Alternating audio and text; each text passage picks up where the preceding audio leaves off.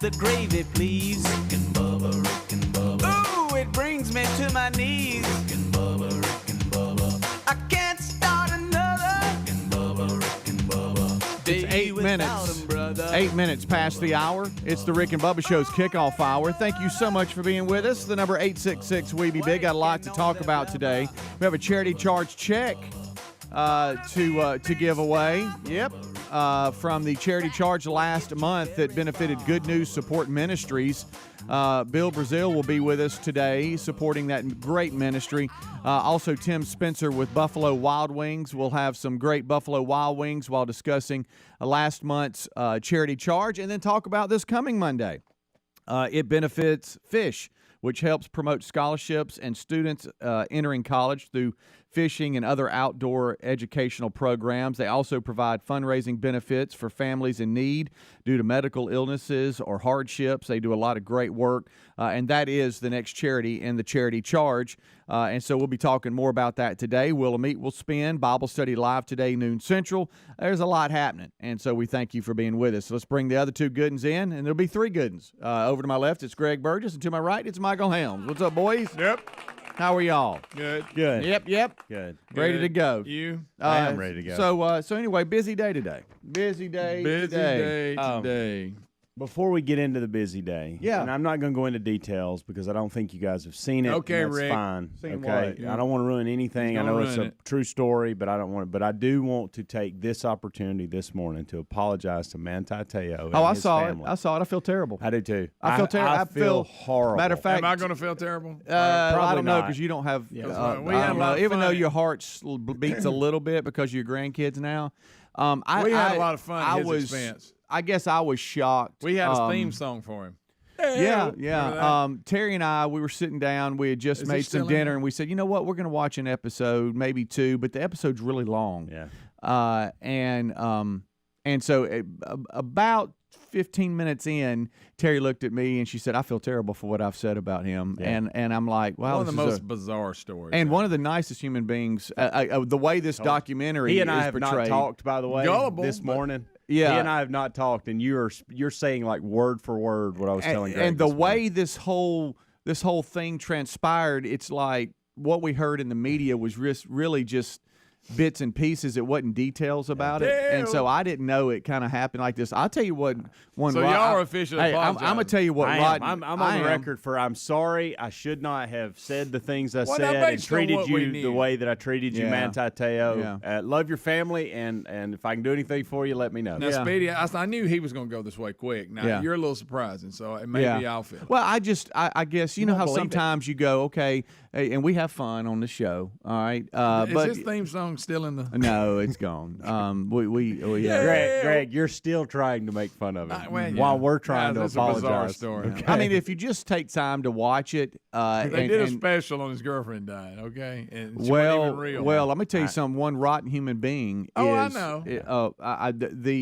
Goodness gracious. My goodness gracious! I love when they come on and But like, it's hard hey, for me to during consider the time somebody my girlfriend I've never seen. Greg, you have to watch. Greg, that is the same stance we took back years ago. Okay. It's just hard for me to fall for that. Ronaya? Yeah. Who is Lene? Yeah. Hey, that's one rotten human being. I know. I'm gonna tell you. By the way, they never said this. And by the way, we're gonna feel sorry for you. I mean, you're the one that did this. Played a victim towards the end. I mean, come on. Did you see both of them or just one?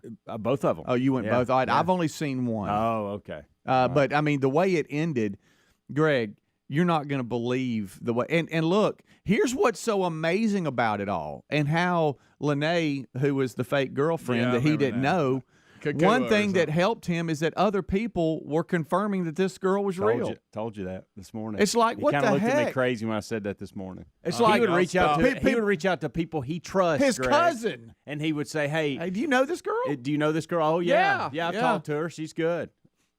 What do you do with that? Okay, still, if I've never seen her. Well, but never seen her. The way it's so much more in depth than what it really than is. that, Greg. It is so much more in depth.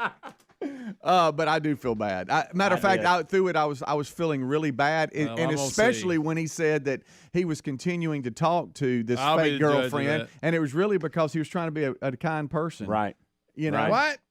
Yes, because she was going through so many hardships that weren't real, that were made up, and he was always checking on. He would check on her to go, "Hey, are you good?" Yeah. And it was really just because he was trying to be kind.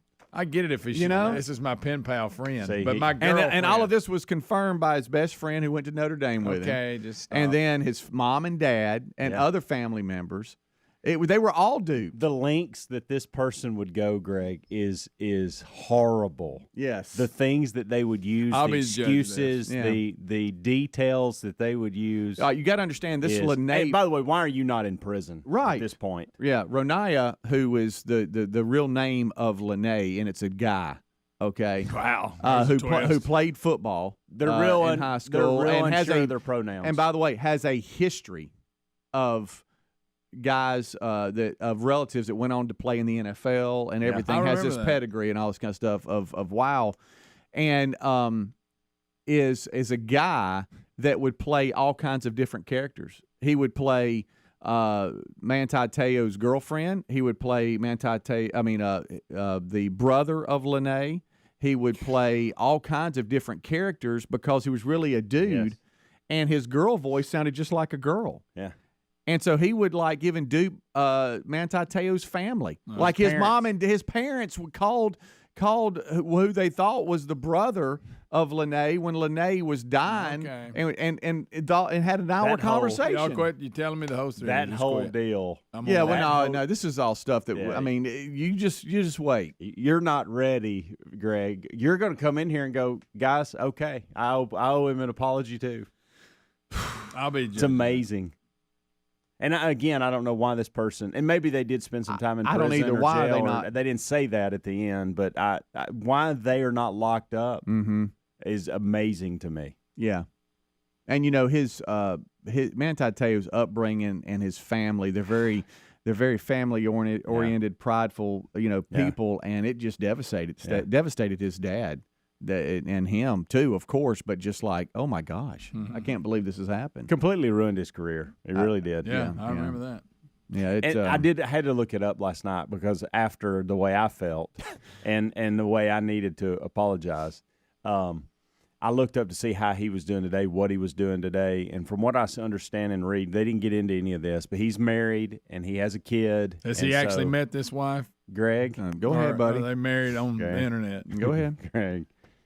Now, we have a kid. I've never seen him, but I have talked to him on the internet. Hey, by the way, this whole catfishing thing, and I thought that this was a good conversation then, too, because that's what this was. Yeah. Is, back, he goes, Manti even said, you got to realize something. You're talking about catfishing like it's today. You got to understand, when this happened, you really didn't hear from it about it. There was no series on TV. Right, and Manti Te'o's cousin even said, in our culture or in our small town, you really didn't hear about this. So that was the last thing you were thinking.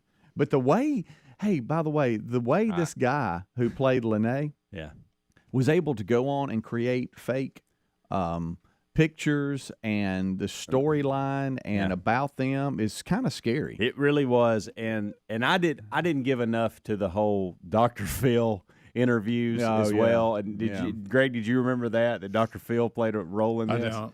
And so, you may not have seen. Have you seen the second? No, I haven't. But I went back today and I was looking at different things from like 2013 and all that, where he was doing a ton of interviews, and I saw Dr. where he was with Phil him. had, because all these voice specialists, said there's no way this person was able. Because at one point they thought there were multiple people involved because they didn't think that they had all these voice specialists, right? And investigators go, is this the same person on all these recordings? Mm-hmm. And this Lene character that had all these different things, and it was actually her. Dr. Phil had her do it, or him, or whatever, do it in his studio, and they were all amazed at how she could get in character. Yeah, I'm not going to give him. And we've talked a lot about things that were known, but we'll stop here. But I'm going to say this right quick: you're not going to believe what Lene looks like today. I guess I'm going to leave it at that. I think I know. It's a Netflix series called Untold: The Girlfriend That Did, or The Girlfriend Who Didn't Exist. Netflix. It's out, and that's what we were talking about. So you can go see it on your own, Greg. Oh, yeah. Rick and Bubba. Our friends at Lear Capital sent us one of those free Kennedy silver $50 that they're offering for free to our listeners. Now, with the price of silver going up, this free silver $50 has value. It's a smart time to invest in precious metals, and Lear Capital has 25 years experience, an exceptional Trustpilot rating, and a risk-free investor's pledge. There's no purchase necessary. Just chat with a Lear specialist about investing in precious metals and get your free Kennedy silver $50. Visit LearBubba.com. That's LearBubba.com. Attention, all you coffee drinkers. There's a brand new brew that you definitely want to make part of your daily ritual. If you enjoy delicious, good coffee like us, My Coffee needs to be your new drink. It's organic, which is so important because if not, then it contains chemicals banned in this country decades ago. You've heard us talk about My Pillow for years on this show, and now they've got My Coffee direct from the MyStore.com website. Go to MyStore.com, enter the code BUBBA to save 25% off your order of My Coffee, or find a link at RickandBubba.com. From cringing at the pump to getting an eye-popping check at your favorite restaurant, inflation is hitting us all where it hurts. That's why we use Upside to earn cash back on every purchase. Upside is an incredible app for anyone who buys gas, groceries, or dines out, which we all do. Download the free Upside app and use promo code BUBBA25 to get 25 cents or more back on every gallon of your first tank of gas. That's 25 cents per gallon cash back on your first tank of gas using the promo code BUBBA25. And find a link at rickandbubba.com under the sponsors. The sun might be setting on summer, but HelloFresh helps you savor every last bite of the season with farm-fresh ingredients and chef-crafted recipes delivered to your door. From family-friendly and fit and wholesome to veggie, you can choose from over 55 delicious options every week. You can even swap sides and proteins to customize your meal. Get started today with 16 free meals across 7 boxes, plus 3 free gifts with the code BUBBA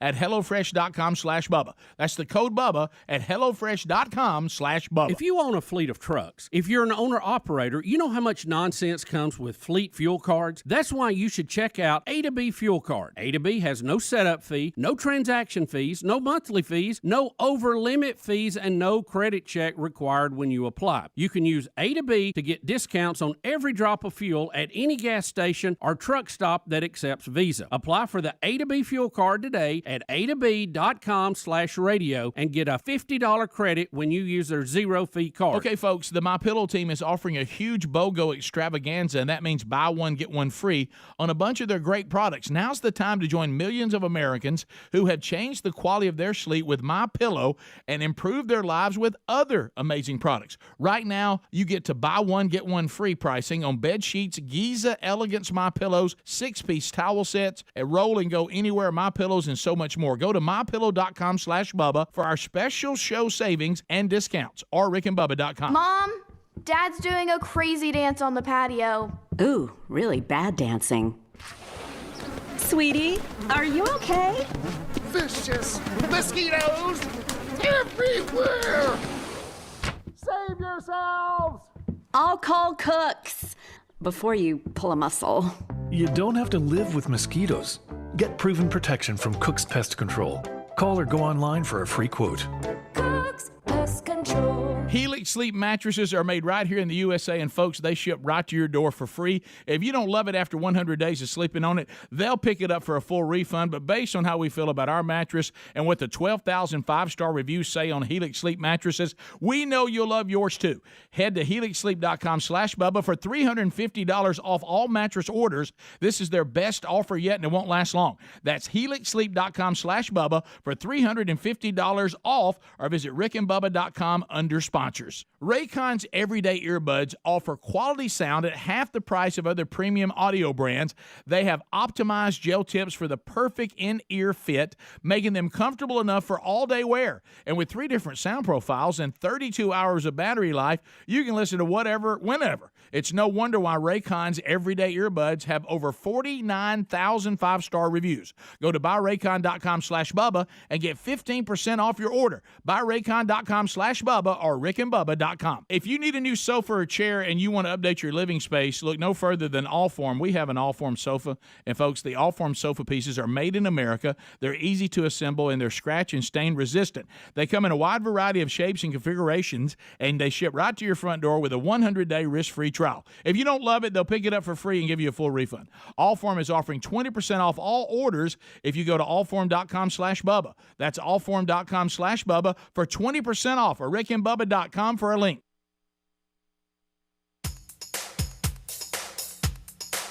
Rick and Bubba's in Ohio. Rick and Bubba. Pass the gravy, please. Rick and Bubba. Ooh, it brings me to my knees. Rick and Bubba. I can't start another. Rick and Bubba. Day without 'em, brother. Rick and Bubba. Ooh, there is no other. Rick and Bubba. Waking on their blubber. Rick and Bubba. Gonna be a big. All right, it is 23 minutes past the hour. Thank you so much for tuning into the Rick and Bubba Show. So, Helmsy and I Helmsy saw both episodes. I saw the first of Netflix, the series Untold, the girlfriend who didn't exist. It's the Manti Teo story. And we're coming in. We both feel bad on how we reacted and have made fun of Manti Teo. The staff members who haven't seen it are raising their eyebrows at us like, what are y'all, crazy? I know. And so we'll stop here and just tell y'all to watch it when you have time. By the way, that Untold series, if you haven't seen it, there's some really good episodes about other sports things in there as well. Yeah, it's really good. Yeah, this is your boy Marty Fish. You always give us a hard time on the tennis front. Yeah. There's a real good story about him, and then there's several. But the Untold sports series is really good. Yeah. Yeah, it is, and I actually got a notification, forgot that it was coming out, and it just worked out to where when we were eating dinner last night, it just worked out. We watched it, and we made ourselves stop before the second episode started, and we couldn't stop watching it. Yeah, because it was going to get late into the night, and it just wasn't worth it. We were like, we'll come back tomorrow and watch it. But I was thankful for your planned text message because you reminded me of it, and I was like, oh, okay. And so I pulled Amanda in. I'm like, hey, there's something that we need to watch together. Yeah. She likes stuff like that, and so she couldn't believe it. Yeah. Oh, no, and Terry couldn't either, because when I said, hey, honey, do you remember Manti Teo? She's, walking around that. She goes, oh, yeah, the guy that made up his girlfriend, and you think he was the one that making everything up. Don't find out he was. And then she had some funny things to say about it, like we all did, some little one-liners, just like Bubba did when he came in. Right. And then about 10 minutes in, she said, "Okay, I feel bad. Yeah, I feel terrible Look, now." if y'all want to fall for all this, that's fine. That'll be your stance. Yeah. I know. I get that too. I really do. I really do. For somebody who hadn't seen it, I really do. Yesterday at 6 o'clock, 7 o'clock, 7:30, I would have said the same thing yesterday. Great. Mm-hmm. I've got an interesting story. I would call it. You know how sometimes we have an emailed story of the day. Yeah. This one started yesterday afternoon, and I have a little thing. It's just the way I kind of help myself do prep is the day before. If I see stories, whatever, I actually email them to myself, and so when I come in the next day, I might have good organization. 25 emails from a certain email address, and I go, okay, I know these are going to be printed, and then I'll add to it if anything's happened overnight. Well, this one here I saw yesterday, and then when I went to check email, I saw it was emailed to me about 4 or 5 times. Armless man in Florida accused of stabbing tourists. And you go, what? With we what? have His toes? Well, yeah, probably. We have a homeless Florida man with no arms has been arrested for stabbing a tourist with scissors using his feet, the police say.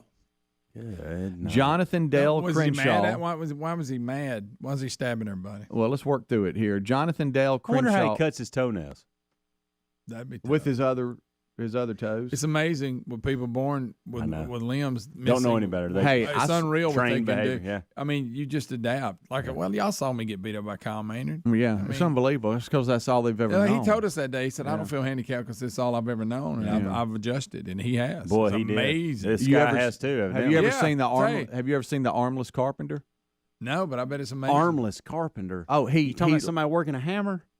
And wood, cutting wood and everything. Wow. He's just got his feet up there and he's doing everything. It's amazing. Sitting on the deck of the front of his house, just going to town. Give me your saw noise again. I just made it. I don't know what that is. I don't know. I don't know what that is. That was a terrible sound. I don't think it was my bad. I'm not good with sounds. Anyway, homeless artist, y'all.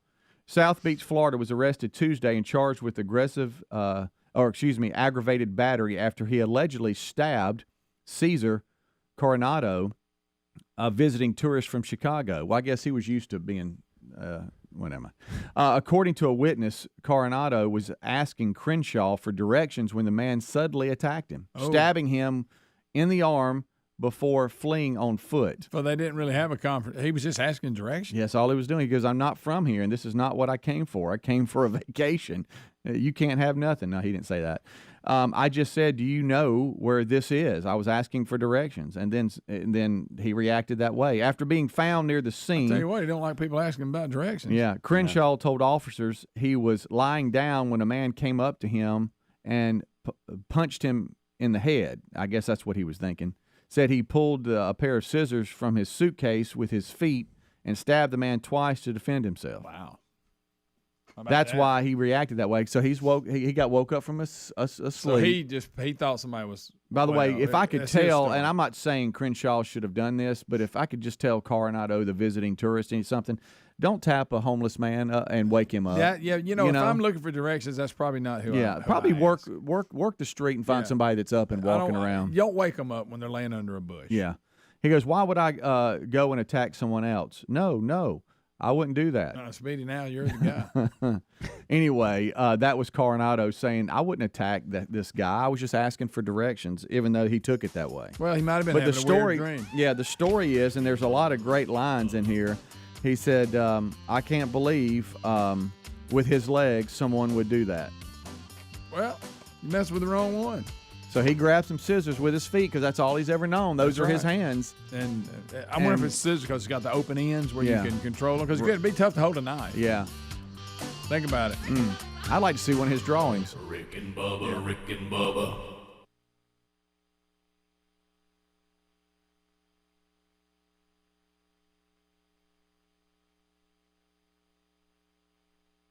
Well, if we're being totally honest, we don't always make the best food choices. The CDC says we should eat up to 6 cups of fruit and veggies a day, but if you're like us, we don't always have the time or energy to make that happen.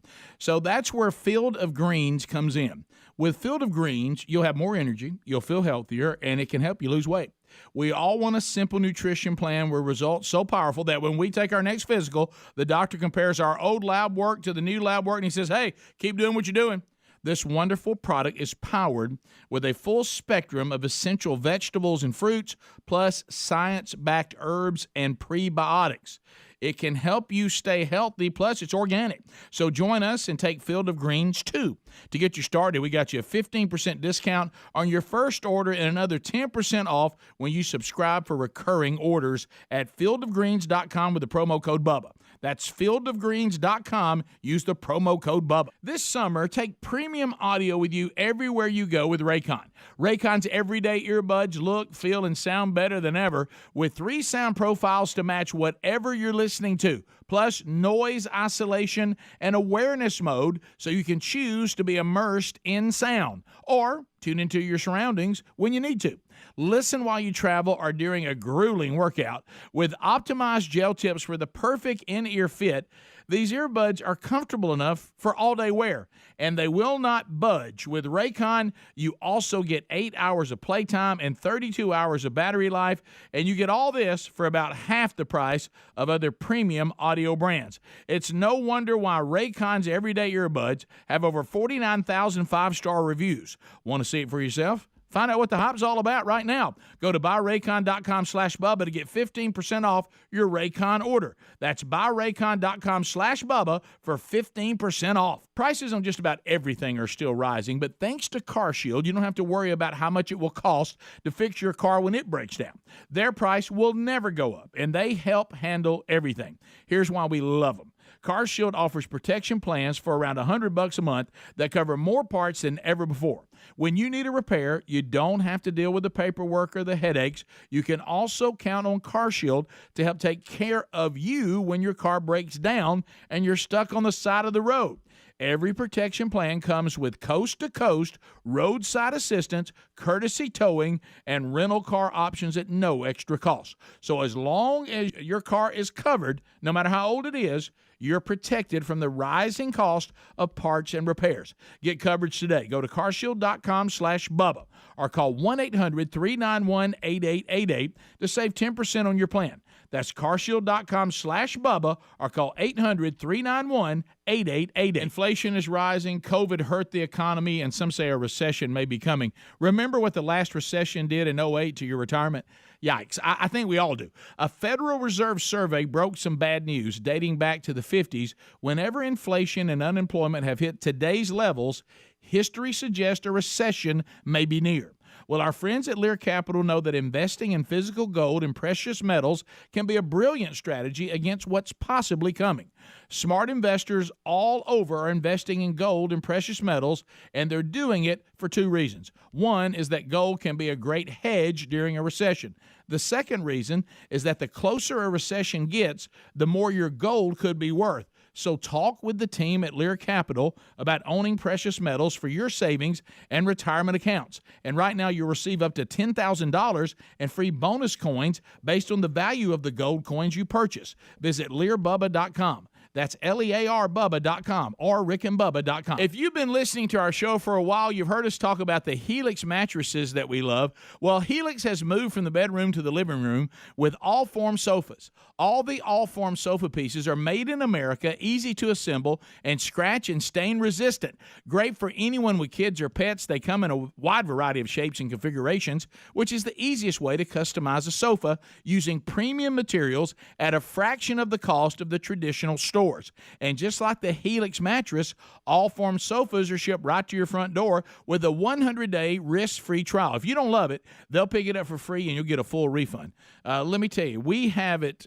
We've had one at our house, and they're so easy to put together. They look great. So what are you waiting for? If you need a new chair or a new sofa, plus they offer a lifetime warranty option. Here's the best part. Allform is offering 20% off all orders for our listeners. Get 20% off at allform.com/Bubba. That's allform.com/Bubba for 20% off.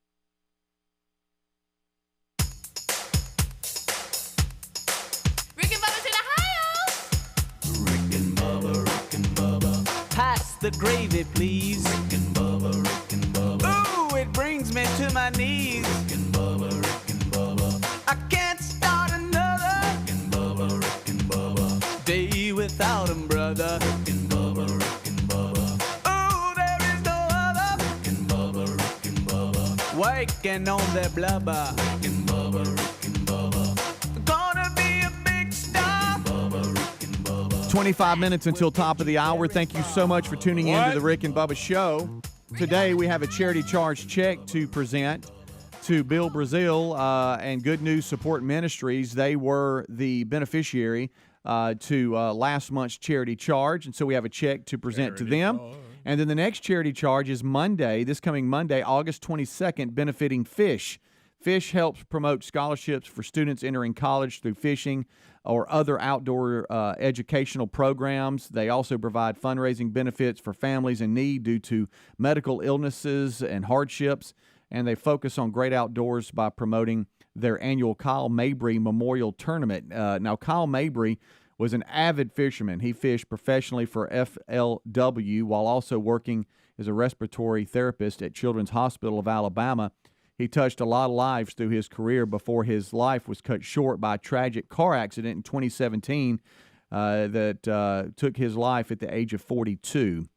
And his family, in his memory, has started Fish to continue his legacy, and they do a lot of really great work.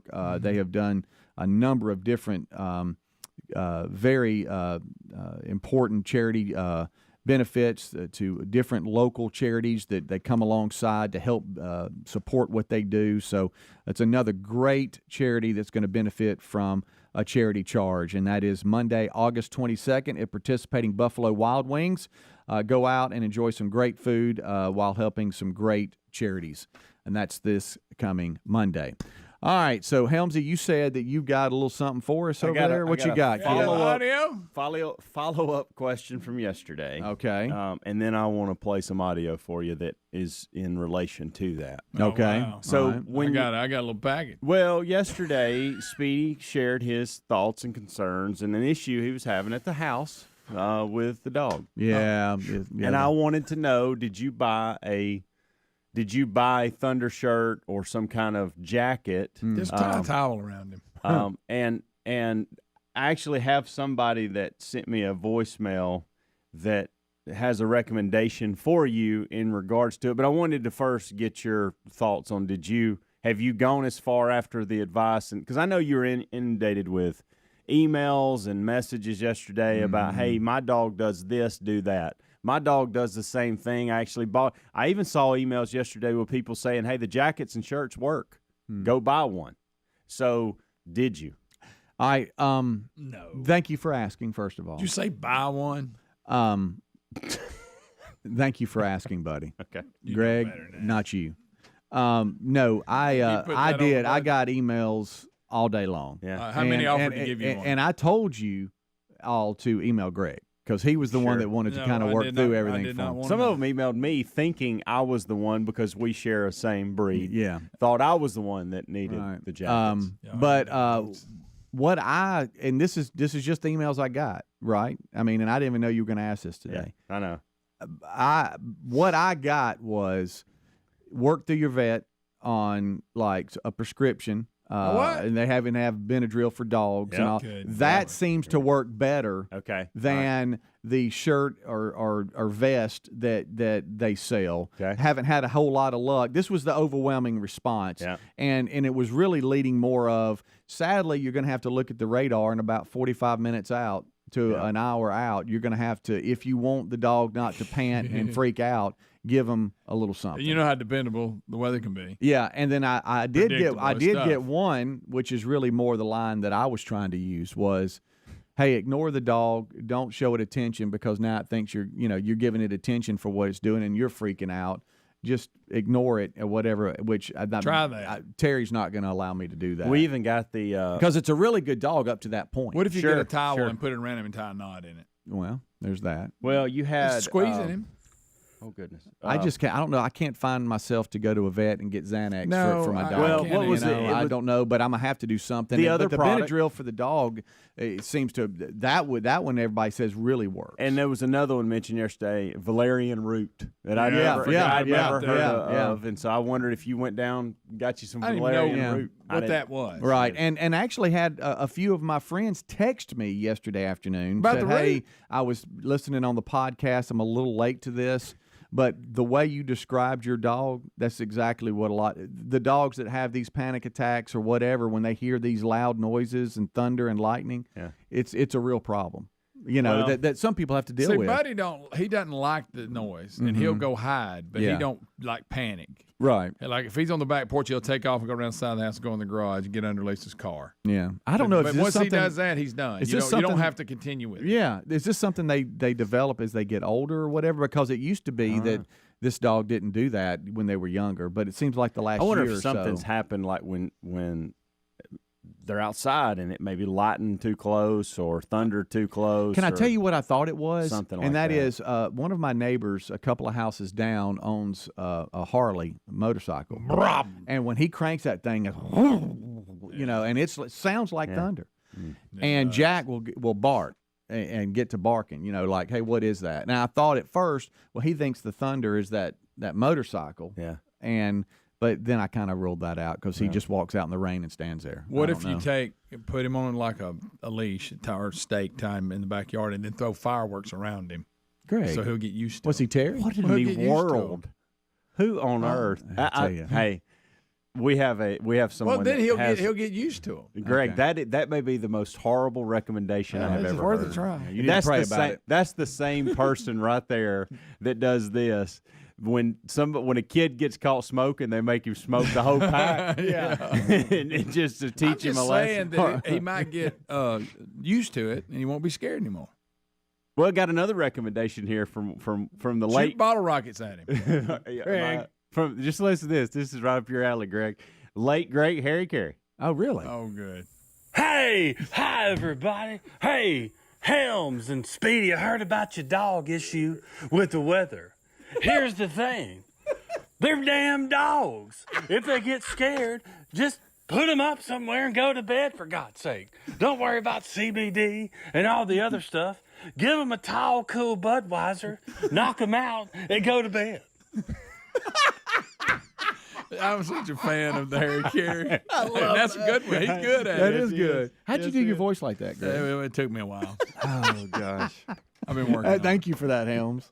Thank you so much. I was interested, and so was Harry Carey. Yeah, hey. That's everybody. That's Hey. awesome. Hey, everybody. I don't know what But that just is. consider my therapy. That I was Okay. talking All about. right. Greg, that is rough. Just consider it. Yeah. Just see how it goes. If it's too traumatizing, just back off. Hey, everybody. Hey, Speedy. His opening is just Do it again. awesome. You want it again? Yeah, I do. Hey, hi, everybody. Hey, Helms and Speedy, I heard about your dog issue with the weather.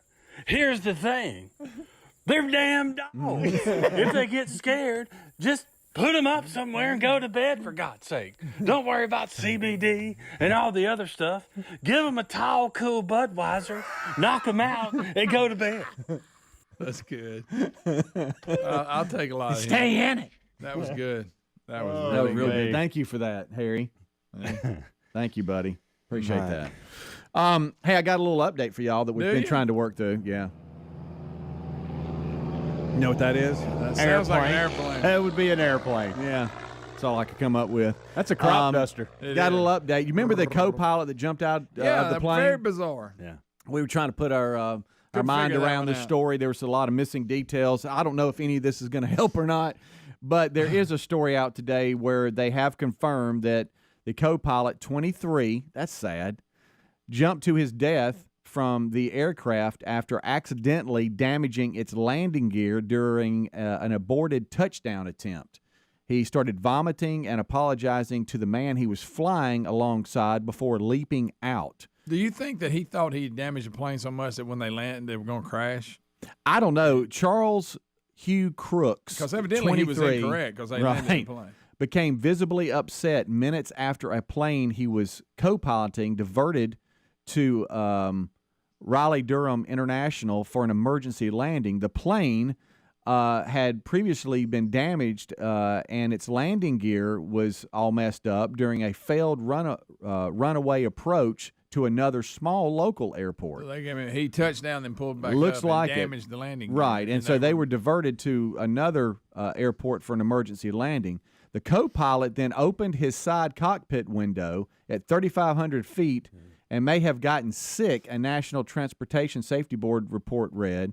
Crooks, the 23-year-old co-pilot, then lowered the ramp to the back of the airplane, indicating that he felt like he was going to be sick and needed some air. He got from his seat, removed his headset, apologized, and departed the airplane via the ramp door. just went right out. Just right out. The incident happened July 29th, if you remember us talking about this, about 30 miles south of the Raleigh-Durham International Airport. It sounds So like they're they're saying he was confirming- visibly upset. Do you think, speaking of dogs Or, and like panic we attacks, said- do you think he had some kind of panic attack and lost all sense of reasoning? And something? Or Or the other guy's making this up and he killed him. well, there's You that. gotta consider that. Well, there is that. There is that. I mean, But that's the update. I guess that they're all through their findings. They're going, okay, this is what actually happened. well, we ended up landing the plane. So if he was just distraught over that he So- thought he had messed up, was going to kill everybody, and he felt bad about it. And But it just- says co-pilot, so there's still a pilot, and then there's also somebody in there that he oh, was. I don't know about that. I thought don't it was either, just him 'cause and it- the pilot. Okay. I Well, may how be did wrong. how did they land, how did that guy land the plane then? Guy landed it with damaged landing gear. I guess just like Yeah. How did he go? like one side was dragging or something. So when it says the man that he was with, you think that other man he had to be? the pilot. Yeah, I guess so, but it doesn't say that. It just says that. It just says that he It's a weird story. he lowered, indicating It that he seems like felt a bad. drastic He got up reaction. from his seat, Said removed he his felt headset, bad. apologized, and departed the airplane. I'm sorry. Boom, I'm out. Yeah. You don't think he could have tripped and fell? I don't know. Trying to get air. Wow, that's I'm sorry. That's a weird but story. It is. It is. That's a weird one. Tragic. Yeah, I know. I don't understand why you would just jump. I don't get That's right that. up here with Manti, I tell you. We'll take a break. We'll be right back. 866 We Be Big is our number. Rick and Bubba, Rick and Bubba.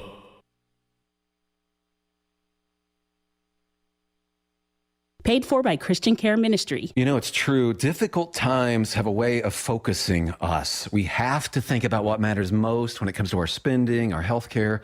No doubt. This is why so many people are joining Medi-Share right now. Medi-Share is a trusted way to save up to 50% on your monthly health care costs. More than 400,000 people have already made the switch.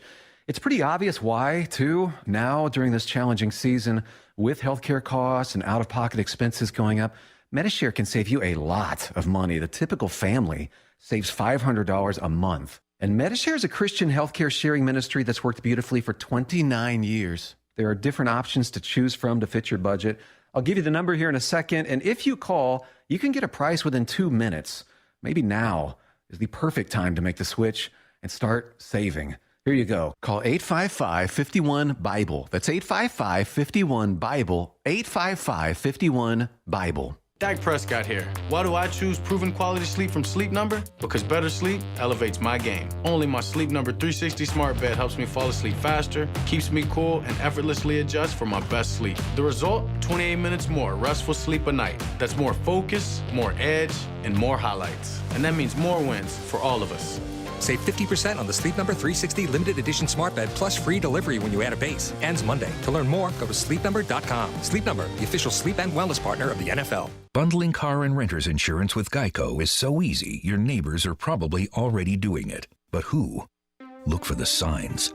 Chances are they live in a home and have a car. They use money and enjoy having more of it. They probably drink lots of lemonade. Lemonade. And they've probably said something suspicious like, I'm bundling with Geico, or stop spying on me with those binoculars. If so, you may want to ask them how easy it was to bundle with Geico. Bundling is easy with Geico. Just ask your neighbors. Cashback is not available on gas in New Jersey and Wisconsin. This is Matt Crowder live at the gas station on 41st Street reporting on those skyrocketing gas prices. Excuse me, miss. Are you buying less gas now because of the high prices? Oh, I never pay full price for gas anymore. I just use the free Upside app that pays you cash back for every gallon of gas you buy. Wait a minute. Are you saying you actually get paid cash when you buy gas with the Upside app? Yes, I get real cash back every time I buy gas. Well, does that actually add up to anything? I've made around $200. Wow. Well, there you have it. Stop paying full price for gas. Download the free Upside app and get real cash back every time you buy gas. This is Matt Crowder Radio News Network. Download the free Upside app now to earn real cash back every time you buy gas. Use promo code LOT for a $5 bonus on your first tank. You can cash out anytime right to your bank, to PayPal, or an e-gift card for Amazon and other brands. Just download the free Upside app and use promo code LOT for a $5 bonus on your first tank. That's code LOT. The sun might be setting on summer, but HelloFresh helps us savor every last bite of the season with farm-fresh ingredients and chef-crafted recipes delivered to your door. Did you know that the ingredients travel from the farm to your doorstep in less than 7 days? That's why our meals always taste deliciously fresh, and HelloFresh always has your back with over 55 items to choose from every week. Family-friendly to fit and wholesome to veggie, they have tasty choices that please even the pickiest eaters. And I can even swap sides and proteins to truly customize my meal. Fall right around the corner, and HelloFresh is ready with flexible options that work with my busy schedule. You can skip a trip to the grocery store and get meal staples, snacks, and more from HelloFresh Market, because saving time is what they're all about. And that's what I'm about too. Sign up today for 16 free meals across 7 boxes plus 3 free gifts with the code BUBBA by going to HelloFresh.com/Bubba. That's HelloFresh.com/Bubba. Folks, a big welcome to our new friends at WizKid Clean Pods. You're going to love these cleaning products. First, they've developed formulas that defend surfaces against the buildup of dirt and grime in between cleanings, reducing cleaning frequency, saving you time. And of course, this reduces the amount of chemicals chemicals used in our spaces. You bring the water, Clean Pods bring the clean. These are concentrated cleaning products in water-soluble pods. And you're getting your homes clean with a smarter, cleaner system, which means less plastics in our oceans, rivers, and landfills. These are high-quality spray bottles with high-quality cleaning pods that get the job done. So get yourself some WizKid Clean Pods and embrace the smarter, clean philosophy. And you can get 10% off their bundles with code BUBBA at cleanpods.com/Bubba. That's cleanpods.com/Bubba. Use the code BUBBA or find a link at rickandbubba.com. Rick and Bubba's in Ohio. Rick and Bubba. Pass the gravy, please. Rick and Bubba. Ooh, it brings me to my knees. Rick and Bubba. I can't start another Rick and Bubba day without 'em, brother. Rick and Bubba. Ooh, there is no other Rick and Bubba. Waking on their blubber. Rick and Bubba. Gonna be a big star. All right, thank you all for joining the Rick and Bubba Show, both on terrestrial radio, some of the greatest radio stations in the country, brave enough to say, yes, we'll carry the Rick and Bubba Show. Thank you all so much for being with us. If you are choosing a variety of streaming apps, thank you for that. It could be a different part of the day. If you're listening live, it is really early on Wednesday morning the 17th. Those of you watching on YouTube, hello, how are you doing? Thank you all for being with the Rick and Bubba Show. Another busy show indeed today. And this portion of the show is brought to you by the 24/7 burglar busting protection for your home or small business, simplysafebubba.com. It is really a cool security system. We have it at the Wilburn House, and I love it. I got the doorbell camera. I've got all the notifications and sensors set up. But I was able to build one, kind of customize it the way I wanted. And you can go to simplysafebubba.com and do the same thing. Their advanced security technology will help you sleep at night, and it'll put you kind of ease your mind when you're not there, because you know that you matter first with their 24/7 burglar busting protection, professional monitoring. Their agents will call you the moment there's a threat to and detect the issue. And it doesn't have to be, hey, somebody's trying to break in. It could be the sensors that you have set up for water damage or something like that. Depending on where you put the sensors, if it reads that there's water there, it notifies them, and boom, you protect it. Customers are really thrilled with simplysafebubba.com, and we feel like you will be as well. Customize the perfect system to fit your needs today at simplysafebubba.com. That's simplysafebubba.com, and claim a free indoor security camera when you do, plus 20% off the interactive monitoring at simplysafebubba.com. There's no contracts or anything like that. Love simplysafebubba.com. You will as well. All right, so as we are coming back, we've been hopping around a little bit, doing different stories. We always have fun with different diets and hey, man, eat this, eat that, and all that. It's kind of weird. There's a guy, I love all these fitness influencers. They always come out with their different tricks. Have you seen this this eggs trim diet that he's got? No, I have not. It involves a lot of eggs. Oh boy, does he! It says here he claims he consumes 100 eggs every single day. Man, Fernando be around him. That's a lot of eggs. Based in Florida. Who's he, Luke? He says it left many people on the internet in awe after he claimed he consumes 100 eggs a day, every single day. 100 eggs. Imagine your stomach. 100 eggs. Y'all, that's a lot of protein. I can't eat 100. I wouldn't want to be around him. A day. If you know what I mean. I can't eat 100 M&Ms. Yeah, that's that. Great point. He said he spreads 100 eggs out across 4 or 5 meals every day. And he does eat chicken or fish with it, but they often leave him feeling bad, so he focuses on those eggs, Greg. Man buys a lot of eggs. For each meal, a lot of eggs. He eats 1 cup of egg whites and only 2 yolks, claiming the yolks are fattening, and throws the rest of yolks out. And he goes on to talk about it's an excellent way of protein without the calories. So what he blah, just blah, said, blah, blah, blah. That makes a big difference in how much he's consuming. Right. If he's throwing that much away. Sure. That's still a lot of eggs, and that's Yeah, still it's a lot of eggs. that's a lot of purchasing of eggs. What does he have? I know. This is where you need your milk and egg man. Hey, by the way, Terry asked me something about you with eggs, and I didn't know because you know how there's eggs? Yeah, you know how there's. I mean, we're saying a lot of words, and there's a lot of conversations in a 5-hour show every day. Yeah. And she said you said something in passing. She said, "Hey, where does Michael and Amanda get their eggs?" Amanda's sister. Okay, and so do you talk to me about that? Because she said, "Did they not go to the grocery store and get eggs?" We don't. I know that sounds weird. I know. I know. And she caught that, and I didn't. Yeah, it was. She said you said it was in passing. It was a quick in passing. All right, so you got. Tell me what's going on be here. Funny to y'all. So we Did you know this? No. We have cartons of empty cartons that we save, and we probably get I don't know anywhere from 6 dozen to 10 dozen or 10 cartons. Okay, which would hold a dozen in there, and then we give them to her sister, and then she replenishes them. And then gives them back to us. Let me ask you this. How do you know, like in the store when you buy it, there's a date on it? Do you just – Yeah, we go through the eggs pretty quick, so we've never really had the problem with the expiration on that. And, look, there are times where they got a bunch of chickens. And there's another – and this is what's going to – you're already going to laugh at this too. They do, by the way. They have. I need to know how this started. Yeah, I mean, so they have a little farm, and part of that is chickens, and so we get eggs from there. We also get eggs from someone that works with Amanda at the hospital that has these, these neighborhood chicken houses that they do, whatever. And so, I'm not making this up. Every couple of weeks, I have to Venmo this lady because Amanda, for some reason, hadn't figured out Venmo. I have to Venmo this lady like $5 or $6, and she brings eggs to Amanda to work. And I'm not making that up. Wow, how about that? Now, are you doing this? Is this a cost cutting effort or just a convenience? Or hey, this is available and this is what we're doing? No, this are they healthier?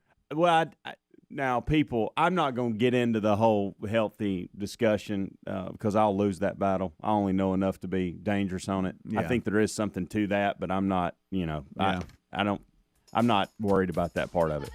This all started with Amanda just wanted to buy some eggs from her friend at work, and then when Jennifer and John, Jennifer's Amanda's sister, when they started having a bunch of chickens and a bunch of eggs, we started taking them off their hands. Wow. So I got to apologize to Terry. She heard correctly. Rick and Bubba, Rick and Bubba.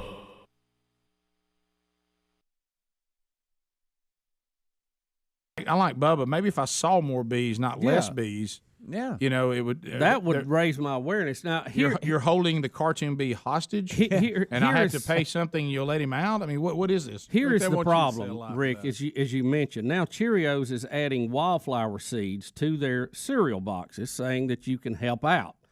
But the problem is that some of these different plants are not good for different parts of the country. Now they give the explanation in this story that no plant is inherently bad. But many species can and have caused a great deal of damage when they're introduced into locations outside of their native range. Hello, kudzu. And they say that invasive species can outcompete the native plants they encounter. They can also take up space and use up resources that can spread disease, cause other physical damages to their new home, all of which can have a detrimental effect on the native species and eventually on humans.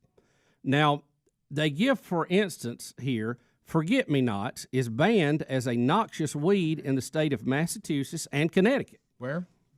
Massachusetts and Connecticut. Where? You know where. Right, okay. You got it. Place Boston's located and Connecticut. Got it. For example, the California poppy is nice in California, but it is listed as an invasive, exotic pest plant in the southern states, southeastern states. Many of the flowers on the list are not native to anywhere in the U.S., That a way to go, and they are Cheerios. not necessarily good matches for the local bee population either. Who would have thought a bunch of Cheerio hippies would have not thought through what plants to actually put in the boxes? They said they've even gotten plants that most of them are not even native to this country. And we've had big issues with that, if you don't believe that. Kudzu is a prime example. The little ladybugs that we have everywhere is a prime example. And they were not native. And my mother-in-law's luggage being removed off the plane in Ireland because she picked up some seed. Yes. So these are, well, she you see these beautiful plants, you think, well, I'd love to have some of those back around the house. The only problem is maybe not. We've had problems in the past. We don't like you bringing plants from other places. So you just don't know. Cheerios didn't know that. So first of all, it's feel-goodism, which is ridiculous. You make cereal. Quit trying to fool around with the ecosystem. That ain't your cup of tea. You don't ask some guy that spends his days out in the swamp in waders, hey, why don't you come in the laboratory here and make breakfast cereal? Yeah, I mean, you see how ridiculous it is if you flip it around the other way. Well, also, I don't know how to break this to Cheerios. Your only expertise in bees is drawing one. Yeah. There's not real bees on the box. Right. That's true. I mean, it's a cartoon bee. That doesn't mean you know much about bees. I've never seen a bee successfully hold that thing you dip honey with, and in their hands, it weighs too much. Yeah. What do you call that thing? It would be impossible. That honey stir stick? That honey dipping stick thing that tries to keep you from getting honey everywhere. Yep. Rick, I don't know if you know this, Kellogg's having a pretty big meeting today, too. Really? Shortage of green apples. So they're going to take all the green Apple Jacks actually out of the box for awareness. So we can grow more apples. Absolutely. So Tony the Tiger's taking a scarf off to bring awareness to tigers. Do you see how that sounded when I said it? It sounded asinine. Right. Yeah. So goodness. Let me go back to the first part of that. What's wrong with the green apples? What's up with that? I was kidding. That was a complete. I thought you were saying there was another example of it. No, I was like green apples. I was trying to. I like those. Yeah, well, God loves little green apples. Look at Greg. Yeah, he was showing how bizarre. Right, I know. Bad news. Tony the Tiger is finna get axed. I thought we had a third page on here I didn't read. Hey, Bubba, I don't know if you know this or not. Toucan Sam went on in. Hey, here's an idea. Can we get some toys back in the cereal box and get the seeds out? Yeah. Put the bee back on it. Let us have it. Right. Let it roll. Tony the Tiger announced. I like green apples. Hey. Oh, daggone. What's up with that? Green apples they're fine. Yeah. They're fine. Bottom of the hour. We'll be right back. You gotta be. Rick and Bubba. And how'd you say the new nominee for the Supreme Court is? Gorsuch? Gorsuch. Yeah. Gorsuch, am I saying that right? Yep. Gorsuch. His confirmation hearing is beginning, and it'll be a doozy, I'm sure.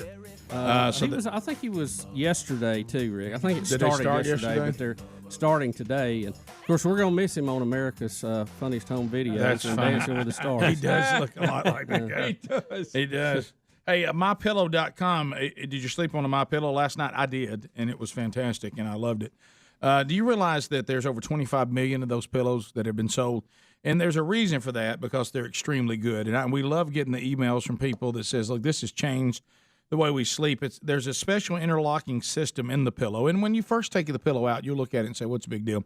But here's the deal. When you lay on it, it begins to adjust to your head the way you sleep, then sets you up at the proper angle for you to not have cricks in your neck, to sleep smoothly. It's also guaranteed that it will not go flat or lose its form in a 10-year warranty. You can wash and dry them. They go right back to the way they were, so you don't have to sleep on a nasty pillow. They have the travel version. They have the home pillows.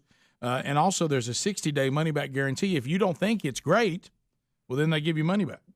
So you have all you have to gain is a good night's sleep. So if you'd like to find out more how you can get now 2 of these premium MyPillows and 2 Go Anywhere travel pillows, you can get them for 40% off right now because you're listening to the program. Go to MyPillow.com where it says radio listeners, enter the promo code Bubba. You can get that deal, and then you send us your email on how MyPillow has changed the way you sleep. Rick and Bubba. Pass the gravy, please. Rick and Bubba. Ooh, it brings me to my knees. Rick and Bubba. 6 minutes past the hour, the Rick and Bubba Show, 866-WE-BE-BIG is the number. We thank you for being with us. A brand new hour has begun, and this particular hour we start by giving you our national anthem.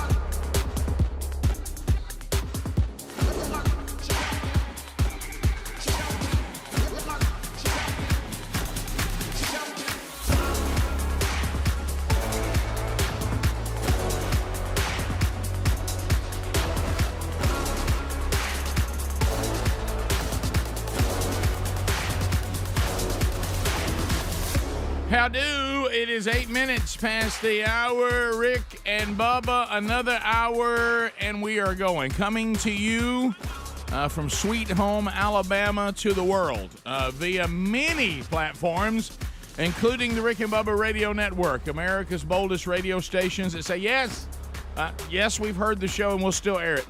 Hey, we're sticking with the guys, and we're glad that they have.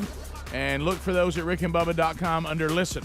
Another way to get it, if you don't have an affiliate, is the Rick and Bubba TuneIn app. That's a free download, and you can stream the show live and then catch archive shows and best of bits 24/7 on our TuneIn channel. Another option is watching on YouTube. Hello. Those of you that are watching on YouTube live or on your own time after the show is archived for you. You can catch that at rickandbubba.com. Be sure and subscribe to our YouTube channel so you know when something new's there, including the live show. Also, you can get us on podcast archives. You can search the Rick and Bubba Show. You'll see two things. Number one, you'll see Rick and Bubba University, the podcast. That is a standalone 45-minute podcast that's out most every week. But you'll also find our Rick and Bubba podcast channel, which features daily archives and even a best of hour for you, if that's better for you that day, to listen on your own time. Also, iHeartRadio. There's all sorts of affiliates that are on iHeart as well.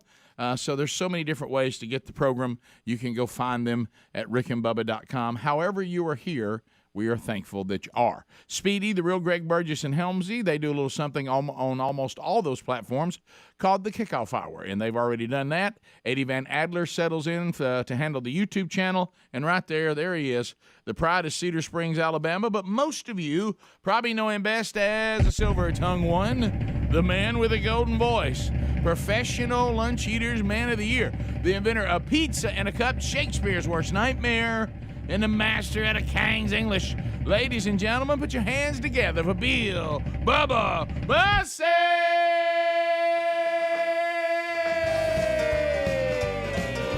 Howdy, Bubba. How about it, Rick Burgess? Friends, neighbors, and associates.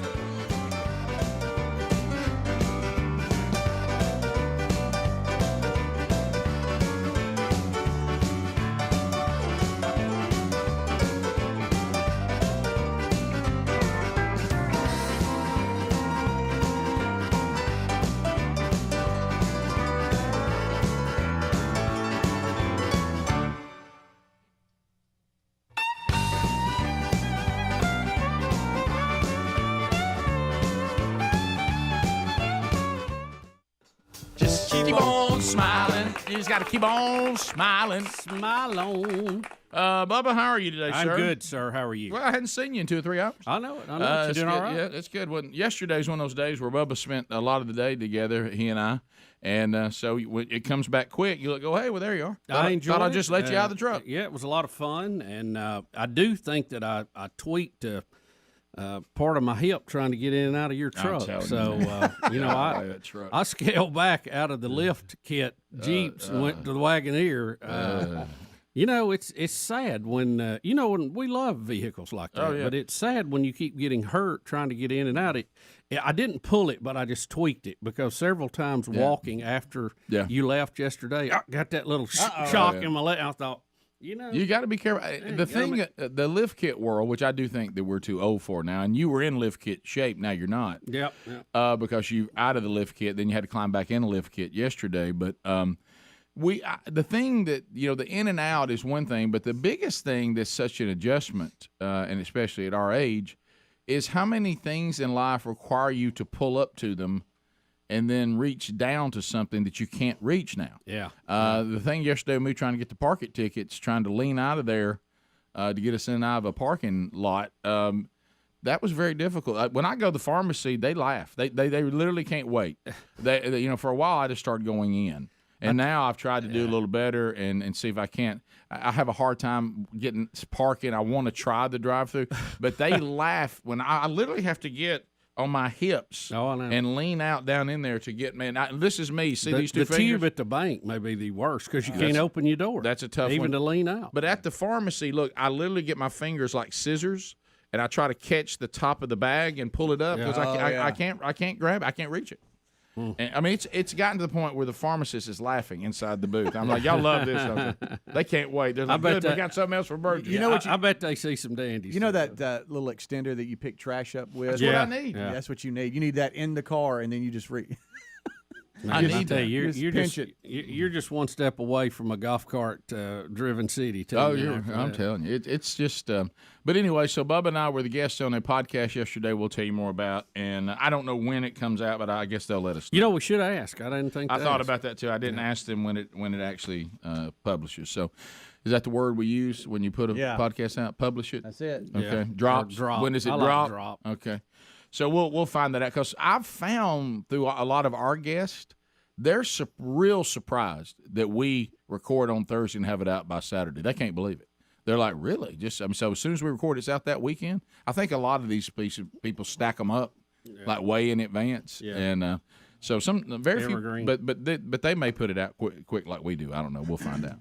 But we do everything excellent. So I mean, fast. What I know? No, hey. Well, I mean, you know what? We all about it. We on top of it. So anyway, and so we were on that podcast yesterday, and we'll let you know when that comes out, and we'll tell you about that a little bit today. I got to meet some cool people, and I don't think I had ever met other than just maybe talking on the phone a few times with our host yesterday. But wow, what a story! Yeah, it was very interesting. Wow, what a lunch! Yeah, it was. It was a good lunch. It was a good lunch. I'll tell you what. I don't know. It just hit me at the right time. I was ready. We tore that chicken slap up. Well, yeah. How sleepy were y'all after that full stomach?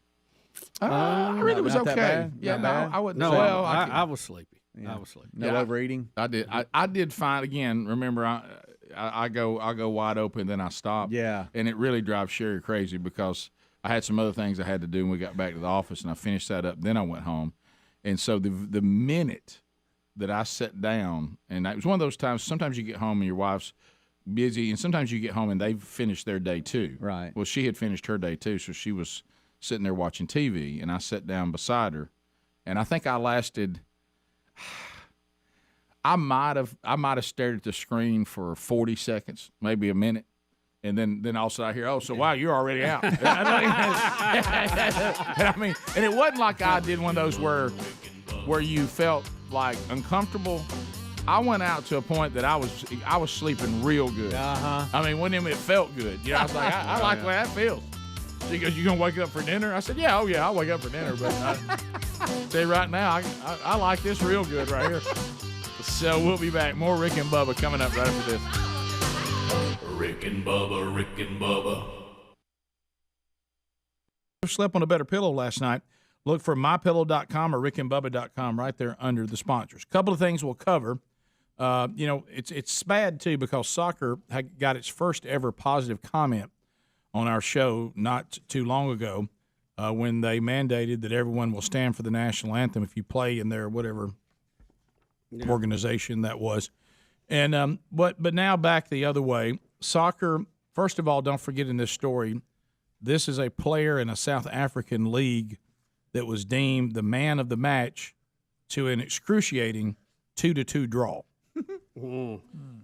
in soccer, which we know is action-packed from the first little kick to the end. And so a 2-2 draw, this person, the man of the match, when he goes to emotionally accept being named the best player in a tie, he messes up in the moment doing his thank yous when he goes to thank his wife and also thank his girlfriend. Here we go. And I appreciate my fans also. My wife and my girlfriend. My wife. That was South African Premier League player Mohamed Anas accidentally thanking his wife and his girlfriend after winning man of the match. My wife and my girlfriend. He immediately realized his mistake. I'm so sorry, my wife. Lizzo, I love you so much. Yeah, bet. You can't believe how much I love you. I love you so much, not as much as my girlfriend. So he will spin out of that. He'll spin out of that and say, "My wife is my girlfriend." Well, if he's smart. But it sounds like he messed up because he's apologizing. You better hope she ain't very Look, guys, he might have had a chance to save it to apologize. And I appreciate my fans also. My wife and my girlfriend. My wife. Whoops. That was South African Premier League player Mohamed Anas accidentally thanking his wife and his girlfriend after winning man of the match. My wife and my girlfriend. He immediately realized his mistake. I'm so sorry, my wife. Listen, I love you so much. He may be man of the match. Can we hear the commentary after that? Is she still talking about it? He may be man of the match, but he's in trouble with the house. He ain't gonna be man of the house. Yeah, he don't need to go home. No need for that. Wherever to Lisa. Yeah, go to wherever you need to stay because there's no need to go home. So. Go back to the middle of the pitch. Let me tell you what's not going to happen. Let me tell you at home it ain't going to draw. No. Somebody's going to win. And now he wishes he didn't play well, so he wouldn't have been man of the match. He never did that stupid interview. Don't miss Greg got man of the match of a tie. Yeah. Yeah, I mean, shouldn't you just decline on a tie? Yeah, but he was getting after it, buddy. My wife and my girlfriend. My wife.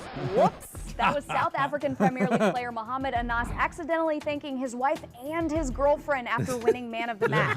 My wife and my girlfriend. He immediately realized his mistake. I'm so sorry, my wife. Listen, I love you so much. Golly. Well, it'd be good if he said best friend. She's my wife and best friend. Well, I'm with Bubba right there. Now the sad part is the reason why he didn't do that because he said exactly what he meant. But if he could have said my wife who is forever my girlfriend. No. But it just didn't go well. Wife and girlfriend. Yeah, it sounded like it had a comma there, didn't it? Yeah, I met my mom. Yeah, just you could walk or climb. You could. Don't be mad with me. Morning, hon, is a waste of time. Do not be mad with me. Full moon at night. My girlfriend. It's a hunter's strike. And my wife. A girlfriend at night is a wife's fright. My girlfriend at night is a soccer player's fright. I love green apples.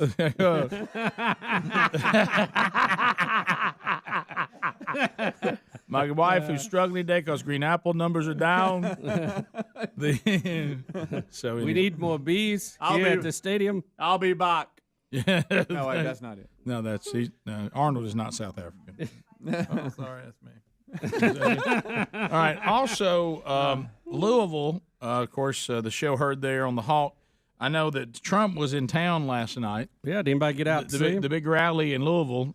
Did any of you guys get out and check that out last night? It looks like a huge crowd. A lot of people there holding up various signs and various things. How many was there, Rick? Did they say? I'm just looking at Freedom Hall, and it looks like there's a lot of folks there. All I have is this. There's nothing here but that. I was the upper deck's full, doesn't it? Yeah, but it does look very like it went really well. Yeah, it did. It was another sellout, and I'd printed that because a lot of the media was in old downtown Louisville at some of the. What does it mean, old Louisville? I don't know, and that's one of the reasons why I printed it. That, and does this not sound good? Burger Boy Diner.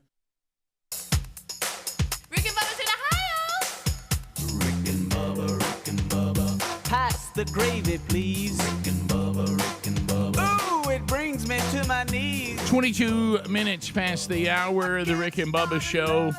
Wednesday Bible study back today, live at noon Central, 1 o'clock Eastern on the YouTube channel, and then archived soon after to the YouTube and podcast audio archives for you to consume on your own time. We continue our walk through Genesis. Today we're in Genesis chapter 31, as we have been at it, and we're in our 8th month walking through the book of Genesis. Also, we will be handing out a check and the Buffalo Wild Wings Rick and Bubba Charity Charge today, and tell you about another opportunity coming up on Monday. And we'll update you and get all the information and try to get it in show notes today. But it looks like today at 3 o'clock Central Time, we actually will be on the podcast, 1819 News, the podcast. And we met the host yesterday, Brian Dawson, and spent time with him. It's about an hour podcast. And we walked through mainly three topics, and got to hear out. Then had lunch with him and heard his incredible story. Yeah, wow, what a story! Wow, what a story! Yeah. Bubba and I, we left. We realized if you ever sit with Brian Dawson at lunch and you say, "Hey, I'd like to tell y'all my story," just Just don't. Just let him have it, and then you can tell your story to other people maybe at another time. Yeah. He was the or go ahead and ask for his hamburger because he's not going to get to eat it. Yeah, his story was. I mean, there was no real break in it for him to eat his hamburger. God love him. We had to hear his whole life story. Then had to sit there and watch him eat his hamburger after we were long done. But wow, what a story! Incredible story of God's incredible grace. But anyway, catch that wherever you get podcasts. So should be out around 3 today. Yeah, 1819 News, the podcast, and we're thankful to them for inviting us to be on, and the whole team did a great job, working with Speedy and getting us there, and Bubba and I had a little trouble, trying to park the lift kit downtown, but we got it all worked out. Yeah, one-way streets, cobblestones roads, lift kit, bad combination. Well, anytime you hear in the directions, you can park on the cobblestone road in front of us, or you can do a public parking place. But be sure and get your ticket, and we'll validate it, and then you'll go back and lift kit with 2 tickets. And we wish you the best of getting out of the lot. But the only thing worse than trying to reach 1 ticket is having to put 2 tickets back into it, right? Yeah. Can I tell everybody right here, all city governments right here, in Birmingham, you're included. We hear all the time, and I'm all about it. I really do. I enjoy and love a town whose city is thriving, and the downtown is a great place to go. And there's, you got, a lot of, right now you do your loft apartments in some of the historic buildings, and you refurbish I love all that. We're planting parks and gardens here. I think all that's great. But there's one thing that y'all gonna have to work on, okay? If you want a downtown area of any city to be booming, one of the things that you're gonna have to do, we got to get past this thing. We get the feeling y'all don't want us to park. Yeah. Okay. Which makes it hard to go. Yeah. If we can't park anywhere, we're not staying, and we won't look forward to coming. So we feel like that y'all are making parking way too complicated, and you feel like almost like you don't want us to park there. I mean, I've never been told I can't park anywhere so much than I do when I go downtown to any city. So when you're thinking about revitalizing your downtown area, or maybe it's always been great and you want it to be even greater, when you're dealing with downtown, one thing you should get on, y'all should get it up on the big board in the conference room right out of the gate. Let's give people lots of places to park. Yeah. and then because one of the things that makes it tough to come down into a city and enjoy it is if you can't ever get out of your car. Mm-hmm. You have to leave it somewhere and then get out and walk around or go to where you're going. Parking. Every single place to park can't be, this is only for the people that work here. This is only for the people that live here. You'll be towed or booted if you go here. Don't stop right here. Are you going to be ticketed? No parking on the dance floor, baby. That makes people want to go back to. That makes people want to go back to big open parking lots where they just park. Right. So back out of the city. Well, it seems like, Rick, a lot of times we see the parking they have get tore up for a new building or something, but surely there's a block or two with some old buildings you can knock down and make you a nice open space parking area that everybody can get to from any side. You got to keep in your mind people need to park. If you build a stadium, people are going to need to park. If you build an arena, people are going to need to park. If you build a bunch of restaurants, people got to be able to park. Anytime you build something, I would take into account a parking lot. Yes. And, because people do need to park in order to enjoy these things, participate in these things. Sometimes it's not that we don't want to be there. We just can't seem to find anywhere to park. And then you go, well, it wasn't that important to me. I'll drive on. But I mean, so let's think about. That is one of the things the Burbs is pretty good at, and that's parking lots. Yeah. Big open parking lots. I mean, the Burbs have got you on parking. So just work on that. I mean, I don't know why that can't be part of the plan. It seems like I've seen some of the drawings, and they blow your mind. And some of the things that's happening even in our city, I love them. I really do. And spend time there, on a pretty regular basis. We got to be able to park.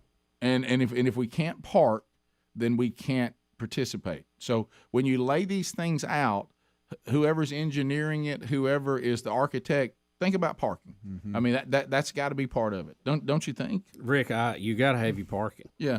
I mean, imagine us, like you say, and here's our new studio, and we're opening up the golden ticket seats, and you get here, and all the parking lots we've built something on them, didn't leave any. then people are like, well, gosh, I want us to come in there, but we can't find anywhere to park. Yeah. In order for me to go in your restaurant, go in your building, go to your park, go to your game, go to your concert, I got to be able to park. I will tell you, I think good open parking. I think that's what a lot of establishments, I think that's what they struggle with the most, because they actually have a really good product, a really good food. Oh, yeah. But people don't want the hassle of trying to stop and find a place to park. Yeah. Yeah, things don't taste good if I can't park. Right. I almost left the World Games because I felt like nobody wanted me to park. Right, yeah. And I know it's hard to take half a city block and just make it. Sounds like they needed a few more people to park. Parking lot. Looking back, maybe they should have had lots of parking lots that they charged for. But it's just something I'd like to say. Yeah. I love a happening downtown area, but part of that has to be let's design good parking. Yeah, I agree. It seems like that's something everybody goes, well, if we make it downtown good enough, people won't care if they can park or not. We care. we do care about that, and it would make it a lot nicer and easier for us. Because what I do a lot of times is ride by all these new refurbished buildings going, boy, I'd love to go in there, but there's nowhere to park. And so look at this over here. This looks nice. Where do you park? I don't know. Good luck. All right. Well, let's roll on. Bottom of the hour. We'll be right back. Rick and Bubba, Rick and Bubba.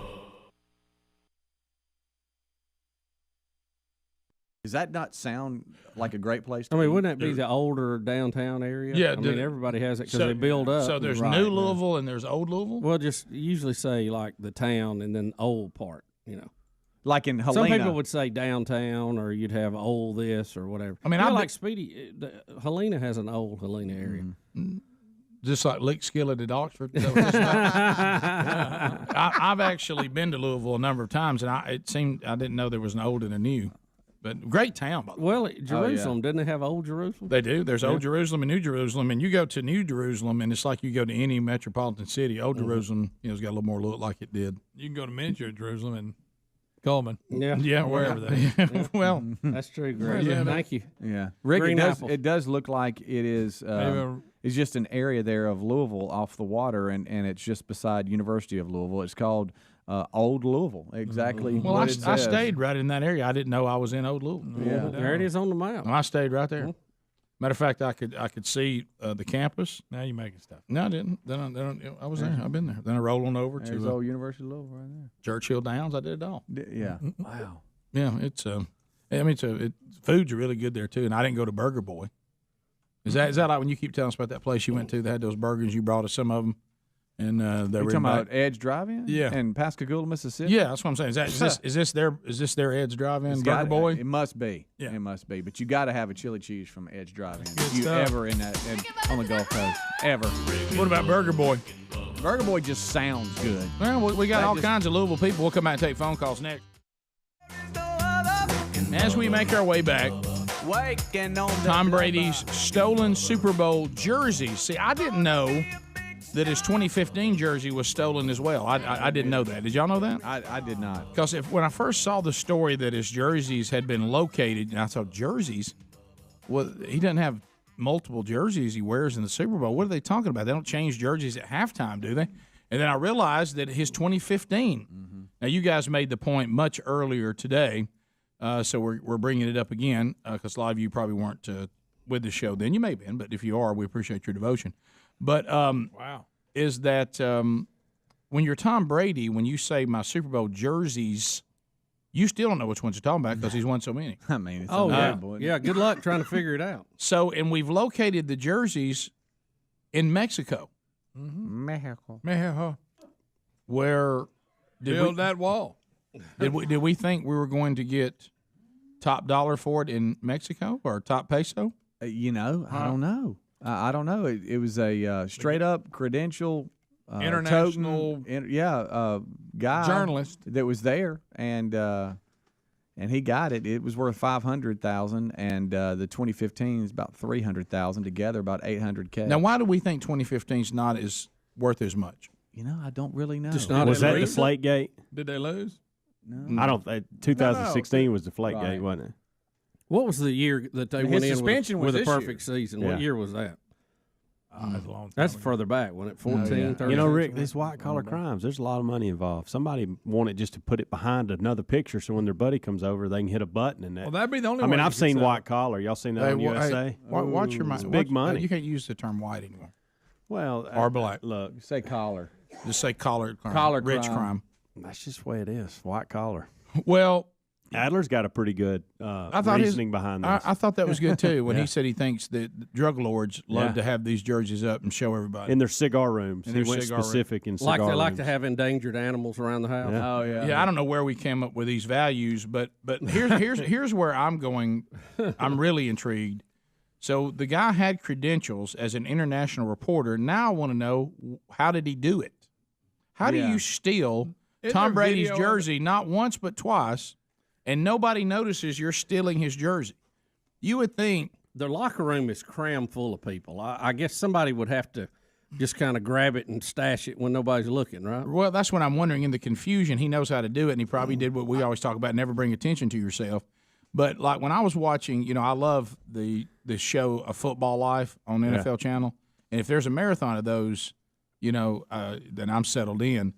And they were talking about when Brett Favre was at his height of popularity, and his teammates were talking about how much security was required for Brett, more so than the coaches. Okay, so wouldn't Tom Brady be in that same category? You would think so. Oh, but get this, it says, and I heard y'all talking about it, it was a credentialed international media, but it says that it was someone posing as international media, right? There's the video there. He got their...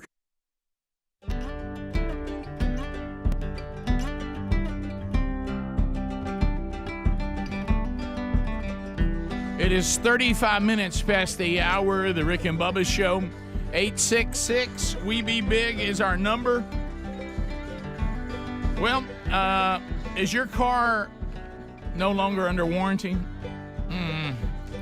That, my friend, could be problematic. That means if something happens to the automobile, you are going to pay for it.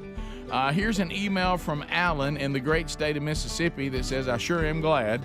I was listening to the Rick and Bubba Show. I learned about CarShield on your show. These are protection plans. If you run out of warranty, go see carshield.com and look for a protection plan. Be sure and go to carshield.com/Bubba. That's going to save you 10%. He said, I began my service as my used vehicle was no longer under the factory warranty. And on July the 12th of this year, I'd never had an issue up to that point. But, boy, July 12th, everything changed. After getting into my vehicle, I realized pretty quick when I turned my air conditioner on that the dial broke there in my hand and the AC did not come on. Living in Mississippi in July, gentlemen, it gets toasty. Yes, it does. He said, I need that fixed ASAP. But unfortunately for me, it was not a simple fix, as the entire panel had to be replaced. After parts, labor, and tax, the repair was going to cost a little over $700. But because of my CarShield protection plan from carshield.com/Bubba, the repair was covered under my service contract. All I had to pay out of pocket was a $100 deductible. They took care of everything for me, all hassle-free. Thank you, Rick and Bubba. Glad I found out about it. Well, Alan, you're welcome. carshield.com/Bubba. Have you you don't want to be in this situation, do you? Well, if you are, then you could be like Alan and go, hey, cool, I got it covered. Get a free quote right now at carshield.com/Bubba or call them 1-800-391-8888. That's going to save you 10%. The link is also at rickandbubba.com under the sponsors button. All right, so, Bubba, I remember, and I know today you're looking at pictures of rockets, and I'm going to try to get you back to Skinwalker for a minute, but this shouldn't be difficult. Let's just say this, from the tech side of the show here. This is, it's getting good right now. I'm telling you. Adler and I are chasing an attempt to get down to the Kennedy Space Center to see the launch of Artemis 1. We're working on that. We've actually had some movement positive in that area. So Space Bros are in play here. Yo, Space Bros. And and then I see, we were all enthralled with Skinwalker Ranch and Travis, and the producers had been in contact with the show trying to get some ideas to set up an experiment, and I noticed some correspondence today, Speedy, that may be in the mix today, huh? Yeah, they're ready to talk. Next step. Oh boy! So here we go. Ray, you get too much in one setting. We got space and Skinwalker. Yeah, how about good that? night. Rick, do you think they named that rocket after Artemis Pyle, the drummer for Leonard Skinner? I'm going to bet no. But you know what? That's Greg. cool, You know though. what? You can tell people that. Every time I hear it, that's the first thing I think of. It actually rolled out of the vehicle assembly building last night. Hold it. 10-hour trip to the launch pad. Well, that's kind of slow. There's the Artemis Pyle, Greg. There's old Artemis Pyle, Rick. Yep. Artemis 1. Was Artemis Prime? Was that a transform? Optimus Prime. Optimus. That was Okay, I knew it was close Artemis to that. is actually the sister of Optimus. Apollo in the Greek mythology. So there. Oh, wow, look at that. Yeah, nice. And Did you also, see him look around after he said that? Also, one of the drummers for Leonard Skinner. Artemis You know Pyle. what? I say you go with that, They Greg. survived the crash. He did. He was the one who went and Got help. Went and got help and brought him back. Wow. How about when you walk away from a plane crash and go yeah. get help? That's amazing. I'd like to see him and Brian Dawson have a lunch. Bubba, I thought about you because when the email came in yesterday, it was around dinner time, I guess, and I saw it. I was just giddy for you because it's been tough for Bubba to sit back and wait. Yeah. Because Travis made the introduction between all of us and their producers, and then it kind of went dark for a little bit. But they were just getting back to start season 4, and I knew they had a lot on them. And Bubba was like, "What do we do?" I was like, "Well, they'll get us." And then sure enough, they're like, "We're ready to talk. Let's go." You know, I've got me a case of equipment ready to go if it's needed. You know, we can head to Skinwalker on short notice, just in case. Like straight up, what if we play this sound or whatever? I thought that might be it. And then like we're responsible for something big. I've already happening. talked about that. I You know. didn't hear me say that. It's a Stay Puft Let's Marshmallow really Man. discuss here. Let's get to the Who's bottom of releasing it. the Kraken? Right. Let's get to the bottom of it. Let me tell you something, Hoss. You may get to the bottom of it. And you'll start screaming, "I wish I'd never done that." Well, we'll see. Huh? We'll see. You ever seen all those movies when they all gonna get to the bottom of it? That's it. Somebody go over. The Somebody cool say, thing- "Hey, let's open up the mummy. Let's get to the bottom of it." Yeah, let him out. The cool thing, the whole audience is going to help us with it. So they're gonna help us bring doom down on our entire planet. Well, yeah, the people's. Good night. Practicing. That was good. World. So you breathing in on that? Yeah, I don't really know what I'm doing, to be honest. Well, I know your eyes are. Just thought I should play a part. Here's how the documentary will start. It was a radio show called Rick and Bubba. They were trying to be cute. We all remember the day they opened the portal. Yeah. Good time went bad. And that's when Greg started having headaches. Right. We were going to interview members of the show. Of course, they're all gone. They were sucked down a black. The only two remaining are the Space Bros. Yeah, the Space Bros, because they were at the Artemis launch. Our reporters standing in front of Chris Adler's drum set. Yes, this is where they were. On that faithful morning. Right. Yeah. Yeah. So let me ask you this: so did the Look, aliens? it's not Wales. Did the aliens leave those dogs? No, these appear to be coyotes. And They're just throughout the studio. Hey, is that the god they serve? No, that's a Shawnee big boy statue. That was all here before the aliens. Yes. Yep. But worthy of note. Worthy of note. How would they explain the wheel, Rick? Oh, is that the portal that came through? No, this appears to be some sort of prize wheel of some sort with meat on it. Yeah. Or, Rick, does it meet the description of Ezekiel in the Old Testament? Yeah. Hey, Come on now. They always tie that in. You're just becoming a spiritual daredevil. No, there's nothing wrong with that. I'm just making a reference. They always do. I'm just telling you. What's next? We're going to Ethiopia and open the Ark of the Covenant? That's next on the list. I wouldn't touch it. You wouldn't touch it, but you're going to open a portal into space. No, I wouldn't touch the Ark. I'd like to see it, but I wouldn't want to touch it. But you're going to shout some noise into the universe. Look, we're going to find out. Let's see let's get to the bottom The of portal seems to come out of the rug. What have you done, Ray? Yeah. Oh, yeah, I know. That's what's going to happen. Doggone it. So this is getting good now. We got a lot of stuff I going hope on I here. hope I go quick. I don't want to have some burn or something. Yeah, I know. You're going to be vaporized all in one moment. I want to just be sitting here 1 minute, gone the next. I hope it's not one of those things where I'm maimed. Yeah. It started when Greg was trying to make coffee before he left for work. He heard a noise outside. Thought it was Marty and Buddy. But little it turned out to be much more. Yes. We interviewed engineer John Scruggs. Says he's kind of glad to see him gone. He said, "What's the temperature now, jerk?" I struggle with my feelings for them. I hope I didn't cause it. Did the aliens read my mind? Yeah, see, I bet they're hearing a popping now. Yeah. Pop on. Pop that. What that is? I bet he's on the bleeding edge of technology now. Big mouth. That's good. Oh, that's funny. So at some point, are y'all trying to tell me? No, listen. We're just going to play a noise on here? Listen. What if worlds collided? Okay, so what if all of a sudden, about the time that this historic, the next stage of space travel that we did the podcast on last week, they finally lifted off. Bubba sends a noise up in the universe, and something comes out and shoots it right out of the sky. Yeah, all in one move. No, we're not going to do all that on one day. And Bubba took the SLS program and destroyed it by firing something into space with Skinwalker. Rick, don't be joking. Well, I'm just telling you. I got concerns. Yeah. Things started going Y'all wrong. remember my statements. Yeah. No Bubba got new glasses, and that's when it all happened. He got the Warby Parkers. Bubba showed up with a Tootsie Roll Pop, wearing a pair of glasses he borrowed from the owl. I want to know how many licks it takes. Well, there's one. Two. 1, 2, 3. Three. So we may talk to them today. I don't know, and get another update, right?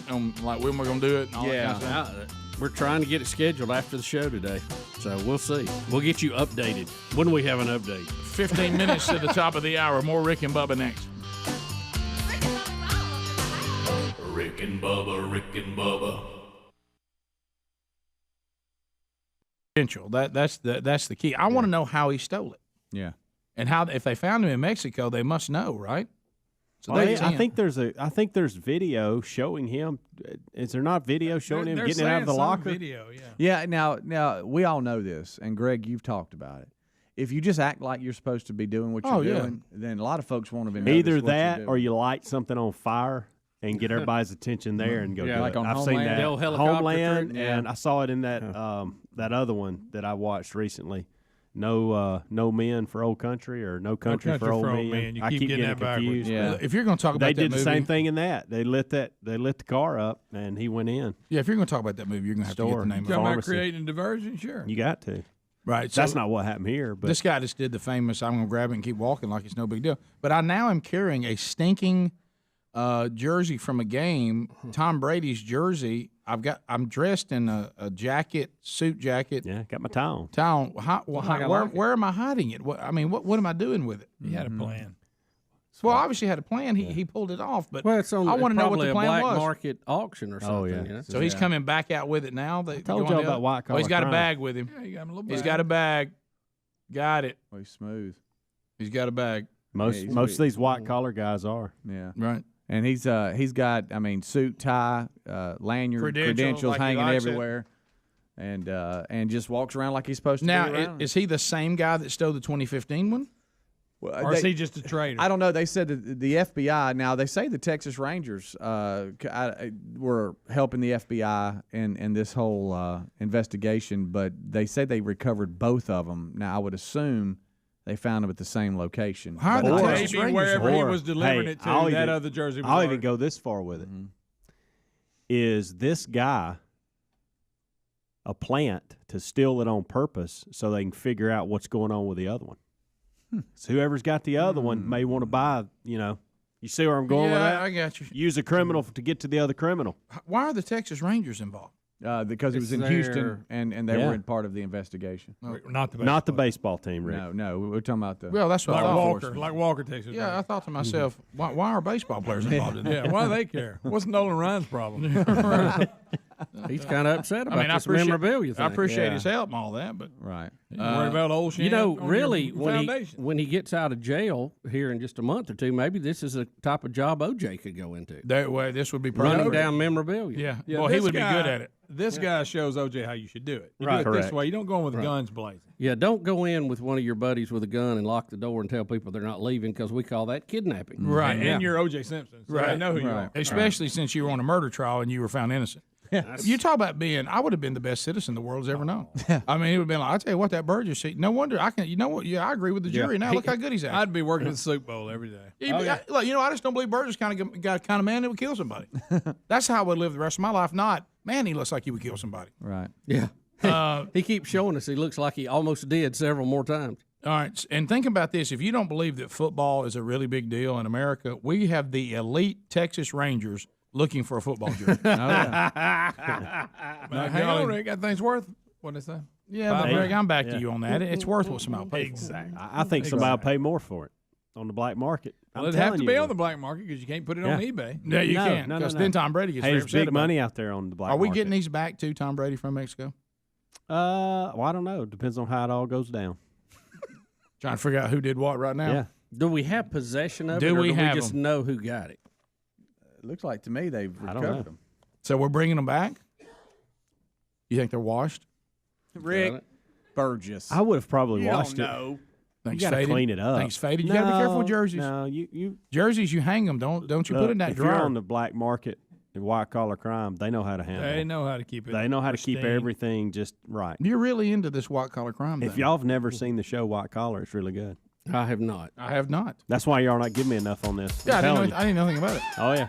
I mean, it's 2 or 3 years old, 4 years old, 5 years old, something like that. It's not a new show. I've never seen it. Yeah, it says It's a USA original. It says the FBI has recovered not one but both jerseys. So they got them. So one may have led to the other. One thing leads what to happened. another. They're saying it is the same thief, according to Chris on the phone right now. We'll be back. We'll take your phone calls next. Hang in there. Rick and Bubba, Rick and Bubba.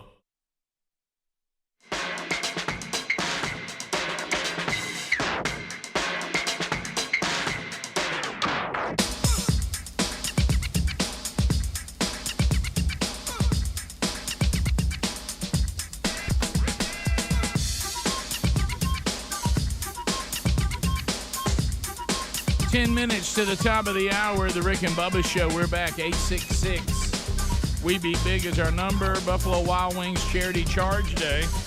We'll hand out a check today and tell you about another opportunity that's coming up on Monday's program, so be paying attention for that.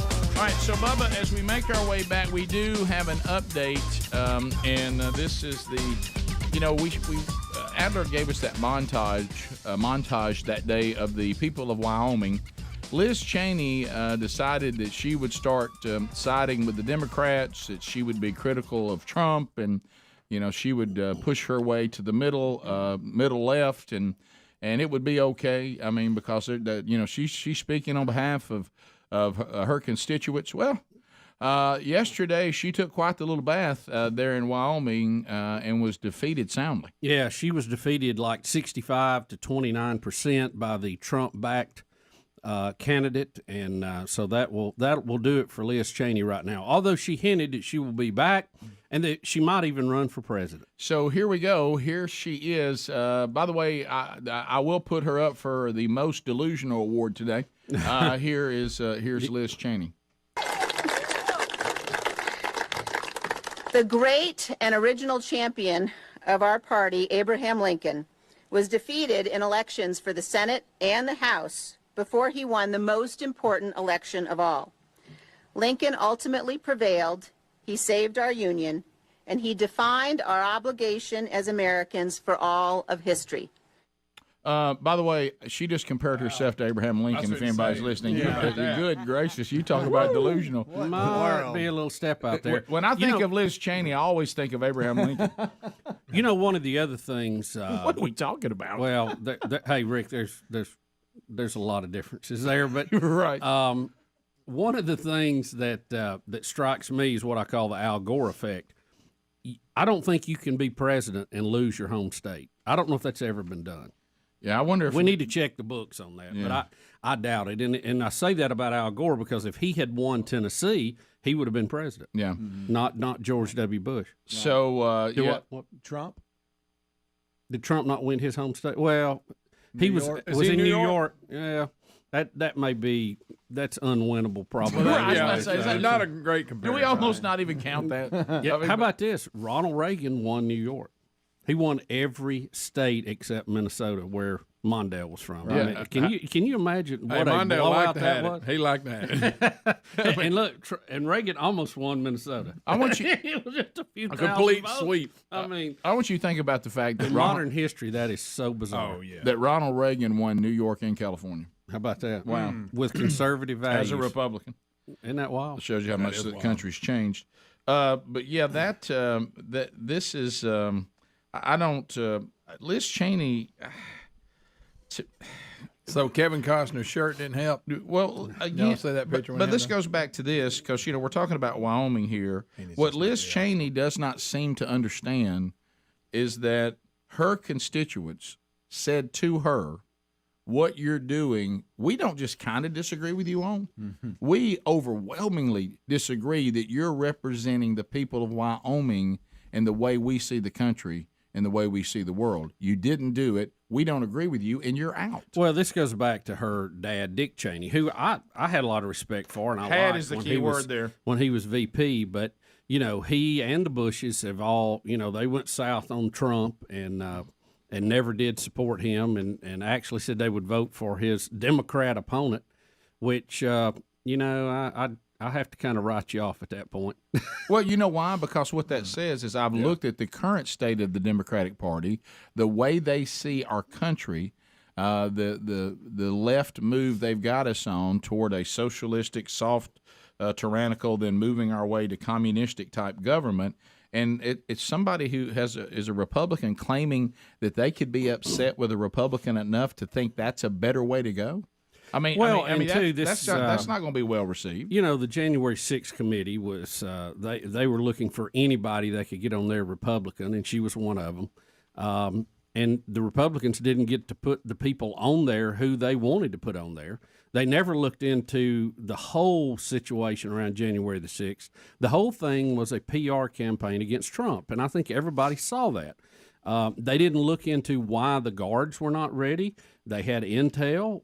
What were the breakdowns on them defending the Capitol? None of that. It was all about Trump and why Trump caused it, and Trump was behind it, and Trump. It's just another chapter of Trump derangement. Right. And there you go. So look, you have to. All politics are local, and Liz Cheney had to answer to the voters, and she got a spanking last night.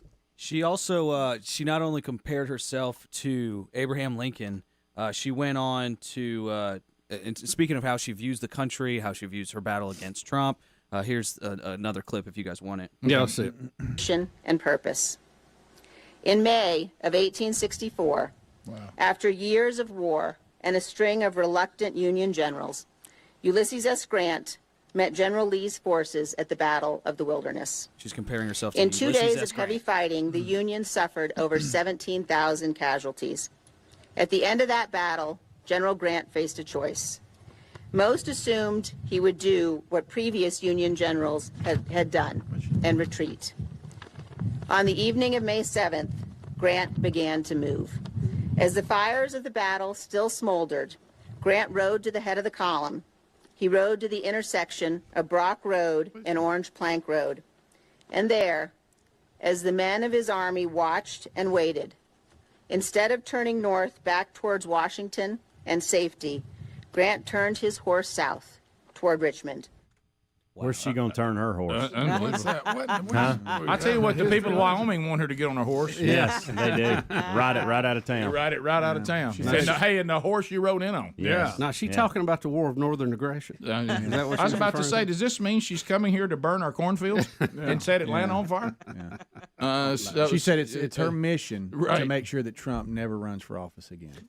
But here's the point that I'm it's trying to not- make a minute It's ago. not your job to decide that, Liz Cheney. We will decide that, the voters. You're one person. We can handle that as a populace. And I go back to this. But here she is again, which is what we don't like when government officials do this. She is telling the people, I don't care what you want, it's what I want. And I'm going to do it. And I'm going to do it. And that's why you, like Grant, can get on a horse and leave. I don't understand what in the world she's arrogant attitude. Comparing the whole yourself thing. to, it's like she's saving us from civil war. Yeah, look, and these historic families that run and keep running, and again, thank you for your service, Dick Cheney, but we're kind of done with Cheneys and Bushes and all that. You had your time. You did what you did, and, it's time to move on. I mean, next thing you'll tell me is the transgender student was rejected by all the sororities at Alabama. I know it. I mean, what's next? Is anybody shocked by these two outcomes? I mean, is anybody shocked by this? Now, what they're trying to do... I think the people of Wyoming may reject Liz Cheney, and I don't think that transgender is getting into sorority at Alabama. I'd be like, really? You got to be kidding me. You ain't got a chance? Oh, man, you got to be kidding me. Some of the Democrats... She didn't get a bid? ...in Wyoming are going to try to get her to run in the general election as an independent. We'll run. But again, you look at these numbers, how overwhelmingly she was destroyed in this. I don't really think that look, it's not going to help. I mean, she can become a Democrat. She's already Rhino anyway. So what are you going to do? Oh, if you're the Democrats and you want to win, like you just said, I wouldn't pick her for my team. I mean, she's got no support. You're not going to sway anything with her support. I know this is crazy for the Cheney family. You may have to go home and get a job, a real job. Right. Get off the trough for a while and quit slopping in that hog slop. And if you don't mind, y'all are a little bit dry. Pick up a personality on the way. Oh, wow. They're dry. That's a dry family. Oh, it is. There's not a lot of color. There's not a lot of spunk there. No. It's monotone. Top of the hour. We'll be back. The Rick and Bubba Buffalo Wild Wings charity charge. Time to hand out a check and tell you how you can help again by eating delicious food. More Rick and Bubba coming up. Rick and Bubba, Rick and Bubba. Recycling some of this plastic and all makes some really nasty byproducts, You know what somebody said that I think made much better sense than our wood guy here? Let me talk about this. And this was right after we talked about Cheerios and their ridiculous thing about bees they didn't even get right. This shows, once again, if you have these people that when they're emotional, or as we've said, you can be so open-minded your brain falls out. If you really wanted to make a difference for bees, simply take a percentage of Cheerios sales and give it to scientists who are actually working on the bee project, that are working on the bee project. Just give it to them, or beekeepers, because those bee people, they're experts in that field. That's what we're talking about. They won't run off and get seeds of plants that are not indigenous to the United States and start messing the whole ecosystem. It causes more problems than you got to begin with. Get you a Cheerio grant and hand it to the research about the bees, and put the cartoon guy back on there with his honey thing. Ridiculous. What do you call that honey thing? That wood stick? There's a name for it. Honey dipper. Oh, I know. Honey dipper. I like that. There is a honey drippers. Yeah. There was a band. That was a band. Didn't like it. Hated it. That was one of those super bands. Robert Plant. It was that old music. Honey dipper. Is it a honey dipper? Some of you bee people tell us what that stick is. Rick, you're right. It is a honey dipper. I'm here all week. A honey dipper. And it's got the picture of it. Have you ever used a honey dipper? No. I have not. I use a spoon. I've never had that much honey to dip. I love honey. I did until the bees disappeared. Yeah. Well, and this is speaking of this. It's the perfect food for you. Oh, here we go. Here we get it in your county, you won't have allergies. Now let me go back to this. Greg and I discussed this in the kitchen. Is a fact. Y'all wouldn't believe the things going on in that kitchen. In that kitchen, things are resolved. Okay? A lot of deep thoughts. Greg and I said that we're ready to drop the hammer in the honey dipper. I wondered if anything would come up to go there. We both declared in the kitchen, and I think the world needs to finally discuss this, that the spork was a failure. Yeah, it's a terrible utensil. Has anybody ever used the fork part of a spork? There you go. Ever? I mean, have you ever jabbed anything with it? You might use it to get your mashed potatoes at KFC, but you ever tried to go over and poke a piece of chicken meat with it? You can't know what it it is, Rick? It's a half-a spoon. It really is. It's a jagged spoon. It's an inferior spoon. We have the spork was a failure. Well, I don't think they gave the fork part of it enough. Thank you. They lazy about it. If you could make it a fork with a catch area on the back of it, that would work. If you put the scale up, it leans towards spoon more than it does. Yeah, it does. I think, like we said, I think it's just a messed up spoon that other spoons won't hang out with. They said, I don't bring a sport guy over here. We hate him. But I mean, when was the last time you used the fork part of a spork to jab anything? I haven't used a spork in a long time that I can recall. Oh, and a plastic spork is really working. Now, if you have a metal spork, you may have a chance. Maybe. But I haven't seen many of those. I haven't seen many. You need the teeth to be longer, a lot longer. Since we're talking about utensils, I have to bring this up. Okay. And I don't know what it is out. about this time of year, but there are several infomercials going on right now that I really like. I'm thinking about buying them. Oh, I love infomercials. Well, there's a couple things out there. It used to be my job, so I got interested. And this has been out, but it caught my attention. It's a spatula and a tongue in one.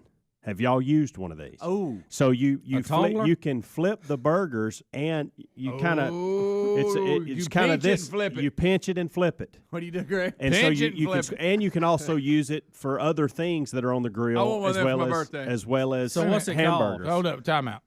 I like that. I have Does some it have a tongs thermometer in it? that I use on the grill all the time, and I'm really amazed by how it'll shut if you do it like this. Then it opens back up. You ever notice how you point it down, now it shuts? Right. You know, yeah. It's got that latch up and down. And I'm amazed by that, and I'll even act like I'm doing tricks. I did the same thing. But I love that, and I can take it and flip something with it. I mean, but it's hard to use that with burgers.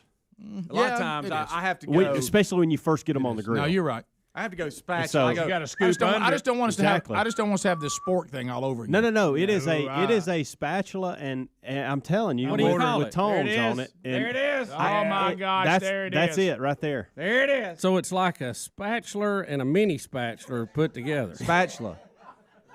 That's what I said. Yeah, the Rick and Bubba spatula coming soon. That's true. Yeah. Should we have gone with this model? Coming today. We're getting them today, and they're nice, by the way. They are very nice. I can't wait. When are they going to be here? I only got like 3 coming here because So y'all have never used one of those. Have you checked out with it? Well, how are we going to get one? Oh, I got them to sale. I didn't know y'all wanted one. Well, we all have to get one of the new product and try it. Yeah, we'll get one. They're my friends. Yeah, they're my friends. Dang, I should have got a bunch. You only got 3? Yeah. What's wrong with you? Joe, Well, that's that's just a high buy one stock a day. item. That's not expensive stock item. You don't need that laying around. I know, but Joe was going to buy one a day, and then 2 or 3 days ago, we're going to Well, they may not even be here before they leave. Greg, you know did you hear about our TV show? Starring Bubba, the Spatula, where he cooks a meal and then there's like 12 people want to eat it and he kicks them off and on the last person. I'll flip them. The Spatula. Well, I get rid of them. I say, you're flipped.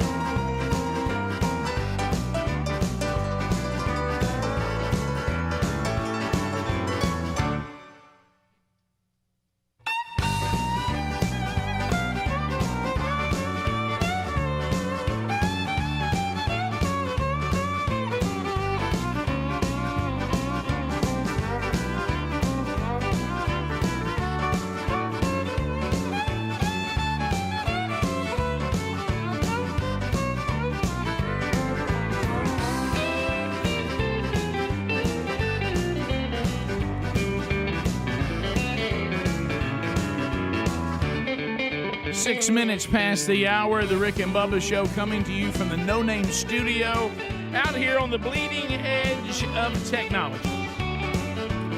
28 years and counting as we approach. If we end this year, we'll come back in January, Lord willing, for year number 29. Still here. Speedy, the real Greg Burgess, Helmsy, Eddie Van Adler are all ready to go. Welcome back for a brand new hour. There goes Bill Bubba Bussy. Hey, buddy. Rick, glad to be here. And Rick, we're talking about chicken. Rick and Bubba, Buffalo Wild Wings, charity charge. Here we go. Let them out. All of you, all across the participating Buffalo Wild Wings locations, you went out, you ate delicious food. We got a check ready to go for another worthy cause. Welcome back, Mr. Chicken Wing himself, Tim Spencer. Hey, Tim. Tim. Hey, buddy. How y'all doing? Well, good, buddy. Tim, Good it's morning. always so good to see you. Thank you. How's everything over in Delicious Food World? Well, it's expensive. it is. Yeah, I'm telling you. But no, it's good. It's good. Big demand on chicken. It is. Everybody wants to sell it. Everybody. All over the world. Everybody. Lots of chicken. Even the non-chicken places I are know selling it. chicken. I know it. Everybody, you tell them we got chicken covered? I told them we got it under control. We got it under control. So Go do we pizza. We are excited. We are excited. We keep adding to the list now. Locations in Alabaster. This is all in Alabama. Birmingham, Gardendale, Tuscaloosa, Hoover, downtown Birmingham, Trussville, Pell City, and Oxford. Up and running and blowing and going. Chelsea, Highway 280, up and running, blowing and going. Yeah, we're strategically covering the map in this state. That's good. And by the way, if you want to go to my hometown, and there's one table there called 075. There's the 75 table. Yeah, in so Oxford. so the jersey is up at the Oxford location. Yep. 075. 75. You can. I mean, we need to create a hashtag. We've talked about this for social media. Yeah, so there it is. There it is. Bubba. And you sit there. Yep. Let's meet at the 75. The 75. I mean, you walk in, you request. I got to have the 75 table. That's right. Sit right there. There it Oxford. is. There it right is. there. Look, there's some current high school stuff up top love it. there. I love it. And then the ultimate one down there by the table. How about that? And actually game-worn jersey. That's right. Yeah, and I mean, the picture, I think you're sweating a little bit. Yeah, that was a muddy, rough night right there. It really was. And it was funny. Must have been in Alexandria. How about this?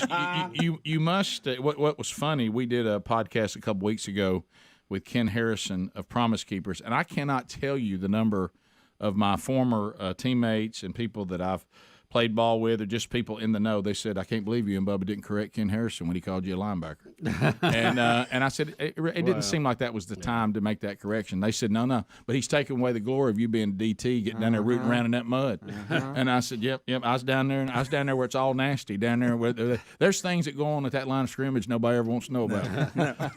We're down there in the mud and the blood. So anyway, let's talk about. We're excited. Welcome back to the program too, Bill Brazil. Hey. Good News Support Bill. Ministries. Bill, welcome back. Thank you. Good to be here. Good. You guys, you have been a recipient before, but it's been a while. But you guys, probably now more than ever, because back we've told so many stories here on the program about our trips to Nicaragua and Pastor Aragon and what's going on there. Of course, you guys also work in Peru now too. But correct. Yep. But you realized when you're dealing with a government like we have in Nicaragua, trying to get in and out of there, and then the way they handled the pandemic, and the way they handle anything at any time. You never know when you can go. You don't know when it's safe. You don't know when it's not safe. And what you guys tried to come up with Good News Support Ministries is, look, we're committed to these people, and we're committed to this pastor, and we're committed to this school. And if we can't be there with boots on the ground, we still need to be able to get money to him. And that's what we started doing. 5 years ago? Exactly. Yeah, it's been more like probably 7 or 8 years. Is it 7 ago now? Good grief! Yeah.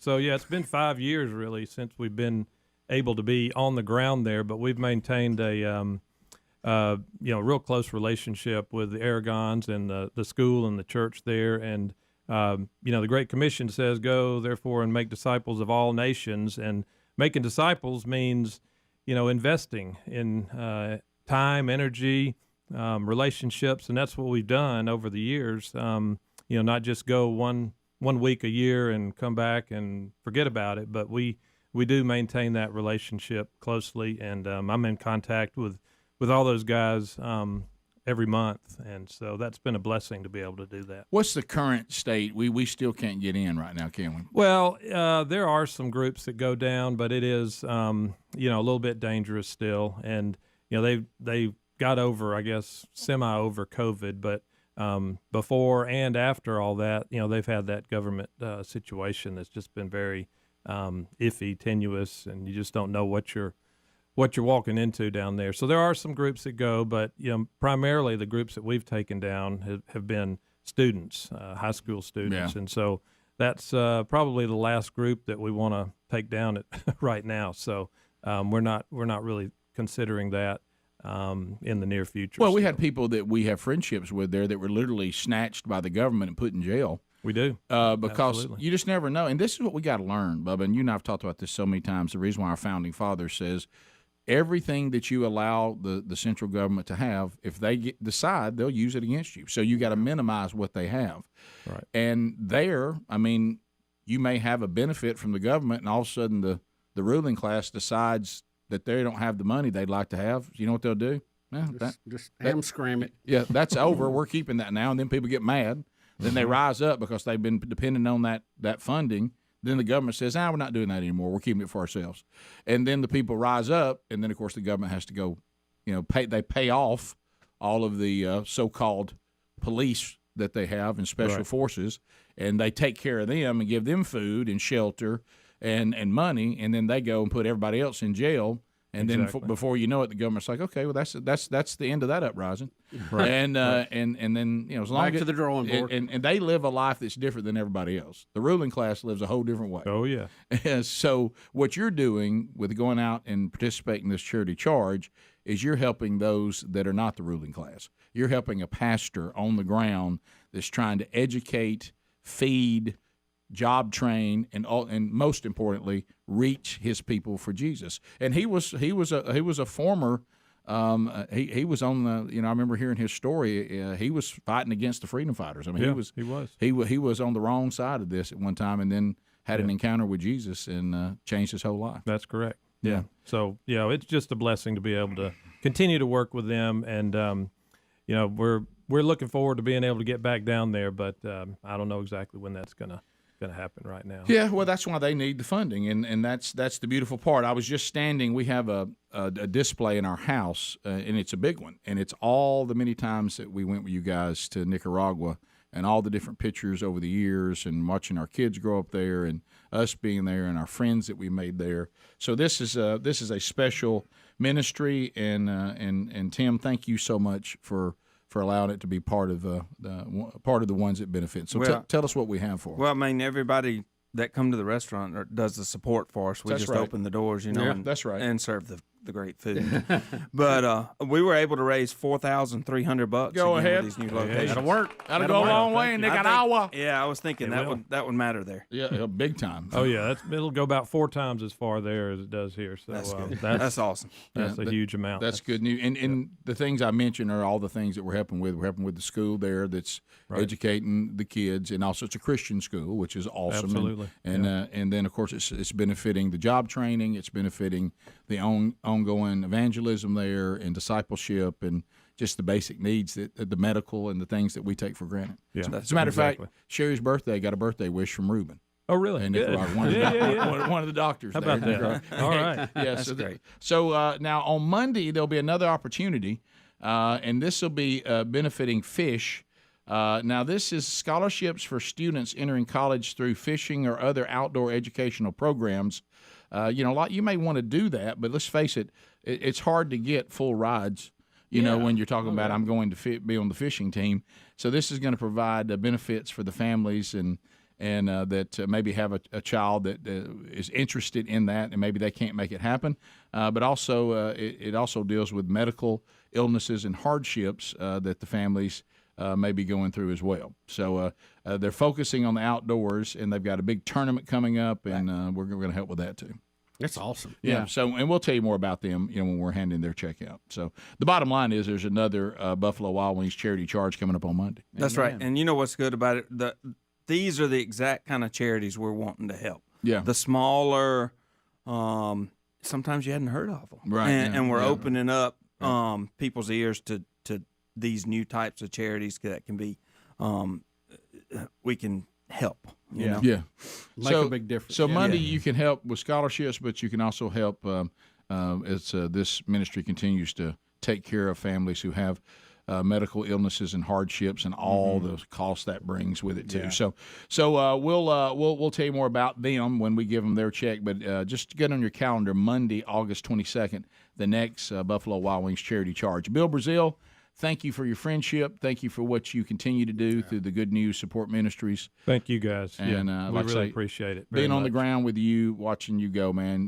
The treasures you're building up in heaven are many. Well, it's a blessing, and I know, Tim. I just want to say, y'all focus a lot on local charities and outreaches, but even though this is a international outreach, the folks that we take down there and get exposed to the things that of the Lord there, they come back here and it makes a huge difference locally as well. So we're not only helping that's awesome. International, but also local. That's great. No doubt about it. Great. Thank you, Tim Spencer. Thank you, Bill Brazil. And great job, guys. And thank you, Rick and Bubba family. Good job. Come eat Monday. Let's keep on eating. Alabaster, Birmingham, Gardendale, Tuscaloosa, Hoover, downtown Birmingham, Trussville, Pell City, Oxford at the 75 table, and Chelsea. You'll help another great cause just by eating great food at Buffalo Wild Wings on Monday. Rick and Bubba, Rick and Bubba.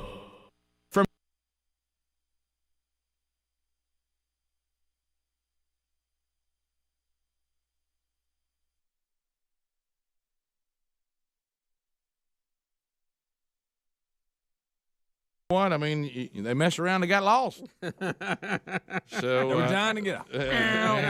Once you get in that fast lane, baby, you got to keep going fast. That's right. You can't get out of that fast. All right, we got a lot we got to do. We were actually wrapping up yesterday and getting into the the work part of the day after the show was over.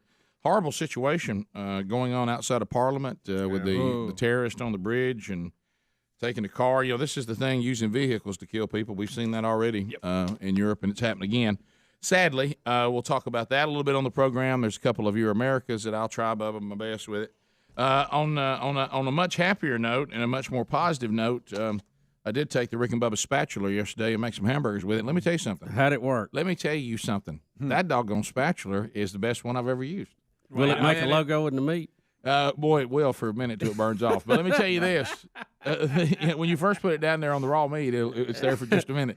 But let me tell you about this spatula, and it was funny. Look at it in action right there on RBTV. I mean, it was in action yesterday, and I mean, you talk about look at that grease on there. I mean, it's heavy duty. It works extremely well. It's easy to handle. The burgers just responded to it. At one time, it was just running the burgers, and they were doing whatever it told them to do.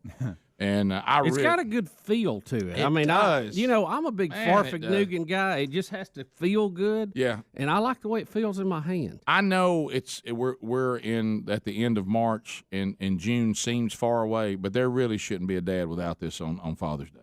I mean, that's what I started thinking. I thought about, man, I'm so happy to have one. I'd hate to know there was somebody out there that doesn't have one. Rick, when I had hold of that thing, I thought there's no stranger in here. You know what? It's just like it ought to be. Well, you make a point. You know how you have to kind of get used to a new spatula? This one, it's like we've known each other all of our lives. Right. I mean, it just picked up like old friends. Yeah. So anyway, that's a new item. We got a new video up at rickandbubba.com under the store talking about some of the new items. There's even some new items that we don't even talk about in the video that are in the store today too.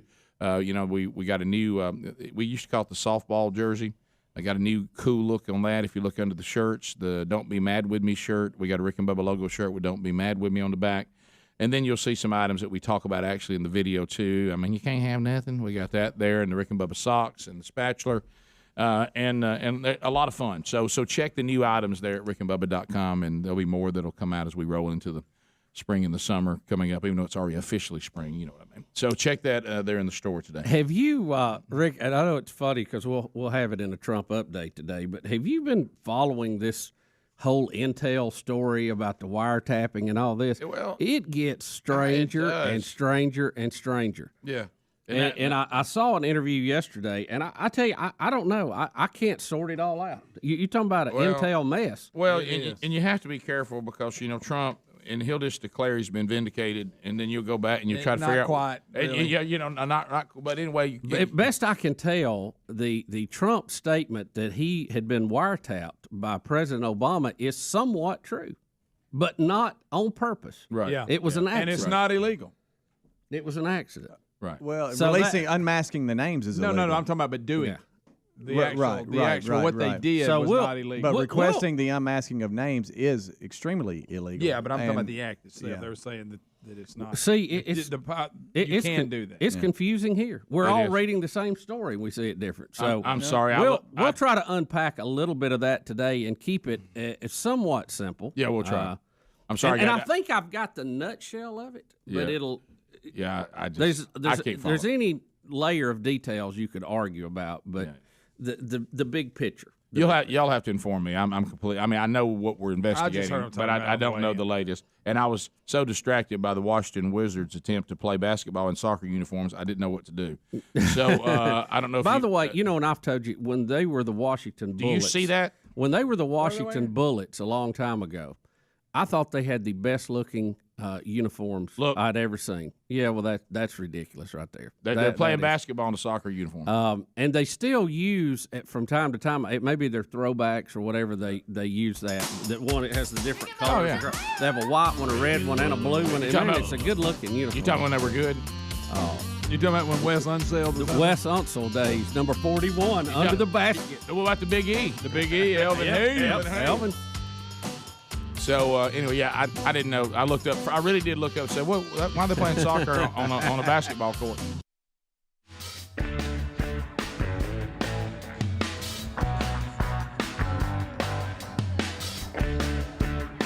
We're back. 23 minutes past. Yeah, ain't a real big secret all the same. Somehow I get around it. All right. So as we make our way back. I actually heard commentary on this album when it was being done, if you're not watching on YouTube. And Jimmy Iovine, did I say his name? He said this song was a song that was mixed perfectly to be heard on the radio. The mix on the radio is perfect. He may be right. He said, you talk about one that just lasts through time. You'll listen to it on the radio today, and you'll go, wow, that sounds good. Yeah. Yep. I agree. Mm-hmm. All right, so as I said, stories that are not shocking today, and I'm surprised anyone is shocked. First of all, Liz Cheney losing badly in Wyoming. The people of Wyoming have spoken, and so the other is this story that was obviously an attempt at a gotcha at the University of Alabama. The headline, Transgender Student Rejected from Every University of Alabama Sorority. Well, there's a shocker. And, of course, now what you're going to hear incorrectly is how mean and close-minded the ladies are at the University of Alabama for not welcoming with open arms a biological male who identifies as a woman into their sorority dorm or house. I don't know which one it is at Alabama. Maybe it's a combination of both. I don't know. But anyway, I see that's once again us living in this illogical. We don't use our minds. We're all out to lunch. If someone certainly wants to have this dysphoria and it's legitimate, there should be compassion. And if they want to live this way in their private lives, and that's their business. But saying that society is unreasonable for still recognizing your biological gender just out of being appropriate and maybe some concerns that, by the way, Bubba, here's the thing you're going to love. It's not even a concern that we would say has not been confirmed. Yeah. We have problems with this that are already happening. In jails. In jail, we've got, transgender women impregnating other women. We have problems in dressing rooms. We're having problems in female sports. So it's not as if this is working. And you don't and now the people now these sororities are unreasonable. What are they concerned about?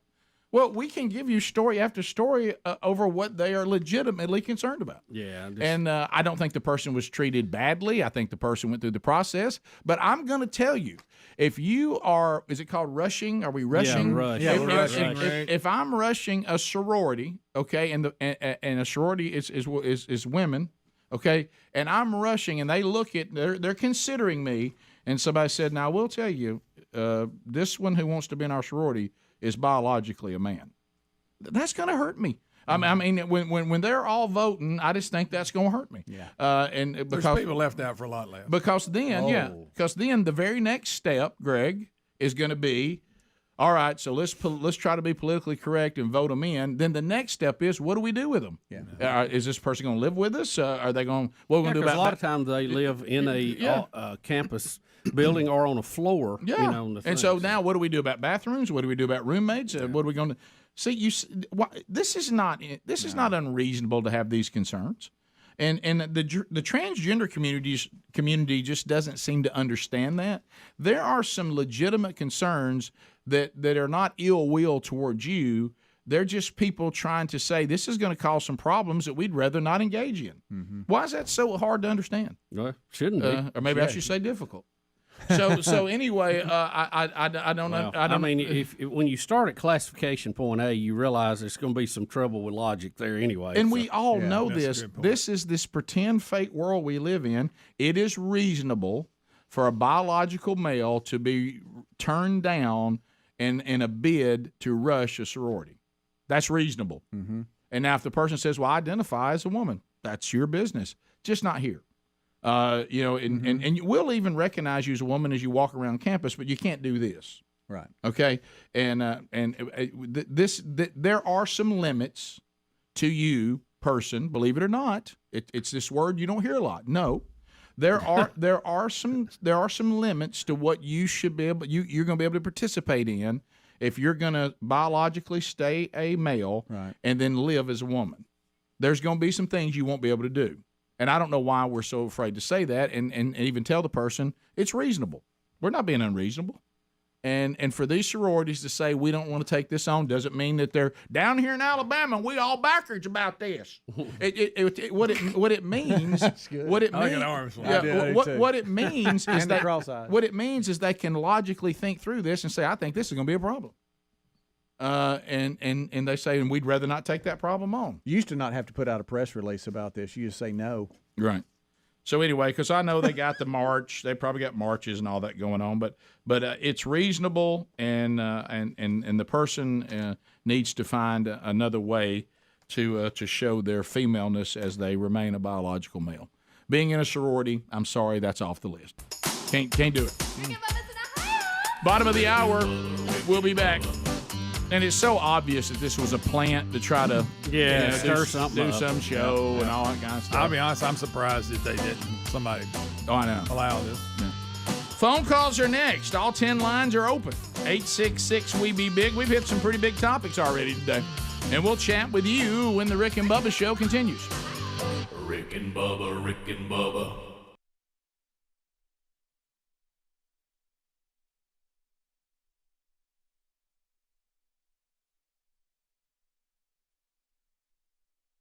Of a parliament there on this bridge involving another terrorist using a vehicle to kill people and maim people and whatever else he was doing. So tell me exactly what happened. So last night, British police raided 6 homes and made 7 arrests in connection to the terror attack that left 5 dead, including the attacker and a police officer. The armed police carried out the raid in the central city of Birmingham, about 130 miles north of London. Police said they believe the attacker acted alone and was inspired by international terrorism. The identity of the attacker has not yet been released. But they do say that there's the assumption that the attack was related to Islamic terrorism in some form. You think? Yeah, really. How long did it take y'all to figure that one out? Well, pretty quick. Like I said, it is not, like we said many times, not all Muslims are terrorists, but it seems that a lot of terrorists seem to be Muslims. Rick, they said that the chaos unfolded on Westminster Bridge near the Parliament building when an SUV mowed down pedestrians on the bridge. The London Metro Police counterterrorism chief said that 29 people were hospitalized and 7 are in critical condition. Yeah, I mean, it reminds me of the thing that we had in France. You remember they were having that festival, and the guy just starts rolling through there with that truck, which was horrifying. It has that same deal. This guy didn't do as much damage, thank the Lord, but he did enough. Yeah, and when he got to Parliament, he stabbed an unarmed police officer that was at the entrance, and then that's when other officers encountered him and shot him and killed him.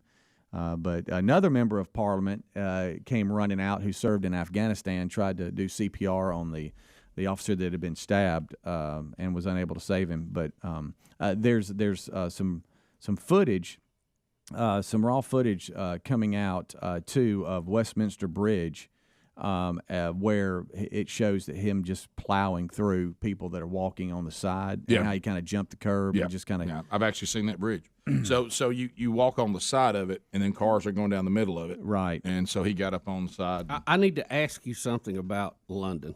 After watching the Tudors last night, we're up to a point that you know some of the history that's about to happen. Okay. All right. I'll ask you about that in a future segment here. Okay. The other thing yesterday, you can see people, the lady jumping off the bridge, by the way, as it comes barreling through. It has audio too, Rick, if you wanted the guy, but the car's about to come through here, and then you'll see somebody jumping off here. It's because it's plowing through people right now. It's just one after another. Very, very sad. I mean, very sad. And because you can tell the other side of the bridge and traffic too. They were trying to figure out what's going on. Yeah, yeah. What's happening. Right. And it happens so quickly, you don't really have time to process it to make some kind of plan. You know, it's just. Now, yesterday also during lunch, I noticed that somebody was causing quite a stir on TV, and Devin Nunes stunned Washington yesterday by saying that President Donald Trump was right, sort of, when he said his calls were monitored by President Obama. Now, how all this plays out, and I'm going to try to go nutshell on this, best I can, and y'all tell me if you agree or not. Our intelligence community is constantly monitoring various people and things, especially Russians in our country, okay? Yeah. During that process, they accidentally ended up monitoring some phone conversations between Russian officials and Trump's transition team, some of them based at Trump Tower at the time. Now, best I can tell, they really didn't hear anything that was out of the ordinary. There's nothing to be no plot here to say great job overturning the election or anything like that. Yeah. It was more of business as usual things that would normally be going on between sitting senators and even Democratic senators. There's a certain amount of business that goes on between foreign dignitaries all the time. A lot of it may have been as simple as congratulating them on the win. We're looking forward to working with you. Right. But while monitoring them and while they called Trump transition team members, they picked up on some things, and some of it harmless, but some of it got leaked out. That's how they said that this the one guy, Flynn, was basically, got 5 minutes past the hour, the Rick and Bubba Show, 866-WE-BE-BIG is our number. Phone calls coming in. Lines are available. We'll chat with you. Let's go. Make a comment, ask a question, bring information to the table. At the end of 30, we get the person in front of you in line out of the way, and your opportunity then presents itself. Let's start with Paul out of the city of Mobile. Paul, welcome to the Rick and Bubba Show. 30 seconds, brother. Go right ahead. I may need timeout on this one. Well, we'll be the judge of that, Paul. You said y'all had Liz was probably the most delusional person in America. I believe I have maybe a close runner-up, and here it is. Let's see. Like I said, it's tough trying to pull this one off. Oh, man, I ain't going to make it. What, Paul? What are you doing? This is so good. Don't forget he started with he might need a timeout. Well, Paul, that wasted 5 seconds. I was willing. I was willing to consider it. I'm not in charge of it, but I was looking at you guys and giving me a chance. Y'all. I didn't even see nobody even put a hand remotely up. Y'all, I think he was going to play something. Can I give the best line of the whole thing is I ain't gonna make it. I ain't gonna make it. Can I give? Well, here, let me give the audience a hint. Okay. Anytime you use 5 seconds and claim you might need a timeout, you're probably not going to get one. I know the demand for it. Sounds like he was going to play something off a recording. Now that being said, just like Manti Teo, I want to apologize to this guy. Okay, and to y'all and to the audience, I should have gave that guy a timeout because that had some goal potential. Yeah. Call back, sir. I'll give you one. No, don't do that. Jeff in Alabama, Mark 30 the seconds. tape where Ham says that. Well, you have one too, buddy. I know, but we might need to refer to that one. Jeff, go ahead. Hey, good morning, guys. Hey, the story y'all were just talking about the individual down at Alabama. Yeah. My daughter is very huge in one of the bigger sororities at Alabama. And there's a little more to that story than what the news press let out. That individual had a grade point average well below what's required by all sororities in Alabama. So there you go. Yep. You know, so but you're right, sir. And trying to get all that information out, and also the fact that there was all kinds of evidence from what I've heard from people that are there that there were hidden cameras called and microphones and some people that were trying to do a show on it. Yeah, but you're right. That's a good point to make. Let's say all things were as they always are. The grade point average itself would not have gotten it done. Mm-hmm. So, but you're never going to hear that. You're right about that. Let's go to Rob in Alabama. Rob, 30 seconds. Go ahead. Hey, how y'all doing? Good. I'm trying to figure out how this is not a mental disorder so far because it's altered sense of reality. You're trying to change reality around you and your biological makeup to make you fit into whatever you would like to. Well, at one time, Rob, it was considered to be exactly what you said. Until just recently. It's called gender dysphoria. Yeah, gender dysphoria.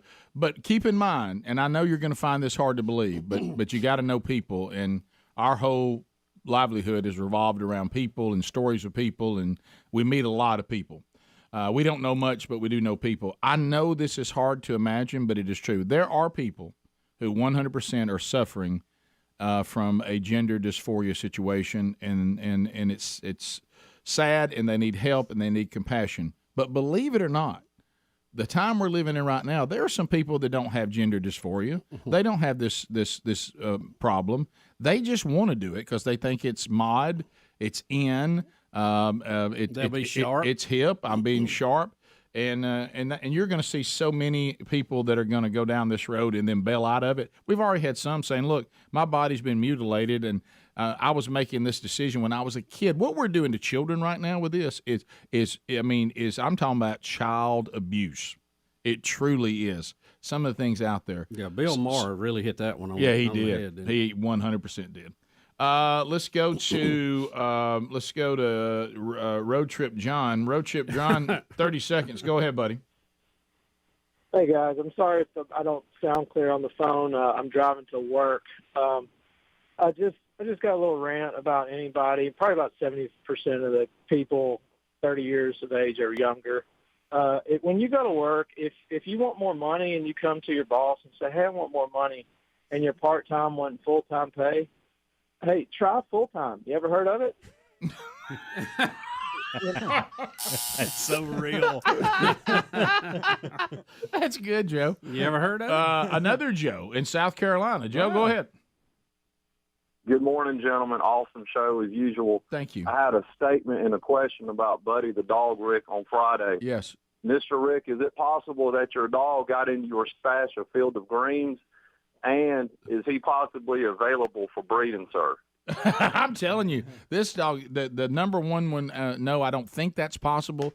The number two, I don't know. This dog has got a resilience that is unbelievable. And I want to thank Joe for having possibly the best phone of the week. Amen. Doug, also out of the Sweet Home, Alabama. Doug, go ahead. Yes, sir. I was thinking about this morning about, remember Project Veritas that Rush and Hannity used to interview? Yes, yes. They would do the undercover videos, and they did Planned Parenthood, and the guy had all the information about them selling body parts. Correct. Yep. Well, Kamala Harris was Attorney General in California. She raided his home, took all of his electronics, all of his information, and he never got it back. So, I did not know that. No, they did. It sure did. Did you know that? No, Did you know that? I knew that they didn't. They tried to make the people who were covering that the bad guys. You know. Oh, of course. I mean, don't worry about the guy selling baby parts. Right. I mean, good God. Yeah, well, and you're going to hear the same thing in this story in Alabama too. It's going to be all the people, and then you're not going to hear things like what the dad called in and talk about the grade point average. You're not going to hear any of that. Let's go to Eric in Mississippi. Eric, go ahead. 30 seconds. Yeah, if you take the words "the" and IRS and write them on a piece of paper, what do they spell? Theirs. Okay. And? Y'all have a good day. Look at Greg. That's been Greg. I think that's Greg's favorite so far. Did he think IRS? Did he think it spelled virus or something? I don't know. He said theirs. No, theirs. I'm trying. We're missing a letter to get virus. We are. That's the what IRS taking your stuff. Oh, it's theirs. And what do we add to IRS? He said the, didn't he? The IRS. Yeah. Theirs. Oh, there. Okay. I got it. I thought he said V. I did too. I thought he said V. Okay. That had me off on a. I thought he was going to spell virus, and I thought, man, he's got to find a U somewhere. Yeah, it was close, but I got it.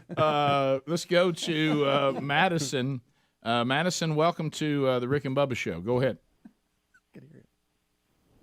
Hey. Hey, Madison. I was wondering why nobody is speaking about the 2 Cordova elementary students that went missing. Apparently, a 4th grader abducted a kindergartner, and the mother was never notified until after an hour of the kindergartner missing. Yeah, I have not heard that story. You're the first person to mention it. So, as you said, we don't. We're hearing it from you the very first time. So, anybody got any information? Look into it. Yeah, we don't know. That's the first time. You said Cordova? Is that what you said? Dusty in Talladega. Dusty, go ahead. Good morning, gentlemen. Hey, buddy. Hey, just wanted to make a quick question at just a point. Context of a word is everything. I came across the story about the transgender person in Alabama last week, and when I heard the term rushing, I, honest to God, until just a little bit ago, thought that they were talking about a tailback. And I thought that, how bad is Alabama digging to get another national championship? Yeah. You see, I've noticed that those that are really immersed in the Greek system, they think the rest of us who have never been know all their terms. And I'm like you. Look, if you think that's confusing, the first time I heard the term squeal day, I really didn't know what to do. But after I heard it, I knew what it was. Yeah. So you hear the word rush and rushing, you're like, what are we talking about? So you thought it was actually a football player. I could see how you could get to that. So bizarre times that we be living in. Yep. All right, we'll be back 15 minutes at the top of the hour. Rick, when we come back, we've got some news from the college football playoff. We've got a new site that's been picked to host that, and we've got some music history being made, too. All right. All that. Look at you promo in the next segment. More Rick and Bubba coming up right after this. Rick and Bubba, Rick and Bubba.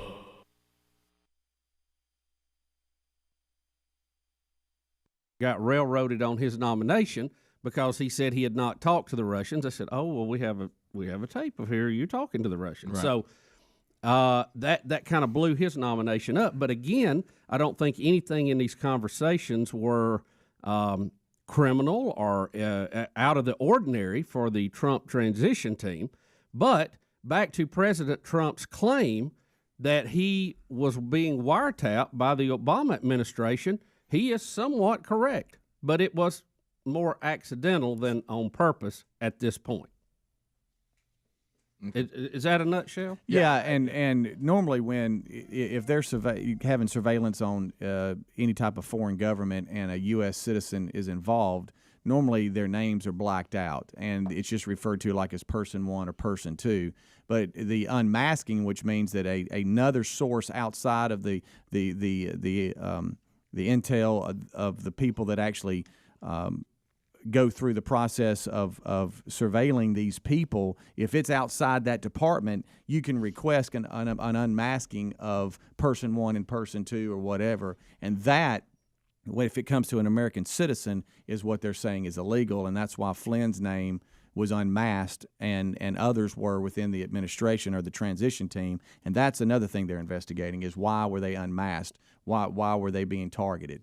Once they found out the incidental monitoring of the Trump transition team when they were actually trying to, have intel on someone else. So if there was any illegal activity, it was, as Speedy said, in them announcing or releasing who the names were that the Russians were talking to without a proper court order, which they had the FISA court order to monitor the Russian diplomats, but they did not have one to release who they were talking to.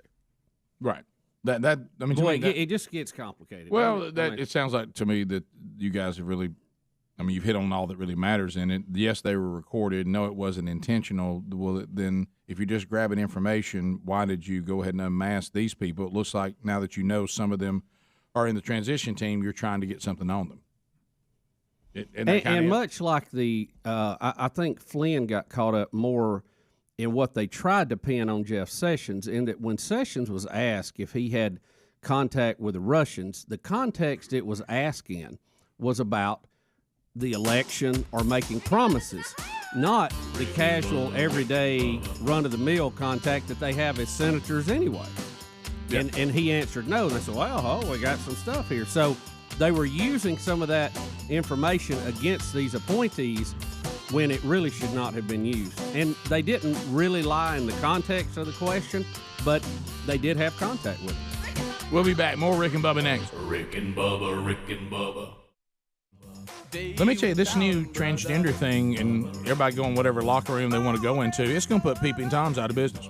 Oh, I know it. Yeah. I mean, you remember in high school, it don't matter what high school you went to, at some point, there was a rumor broke out that there was a peeping Tom into the girls' locker room. Right, every year. It never failed. Somebody saw a brick that was chipped. There was a hole in the drop-down ceiling. Every year. There'd be an investigation. Be some rumor there of would it. be rumors that somebody, fill in the blank, had been in there, had seen the girls changing, and now you don't have to worry about all that because they just bring them to you. They're going to get dressed next to you. Right. They just what a breakthrough. I mean, for teenage boys everywhere. Yeah, somebody says, well, okay, no need to go try to find a cinder block at a construction site. No. You know what I mean? No need to come up to the school in the summer and chip a hole in one, you know? Yeah. Night. Why is he called Tom? Peeping Tom. So I know Tom, our engineer, hated that today. I bet that is what they called him. I don't know why. Some guy named Tom back in the old days must have really been he's a handle. He must have been a nightmare. You need to look that up in that book you got. See where it came from. Idioms, yeah. Peeping Tom. Peeping Greg. No. I don't want that. I don't know if it's in here. Peeping Adler. Here you go. See if that it's in there. sounds weird, doesn't it? See if it's in there. All right, I want to mention something. I just put it in show notes yesterday, and I want you to listen. I'm gonna. You can go research it yourself because I think if we tried to unpack the whole thing, it would get complicated. But I'm gonna try to make this as nutshell as I can because this we've talked about this a lot on the show, and it's true. If you go back through the history of our country, when we all decided to declare independence, we in the beginning had 13 sovereign countries. Yes. And then everybody said, hey, we would be a little better off if we would all become a union and let's all get together. But the states, rightfully so, said, I don't know if we want to give up. It was a homeowners association, right? Not sure we want to give up. So they started out, you had the article. It's 10 minutes now to the top of the hour of the Rick and Bubba Show. Cleanpods.com/Bubba. Bubba, we on fire for this product, baby. It's just a better way to do it. And what I like is you go to one place, cleanpods.com/Bubba, and you go there and you say, all right, I'm going to get my glass cleaner, multi-surface cleaning, bathroom cleaning, floor cleaning. It's all coming from them. And then there's even if you have pets or whatever, because it is a strange concept, as we talked about for years, the concept of I'll have an animal live in my house. A lot of times they will use the restroom in your house, and you'll have some odors from that on the carpets and the furniture and the bedding. So you can get some of the they got a spray that comes for that too. They'll take all that odor away. The bottom line is this. Here's what they say. We will bring the clean. You just bring the water. It's a better way to do it because of concentrated clean pods. You like you were saying, Bubba, in the price when you go and grab the normal stuff that's on the shelf, you're paying for that logo, you're paying for that bottle, you're paying for that sprayer, the water. Yeah, come on, we ain't doing that. So what about reusable sprayers that are awesome, and then you just continue to get these pods. You provide the water, you got the cleaning. Let's go. It's a better way to do it. It's an easier way to do it. It's a less expensive way to do it. And these products are fantastic. We're going to get you 10% off if you go to cleanpods.com/Bubba. That link is also at rickandbubba.com under the sponsors. All the bundles that are available there, you can get 10% off. Or, as I said, rickandbubba.com under the sponsors. Clean Pods. You bring the water, they bring the clean. All right, so, Bubba, you promoted a couple things coming out of this break. Yeah, the college football playoff national championship game for 2025 has been awarded to the city of Atlanta. How about that? It will be in Atlanta. Alabama's opponent for the game is yet to be determined. That's good. That's right. Hey, probably Notre Dame. But they're going to be up there in the top, man. What has Notre Dame done that deserves all this? I mean, in modern. Paul wasn't too happy about that. Yeah, well, Paul got mad with us, didn't he? Rick, also, we have some history being made in music. I don't know if you saw this. Drake has now passed the Beatles with the most top 5 hits in the history of the Billboard 100 chart. See how sad that is? That's The 35-year-old Canadian rapper scored his 30th top 5 hit with the debut of the DJ Khaled song "Staying Alive," which features him along with Lil Baby. I bet that's good. Is "Staying Alive"? Are they singing over the Bee Gees? Rick, I'm not familiar with it. That particular song. Who's the DJ again? Khaled. Okay, I just want to make sure. I got You know that what I right. said? Yeah, I just want to see if you can say it again. But I was acting as if I was going to add him to my playlist. It's DJ Khaled. Yeah, I did. That's what I was going. I wanted That's to as keep close doing as I it. could get. That's right. But you know DJ Khaled. He's that all I do guy is with a beard. I know. I saw him in. He was in one of the. What's the movie with the singers that do the movie with the singers? Don't y'all dare help him. I know that was Okay, so chart watchers also noted that Drake had become the first artist in history to earn 100 top 20 hits on the Hot 100. So there you go. Well, that speaks more to the Hot 100. Yeah. I mean, surely we're not trying to say that Drake is going to have the impact on music that the Beatles had. Hey, man. He's pretty popular, Rick. Yeah, I'm not talking. Yeah, but they got auto-tune wearing that. But I'm saying, but how many people in the future will say? I tell you what turned it around for me is when I started listening to Drake. Yeah, that made me want to form a band. My influences. Tell me your influences, Drake. Yeah, that time Drake was on Ed Sullivan. I think it speaks to the fact that if the Beatles could have just got along and worked it out, what they could have done over the long haul. Just, you okay? You know this. You know what? We need to call this the choking studio because it is. I mean, I've choked more in here than I have anywhere. We have got to be the most coughing show in the history of radio. I've never seen a show cough so much. I choked. He's over now. He's good now. That sounds like a piece of egg going the wrong way. Try to get that out. Yep. The only thing worse is cornbread. You'll never get that done. Oh, really? And bacon will like do it cornbread. too. Bacon will do it too. Raw carrot to do it. Yeah. Really? I've never. I don't encounter that a lot. No. It'll do it. Somebody suggesting to me, like, and it happened when you're trying to do a little better, and somebody will say this statement to somebody like me. So, I like to snack or whatever. What are some good ideas I could do snack-wise that would be healthier than what I'm doing? Well, you could always have a little carrot sticks. Pass. Next suggestion. I mean, I'm going to sit there and watch a ball game and eat carrot sticks. I mean, come on now. I mean, I go to the next. Pass. Next suggestion. Also, Bubba, I know what happened. What happened? So I'm sitting here. I'm not even eating. Rick. And have you ever been breathing in like a gnat go right to the back of your throat? Oh yeah. You breathe a gnat in? Yeah. Well, apparently a piece of egg or something was lodged back there somewhere after eating. Yeah. And all I was doing was breathing. And it's like somebody shot it and hit in the back of my throat. It happened to me. It happened to me a minute ago. And I wasn't even eating. I'm just sitting here breathing. You're gonna have to chew better. I guess it was just itty bitty. I know what you're talking about. I'm sorry. Yeah, I can just be sitting here not eating, not drinking anything, and just choke. Just sitting here. That's just crazy. Get the coffee. Just start joking. No. Yep. So why are you smiling? Right. So are we gonna, since we're talking a little bit about entertainment here, are we gonna talk about Manti Teo? I know y'all talked about it in the Speedy will get squalling in the kickoff hour. Now you got me crying. Yeah, and I think we had. I did apologize. We took it out. I think I took it out. That's a new thing with this Hey, this is Lene Kakua, and you're listening to the Sports Czars. Yeah. How do you say czars? I forgot about that. Apparently you did. She was supposed to be the girlfriend. We had an intro. You're one of the haters. We had an intro. You were all behind that. and it was like, Dale, Dale. Yeah, command me. And the new thing with that 360 system, and it's been for a couple of years, Really? if you want to add something, even though it's got memory, you have to take something out. Well, yeah, And so I we've had been to, doing it so long. It's full. I have to make a cut list of things that we just don't use anymore, and so that was deleted about a year ago. But Netflix, I'll tell you one you haven't deleted, and that's Mr. Allen. Yeah. No, and it will not I be. noticed that one didn't get out of there. No, we're still using that one. I'll take that machine and throw it in the floor. I said, man, don't be mad with me.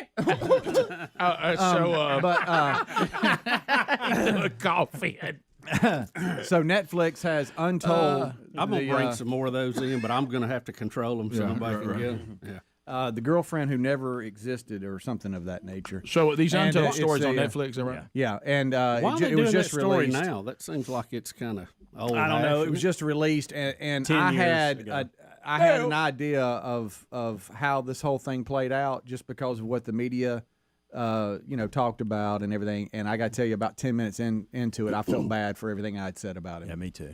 Do you I find apologize to his family this morning. Yeah, he's actually a really nice guy. Yeah. It looks like. Yeah. You don't know that. I don't know him. Do you find yourself, because, I mean, we've all been guilty of it. I certainly have. Do you find yourself now, instead of jumping on every little story you've ever heard or you've ever been told, find yourself going, you know what, I'm going to make sure I know what I'm talking about before I say things going forward. I'm going to do a little better about trying to find out the whole 100%. The only problem with that is, Rick, that's a little unfair in this case because what we all jumped on was the information we had. Yeah, the stories we were from reading major, and stuff, yeah. major news outlets. So how would we have gotten this how did information? We wouldn't have. We wouldn't have at that time. No we way. reacted simply to the information we had. Mm-hmm. But now That was that one of the we most know, bizarre now that stories. we actually know, I feel bad the way I treated him. Yeah. Was there no attempt to go back and straighten this out maybe sooner than 10 years? No. What Adler's showing right now is on the bottom right is Ronaya, who is the guy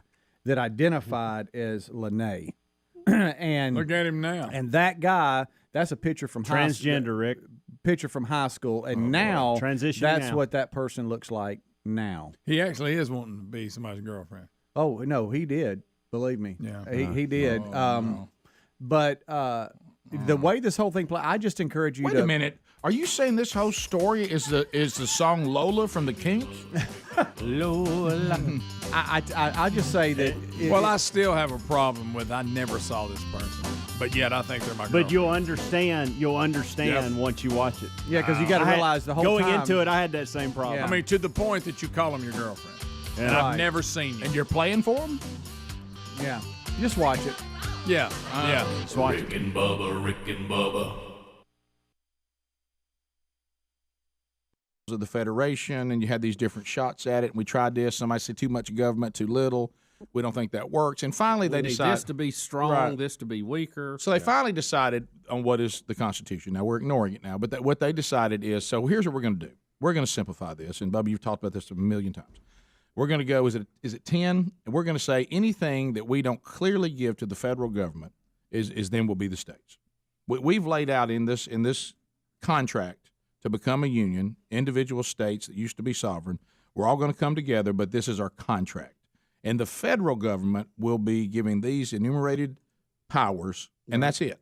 And then everything else is left to the state. And some of them still feared a federal government. If you've watched the Tudors, you understand why they didn't want power all concentrated in one place. You don't want that.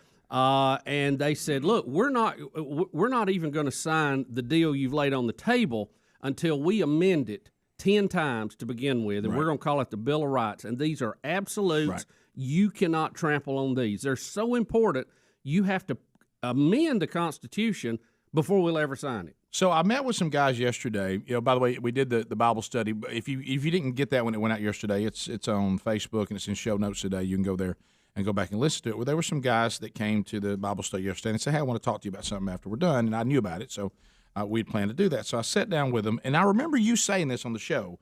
You remember when we started on the show saying, how does Colorado and Washington get to declare that marijuana use there is legal, when it's federally controlled and the federal government says it's not. Right. You remember we've talked about that a lot. And then there's other things where, say, our state might not want to have this or that, but it's mandated by the federal government, so we have to have it. Then you had, the sanctuary cities, another example. Right. Well, the federal government is supposed to remove illegal aliens, and then under an administration, they said, nah, we're not going to do that. Right. So the states said defiantly, we got sanctuary cities, which violates federal law.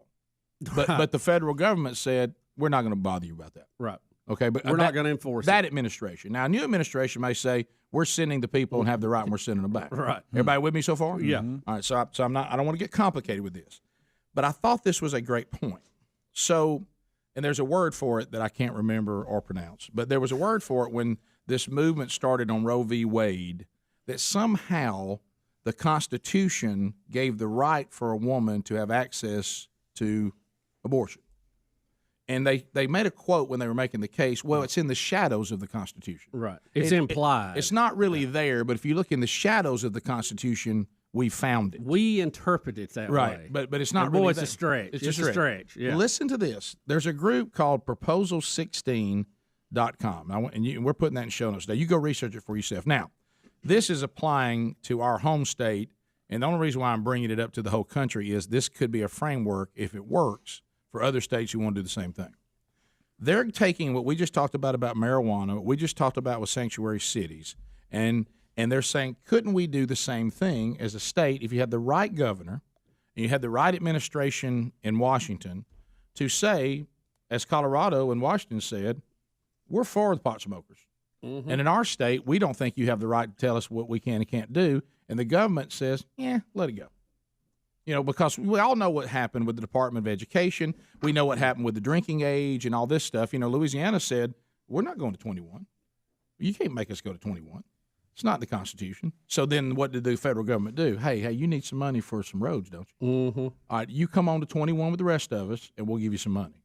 We know the Department of Education, if you say you can't dictate curriculum, they say, well, then we'll take your money away.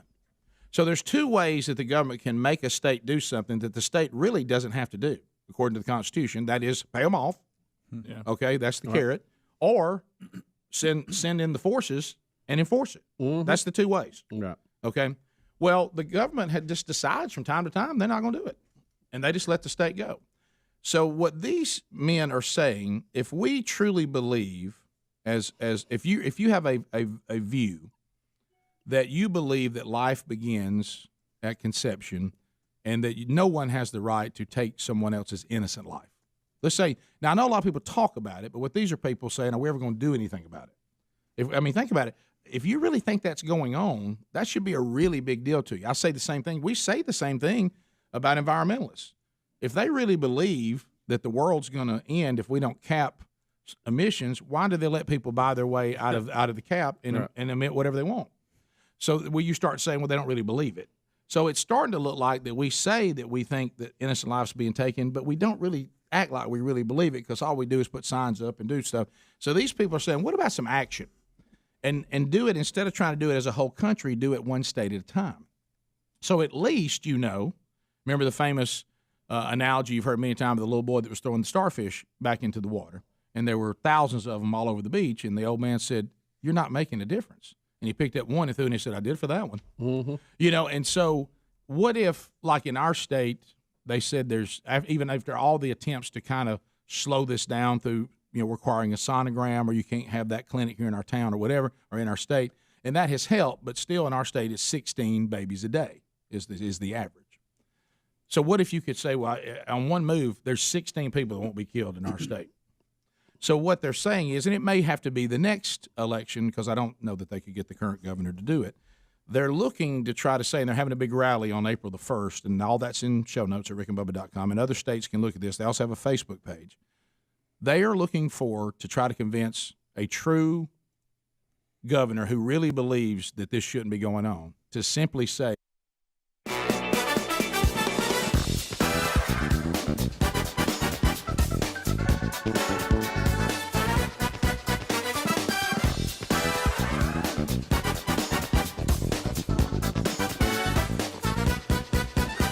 brand new hour coming to you from the No Name Studio. On the bleeding edge of technology, Speedy, the real Greg Burgess, Helmsy, Eddie Van Adler, the Team Rick and Bubba, all here ready to go. Wednesday Bible study back today. Look for it on the Rick and Bubba YouTube channel at noon Central Time, 1 o'clock Eastern, walking through the book of Genesis, now 8 months in. Today, chapter 31, I believe. So that'll be going on today. It'll be archived soon after to our podcast and YouTube channel for you to watch or listen to if you so desire on your own time. Also, welcome back for a brand new hour. There he sits, rocking mic number 2 for 28-plus years now. There's Bill Bubba Bussey. Rick, glad to be here, and thank all of you for joining us. I wish you were singing that perfectly. I do, too.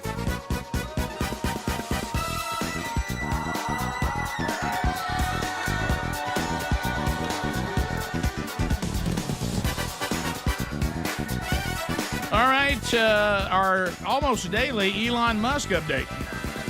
Hey! Boom! There's your laugh in there again. Bling, bling. Bubba, Rick, did you know that Tesla was working on a humanoid robot? I did not know, and I don't like it.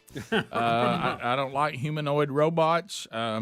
It's I feel like sometimes that I'm riding through town screaming like Paul Revere and no one listens. But everybody's disregarded my warnings about animals, and I don't know how many more people have to be run over by buffaloes. But until y'all stop trying to get your picture made with them. But humanoids, I got a problem with because I just have seen too many movies, and at some point they always become problematic. Well, Elon Musk was talking about their robot called Optimus. And he said eventually, when they get it to scale, that it will cost less than a car and that people will buy them as birthday presents for their parents within a decade. Within a decade? Within a decade. Of when now, they're available. The robots are intended to replace humans in repetitive, boring, and dangerous tasks. This is not good. They will eventually serve millions, handling tasks like cooking, mowing lawns, and caring for the elderly. The price should come down in the future as they build them to scale, and as he said, eventually costing less than a car. Adler, can you find any video of that online? Because I saw some out there the other day. Oh, you saw some humanoids? You know, the fact again, this is Elon pushing the edge of the envelope. But will it try to make decisions for food for you? Like, no, I'm sorry, you've already had too many calories today. Now the Honda robot we saw when we were at CES a few years ago, and it was old news then. So that's old stuff. This one. I don't know how Hyundai says it, but you've seen it do a lot of things. Now the Tesla robot is going to be even more. It's going to look as a whole lot more human than the others. Oh, then those are the ones. The more human they look, the more dangerous they become. The scarier they are. Oh, dangerous. I'll use the word dangerous. I'm telling you. Yeah. Well, I mean, do you not learn Are there going to be like male and female? I know we can't discuss that these days. No, that's not allowed. We don't even let human beings. But like, what if one of them was a male and he did all the grilling, and the female did like, Greg would say like the dishwashing. You misogynist. Greg said it. He told me in the break. So you're even going to be a robot misogynist? I'm just saying. So I'm going to take one to my parents and drop it off. It says the Optimus robot is set to debut on AI Day on September the 30th. That's a person. That's a person. That's not a robot. Right. That's Bubba doing the robot. This is at the Tesla event where they unveiled it, but we don't look. That's a person. That ain't no robot. I don't think they have a working prototype yet. Yeah. That's what it's going to look like. Yeah. Greg thinks that's real. I wish that was Adler. Good. Me too, so badly. Well, but you know what? Picture this, like yesterday's story. No, I'm sorry, Miss Burgess. You do not have ESPN yet. Right. Did you make any progress? Well, I'll ask you that in a minute. No. We're here in the middle of Elon. Elon Musk admits he's not buying Manchester United, and his tweet claiming so was only a joke. Yeah, he sent that tweet out yesterday. Again, you throw anything. Well, you know what he's having too much fun, isn't he? With Twitter. Look, it gives you the height and weight. How about that? Wow, it's gonna be 5. It's gonna be super tall. It's gonna be 5'8". What? So Manchester United is not that's not a true story. No. He's just having a little fun. Yeah. But think about with his kind of money, Rick. Would you buy a sports team right away? Would that be stop number one? If I had his kind of money, I would buy soccer and shut it down. The whole league. The whole league. So Everybody would you say, buy? Man, did you hear that? Burgess got shut the whole thing down. I said I just bought soccer and I put it in landfill. Yeah. Would you buy an NFL team? No, I would not. You wouldn't? No. Be a good investment. If you had to buy a professional sports team, what would you guys buy? I have to buy one? You have to buy one. Well, I'm going to buy a football team. Yeah, That's something I don't even care about. What team? Yeah, Dallas Cowboys. I would buy investment. I want to buy the Packers, but I don't think I would go over well in Wisconsin. Well, it's a lot of home games that are cold. I'm going to do something different here. I'm going to buy the Cleveland Browns. Are you? Probably get a heck of a deal. I'd get a heck of a deal, and I'd turn that thing around. Interesting. I think that's an easy turnaround. Here comes the money, Bubba. We know you're the Vikings. Well, no, I don't want to waste my money. Yes, good. No, it would be a major overhaul. That's for sure. The Cowboys, the Falcons, Tampa Bay, any of the teams in the South, I think would be good ones. The Dallas Cowboys are just. I mean, that's a given. How much did Jerry what do you think profit about for that? When he first bought it, do you remember the numbers? It was a few $100 million. Yeah. And now what I'm doing, how you have to kind of warm up. I actually bought the Birmingham Stallions over the weekend. You buy the iron and move it to another league. I was going to buy the World Games, but I can't afford that. right. Can't wait to see Nick. But anyway, was that story accurate? Guys, Jerry bought them for $150 million, which is now they're worth $2 billion. Do y'all realize that $2 billion? How cheap he got that? Oh yeah, how cheap. Mm-hmm. You remember when Dr. Lemack was trying to buy the Vikings? It was about $250. $250 million. I tell you what I would do. They got outbid by Tom Clancy. Yeah, and then his wife tied his assets up in a divorce. And that was the end he of did it. What? Tied his assets up in a divorce. I understand he bought them in '89, and that includes a lot. He bought them in '89, and that then was a record. Total. Yeah. Here's what I would do. I would buy the Raiders because they have the coolest uniform. Mm-hmm. I would buy the Raiders. We're out of Las Vegas. You get your haircut. I'm gonna bring them to a really, really happening southeastern city that doesn't have a team. Mm-hmm. Okay, I'm gonna look at Birmingham would be one I would look at. Right. I'm gonna look for some others. Maybe something in South Carolina. I might look at Charleston. I'm gonna look around over there. I'm gonna look over at Louisville. You know what I mean? I'm gonna look around at some southeastern cities that don't have a team that I think could be able to do that. I might look over there. I might even look at San Antonio.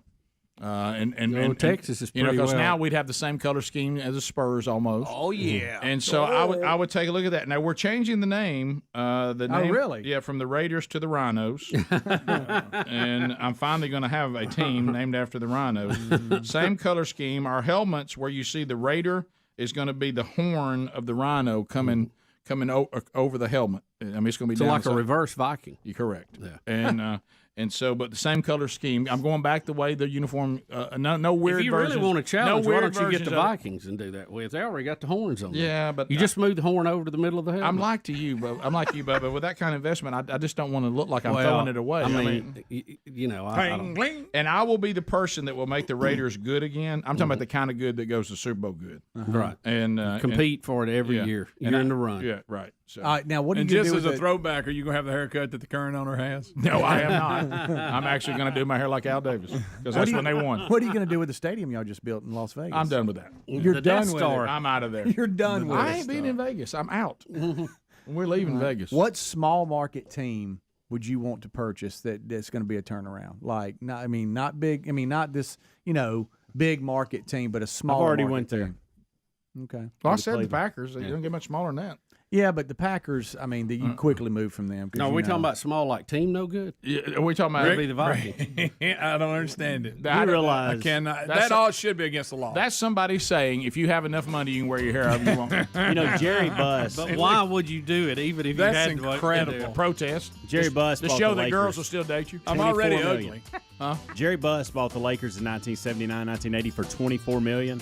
It's worth over $2 or $3 billion today. Wow. That's another one. Good Think about investment. that. Wow. Yeah, longevity. 16 minutes past. More Rick and Bubba next. Rick and Bubba, Rick and Bubba.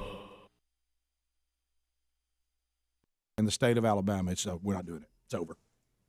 And then with Mike Pence, the first vice president we've ever had that have attended pro-life rallies and seems to be a true evangelical when it comes to this, and Trump, someone who may not be all the way on board but seems to have changed his view on it, is it possible that if under this administration, if you can get a governor who's got the courage to do it, who really believes this, doesn't just say it, but actually wants to do some action, in this state, abortion's over. It will not be done here. And then see what the federal government will do. They let marijuana go. You mean they wouldn't, you don't think you got a chance to them say, you know what, if we believe that's murder, maybe in that state it's over. And they'll do one or two things. They'll either come try to pay you off, or they may come in and try to force the issue. But if there's an opportunity under this administration that the states could say, we don't think the federal government has jurisdiction on this, you can't make us do that in our state, and we're not going to. Then you start saving lives one state at a time, as opposed to trying to do it all over the whole country in one big swoop. Let me ask you this. I think it's a brilliant strategy. It's a very intriguing idea. Yeah. What happens though when they take it to a federal court and the court rules against the state? What happens then? Well, that goes again. What he's saying is you have to look the federal government in the eye, right, and see if you don't have an administration. See, the same thing could happen with Colorado and Washington on marijuana. Right. The federal government just said, yeah. So yeah, they could do that. So you think with the current Justice Department, that's right, they would acknowledge the state's right to decide that at home. Right. They completely understand that could happen. What they're saying is, would this be an administration, they just wouldn't do it. Right. Because they agree with them. And if you are a state, you would fall under the jurisdiction of your circuit court. You couldn't have, say, in our state, Washington deciding it. Correct. Right. And even though Washington may claim they could decide it, maybe they won't. Because they go, they could decide it for their district, but they couldn't for ours. But the point was made, I thought was great. He goes, the federal government said, we don't want to come down on pot smokers. Surely we can get a federal government that says, I think I want to save some lives. Right. Interesting. Interesting concept. Anyway, so it's in show notes. It's called Proposal 16. And you can go to proposal16.com. And also they have a Facebook page. And they're going to have a rally to try to convince the current governor or the next governor to come on April 1st to consider and hear their voices that a governor in a state has the authority to stand up and stop this, just looking for one that will. Rick and Bubba.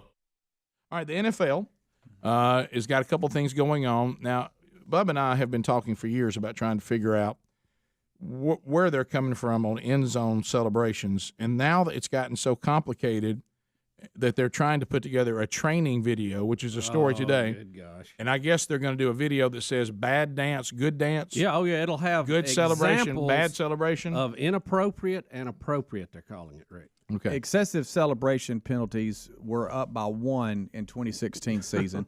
There were 30. In 2014, 2015, there were 29.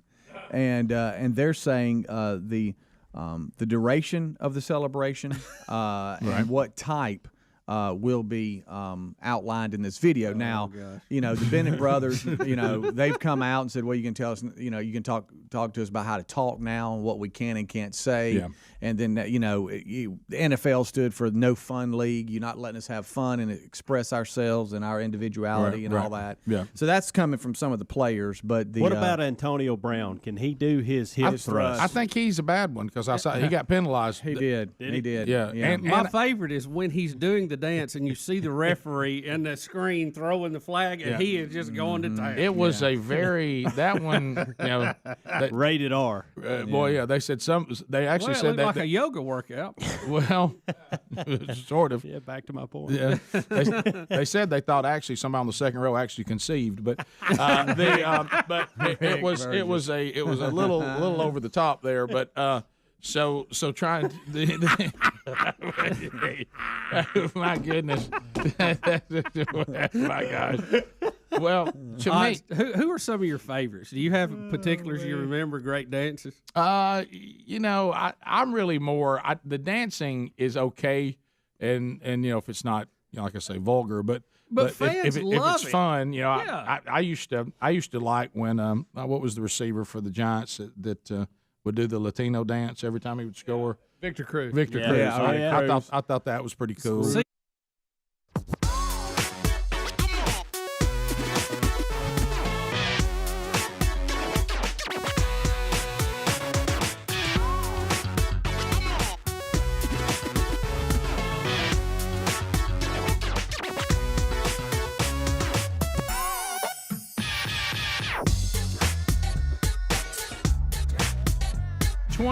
Minutes past the hour.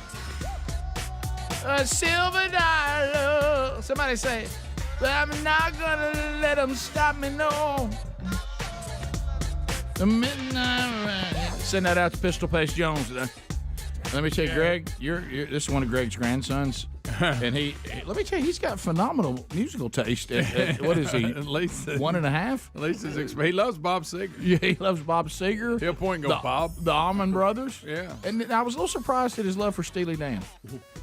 Was that up, dude? You know, I think he was in there trying to play. What was that he was trying to play the saxophone on? Turn the Page. Oh, was that Turn the Page? Yeah, Okay, all right. I thought I saw.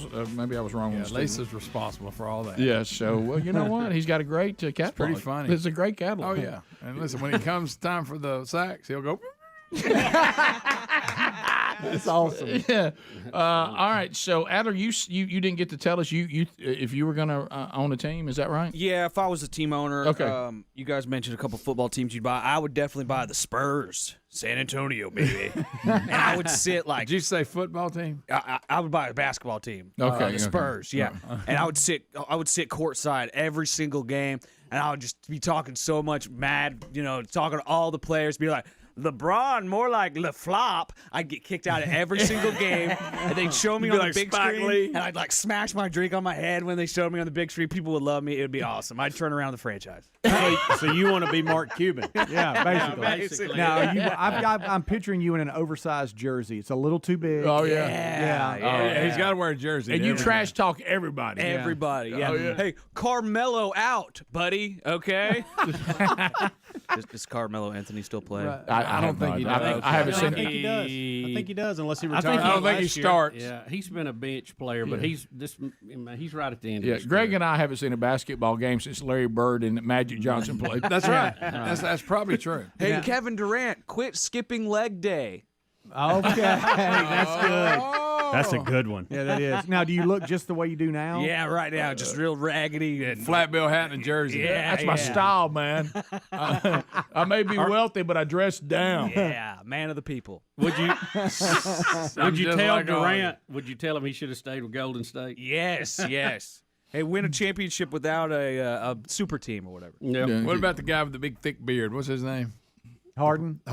Yeah. Oh gosh. You can get on him about that beard. Harden, I can smell your beard from here. Oh wow. It does look like it stinks. There's not enough beard oil on the planet. All right, so this other video, and Adler's got here 9 stretches you can do every day. Do we all need to stretch? Oh no. Yeah, I mean, I thought that this was something that we could show people how limber we are. Maybe focus on health for a segment. Elasticity is a health important. segment. Yeah, focus on health for one segment, and I figured we could all just pick one of these stretches to do. And I'll do this. Look at here, I'll do this first one here. That's Oh, pretty yeah, I good like for your that. I chest. think I've seen you doing that. Chest opener, and then Bubba could do this one here, I think, pretty easily. Loosen up the old hips. Yeah. Rick can do that one. That's the butt Definitely, scratcher. yeah. Oh, my goodness. And Helms could do that, I think. Touch your toes. No doubt about it, baby. Yeah, yeah. And then Speedy could do this one, I Yeah. think. That's the one I wanted to do. I think that's more my speed. That's a good one for your back. I could do that one. I'll do that one for you guys. And then Greg can definitely, do that one. And this one.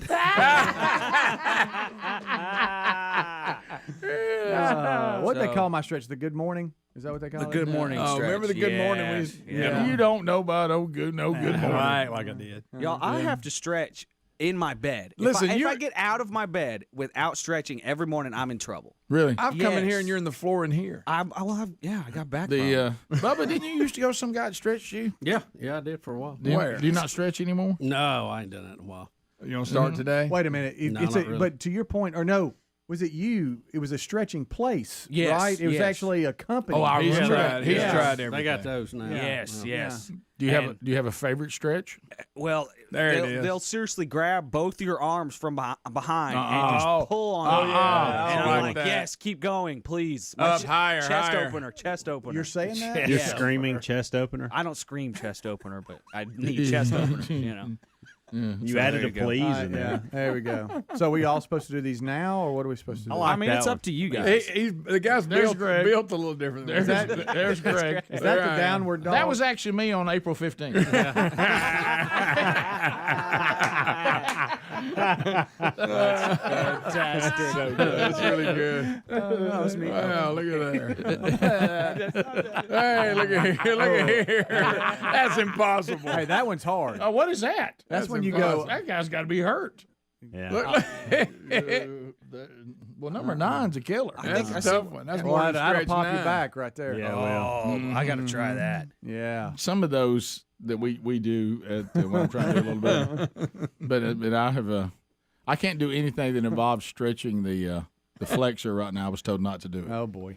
Yeah, I think I pulled something getting in your truck yesterday. Yeah, I'm telling you. I don't like the looks of all this. Yeah, right.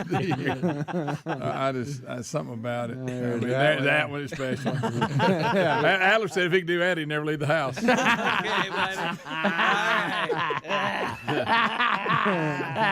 Stop it. That's fantastic. Just a healthy, reminder from Rick and Bubba. Everybody, Yeah, stay everybody. limber, stay stretchy. Speedy, I think you should do these. I think you can do them. Oh, yeah, he can do Yeah, it. you can do that one. do those. Speedy, you can definitely do that. That one, I want to see somebody one pull right that there. one off. I remember Try when- that real quick. I can't. I know what you're. Would Brian text you or something? No, Ryan didn't text me. I just like to see if you could. You That got one, you got, I don't know about that. When you I got want to see if my hips can rotate like that. Yeah. I don't know that I that's- I remember the don't one lie. where you lay it here and you go opposite foot, opposite hand on their back. Yeah, I've done that. yeah, but then I like that. They used to make us lay on our chest and do that. I think I hey, faked hey, it, let me though. tell you something. It looks great. Yeah, I don't think I think I made Greg, it. what about the famous oil rig?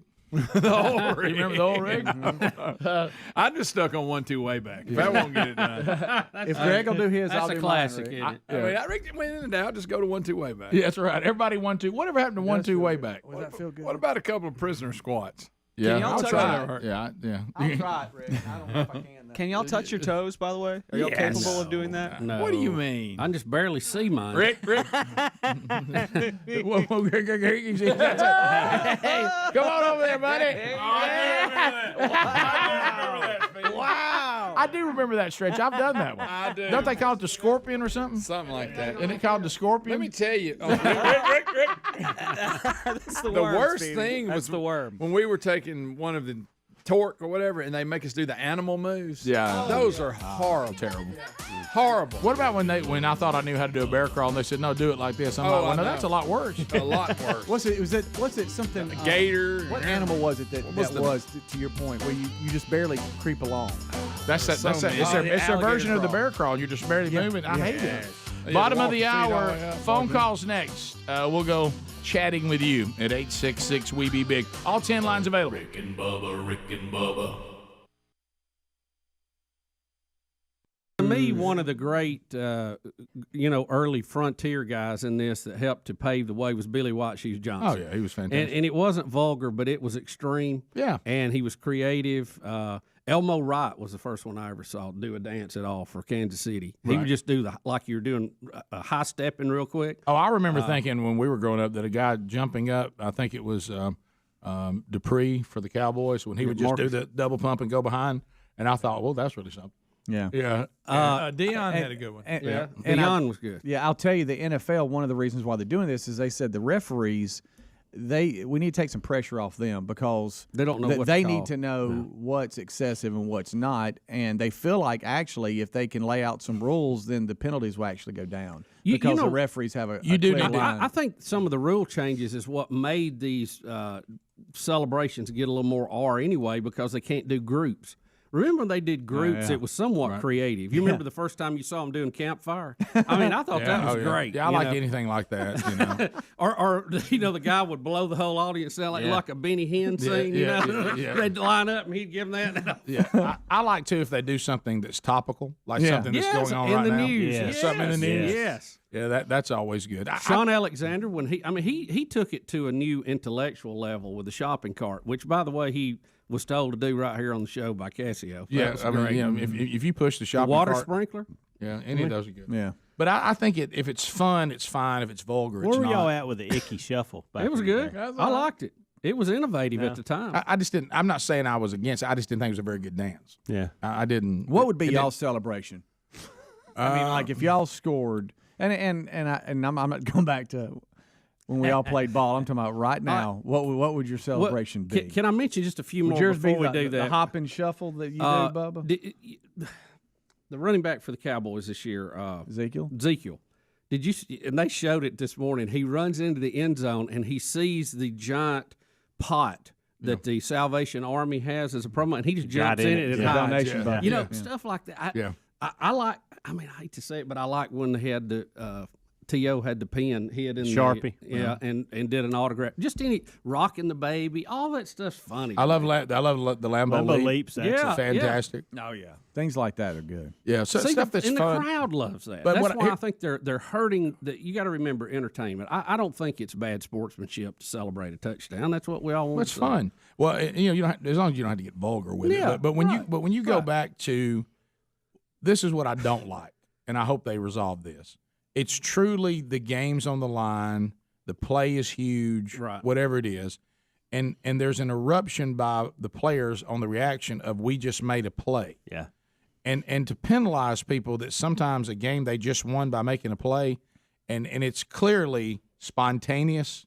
It's clearly just a reaction that hey, we just made the play that's going to win the game, and a referee takes that moment and penalizes somebody. I've just always thought now you're becoming part of the outcome of the game. I mean, they made the play. They're excited about it. It'll settle here in a minute. Calm down. And I'll say this: I'm not like Speedy asked the question. I probably wouldn't celebrate. I'm not a celebrate guy. But if you're going to let the offense celebrate, dadgummit, you better let the defense. On a sack, I want to see them dancing. Well, I want to see the defense be able to celebrate. I agree. Too. We're really you got to be consistent. Just don't stomp the guy on the ground. Right. You got to be away consistent from him and then celebrate. Well, I'll say this: defense really is a more emotional side of the ball. I agree, anyway. 100% with that. It is. I mean, because that's all just you're reacting to everything. Yeah. So I hope they don't get silly with it. Yeah. You know Bubba's little hop and dance he does? Oh, yeah.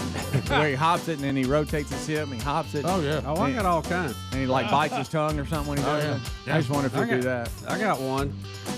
You do? I got several. I thought he was going to come up with one, but they're already using it. You've never seen me do snow angels, have you? Rick and Bubba. Bubba, from the email bag, we got a little. Well, Rick, we love feedback about the show. Oh, we love feedback. This email comes from Chris Martinez. He says, I called to make a comment while you were talking about Joel Doe around 7:20 a.m. For some reason, I got cut off, and I called back. As I was waiting, I got cut off again right before you went to the troll. Right. I called back, and the guy who answered the phone was extremely rude. Oh, no. And began to raise his voice, trying to get me to say my comment. Say it! I told him, never mind. Say it! I understand that this is a high-paced environment, and I'm not a sensitive, emotional baby. But I'd prefer not to be yelled at by your interns or whoever is screening calls. Just thought you and Rick would want to know.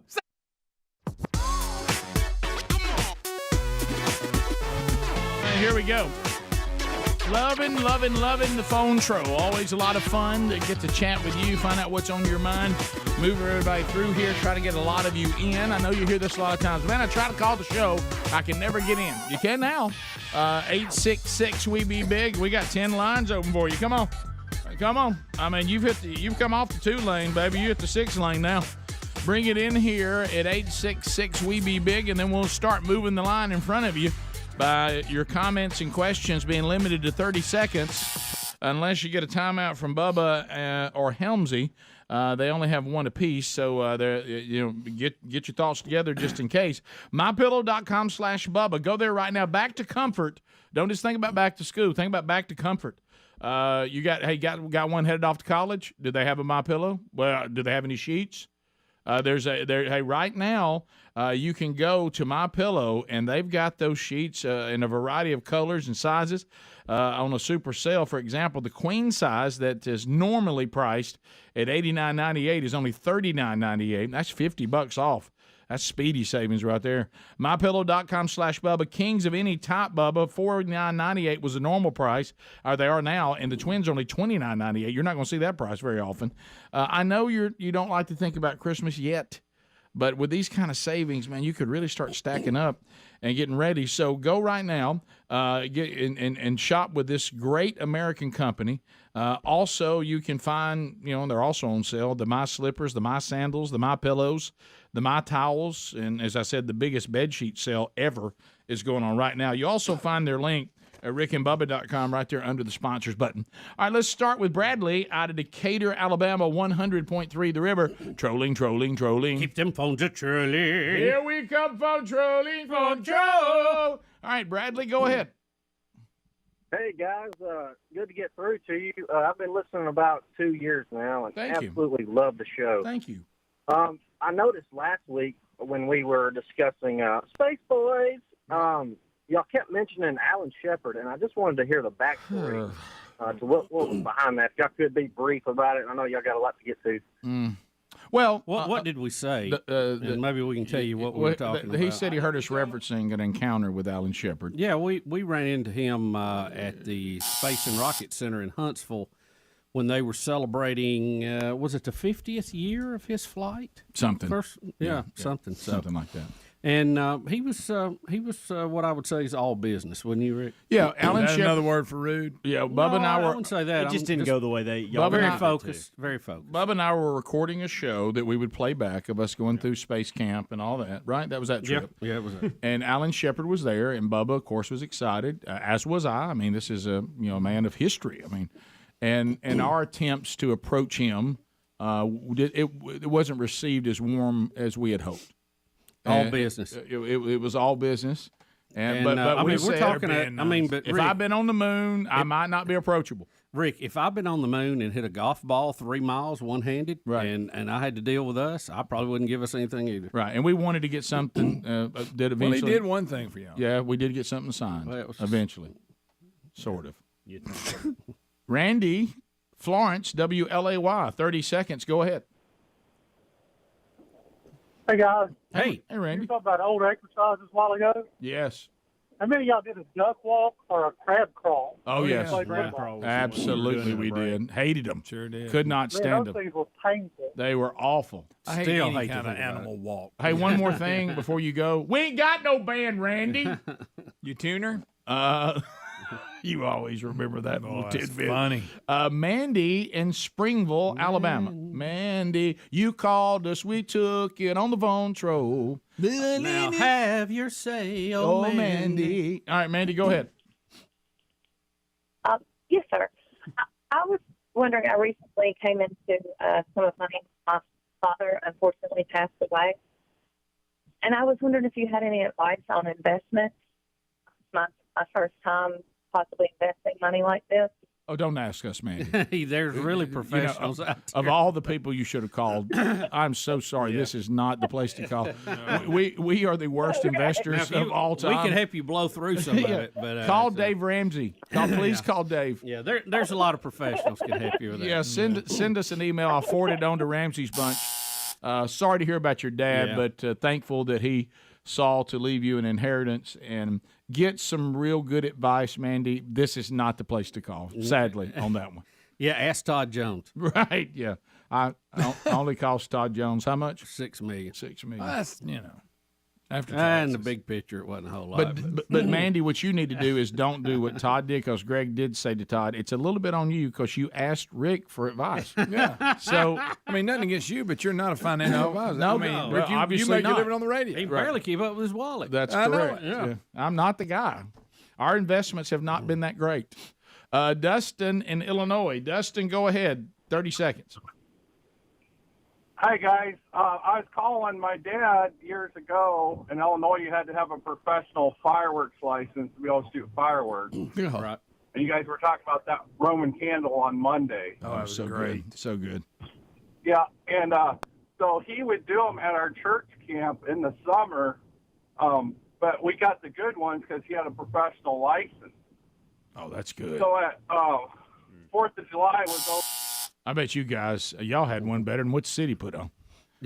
Our dad had access to some good ones, too. Oh, yeah. Not as clean as yours.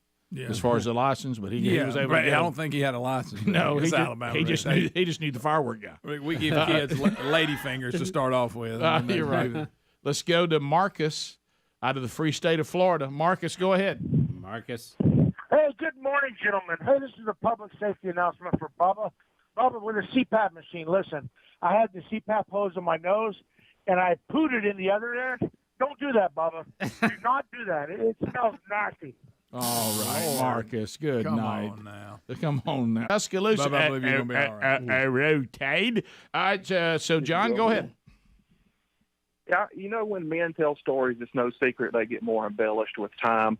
And, Rick, I'm just wondering how long before you and Mr. Buddy are sitting on the couch, and he looks up at you with a look that says, hey, Rick, remember that time I whooped that deer's A in the back? You're right. As time goes on. Yeah, right where I wanted Yeah, I'm about 5 to 6 more years of actually playing quarterback at my high school. Yeah, you worked your way through all the positions. Right. Let's go to Dustin in Prattville. Dustin, go ahead. 30 seconds.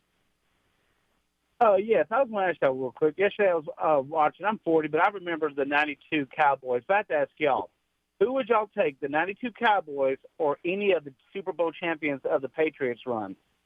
Oh, yeah, I would play the 92 Cowboys with one of those Patriot teams. I would. I don't know which one because I can't stand the Patriots, and it would feel terrible being for them.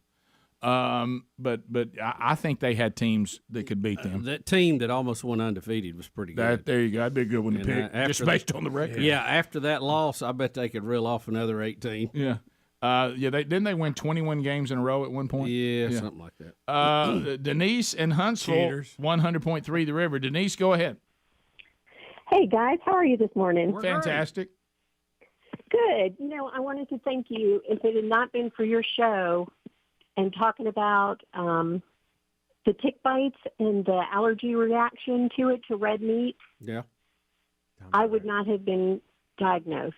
No, really? That? You got the alpha-gal? Oh, no. Yep. How about that? I do. I have alpha-gal syndrome. So I was diagnosed 2 weeks ago. My doctor had no clue what it was. But if I had not listened to your show, I would not have pressed for blood tests. And there it is. Did you have a bad experience that led to this? No, I've been having allergic reactions, just hives for 2 months before I figured it out. No hamburgers. That's good. Test for it. I'm glad that podcast and Big Richard, what he had shared with us, helped you out with that. Amen. Well, yeah, it really did.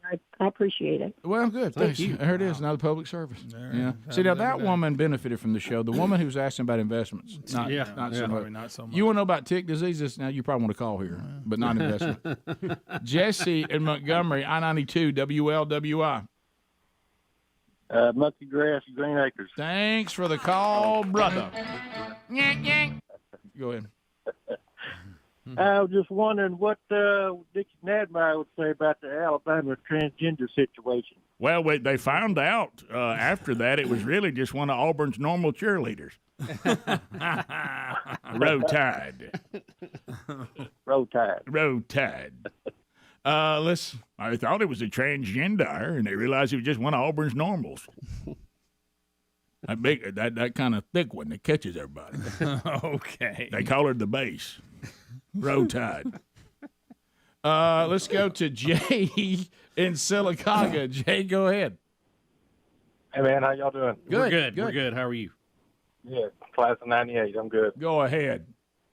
Hey, it's off topic today. I was wanting to get into y'all last week, but on the Trump raid, would it not be hilarious if Trump would have come out the next day and said he had got tipped off on that raid and just watched them go berserk behind the scenes on trying to figure out who done it?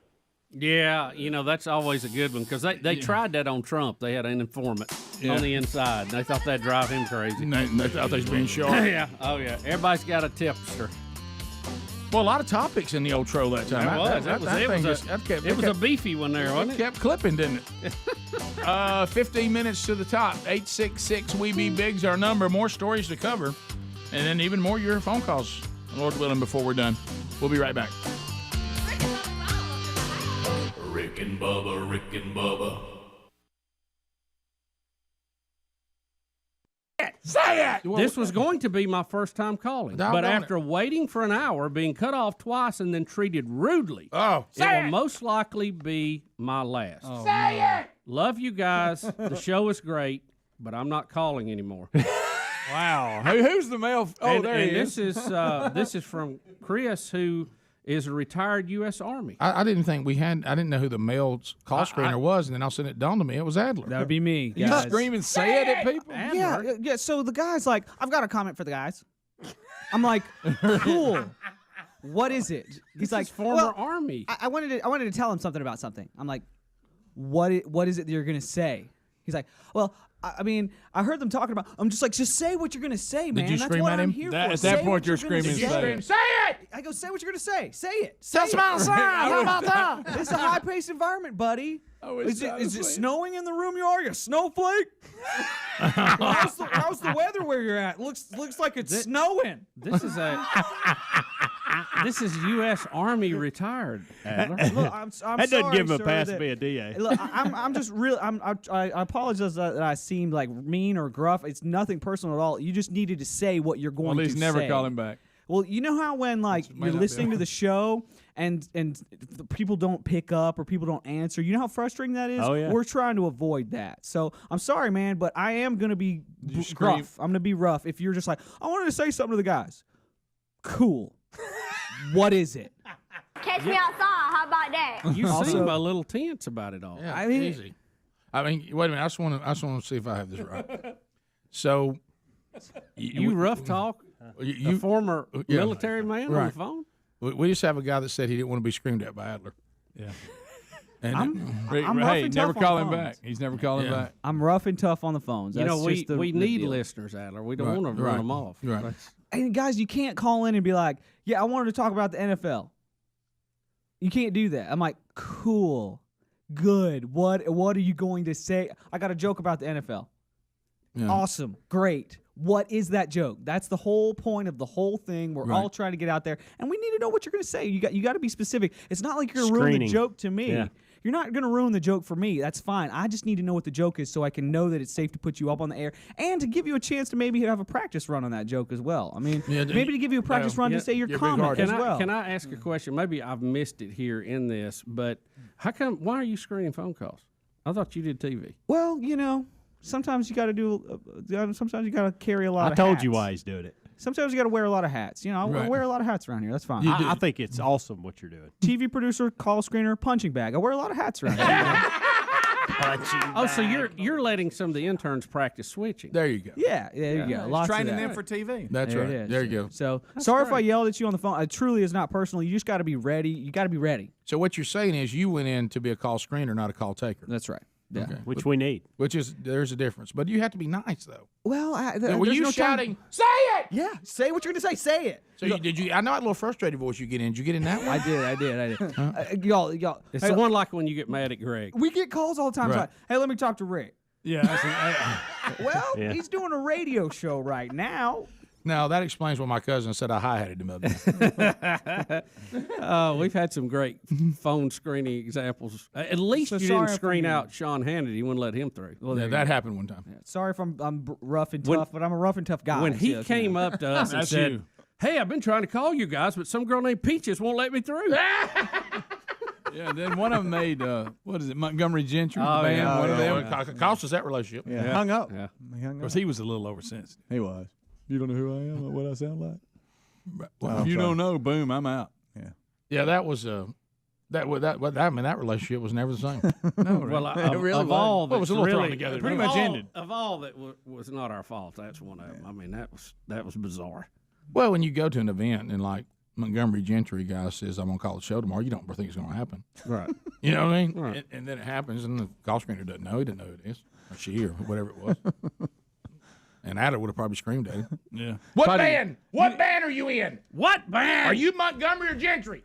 So I just screened a call just now. Just ran in there, screened another one, and it was an inappropriate joke. So I'm glad I screened that out. Sometimes you got to do that. You do. That's good. Yeah, you giving him motivation? Did Bama Mark call again? He gave us some political talk this morning. Did he really? Yeah. Christmas. So, there's nothing better than talking to him before he really gets awake and going. Because Ricky got talking about is that different than what we usually? I was about to say. Yeah, believe he it or was not. talking about the nominee for the Supreme Court. He was all defending him. I said, "What's his name?" I don't know his name. And I said, "You don't even know who he is." I just want to be sure. Even if you know, it ain't easy to say. I just want. 9 minutes to the top of the hour. The Rick and Bubba Show. 866 We Be Big is our number. As we make our way back, Wednesday Bible study back today. Also want to make a point coming up this weekend. Excited to be headed to LaGrange, Georgia, Sunday night. It is Man Church, their first Man Church, as they have started the men's discipleship strategy, as have many all across the country and even around the world, in Canada and the Bahamas. The strategy is available to you at themanchurch.com, and I'm honored to be there in LaGrange, Georgia, First Baptist Church on the Square, Sunday night. If you want to find out more, that is a ticketed event. Go to either themanchurch.com or rickandbubba.com under events. At themanchurch.com under events, you'll see Saturday night, the 20th, the Andrew Barbudas will be in Boulevard, Tennessee at First Baptist Church there, and he'll be kicking off the men's discipleship strategy there in beautiful Tennessee. So if you want to be there for that one, you'll love hearing from Andrew. He's fantastic. Got a great story and a great message, and also you'll understand the strategy and get an opportunity to plug in. So that's this weekend, the 20th, Barbudas and Boulevard, Tennessee. Sunday night, I'll be in LaGrange, Georgia. All right, so Bubba, couple of updates. It's a Rick and Bubba news. Or one update. It's a Rick and Bubba news. Update. It's a Rick and Bubba news. Update. It's a Rick and Bubba news. Remember the co-pilot that jumped to his death? Yeah, very confusing story. Really confusing. I mean, I thought it was the pilot at one time. Didn't we think it was him? It was actually the co-pilot. Well, they keep saying co-pilot. And well, there you had a pilot and a co-pilot. Yeah. It was one of them. Yeah, well, they say co-pilot. Yeah. Co-pilot 23 jumped to his death from the aircraft after accidentally damaging the landing gear during an aborted touchdown attempt. So we're now interviewing the pilot that landed the plane successfully, meaning there really was no need to jump from the plane, especially with no parachute. So they were asking now what happened, and the plane's pilot in command told federal investigators that his co-pilot, so that is official, it is the co-pilot, Charles Crooks, became visibly upset about the hard landing, meaning the one where he damaged the landing gear, in the minutes after they diverted to another airport for an emergency landing. So he got upset. Mm-hmm. And he said he said he'd let the co-pilot be in control. I guess he was practicing on landing, and he botched it. So it upset the guy.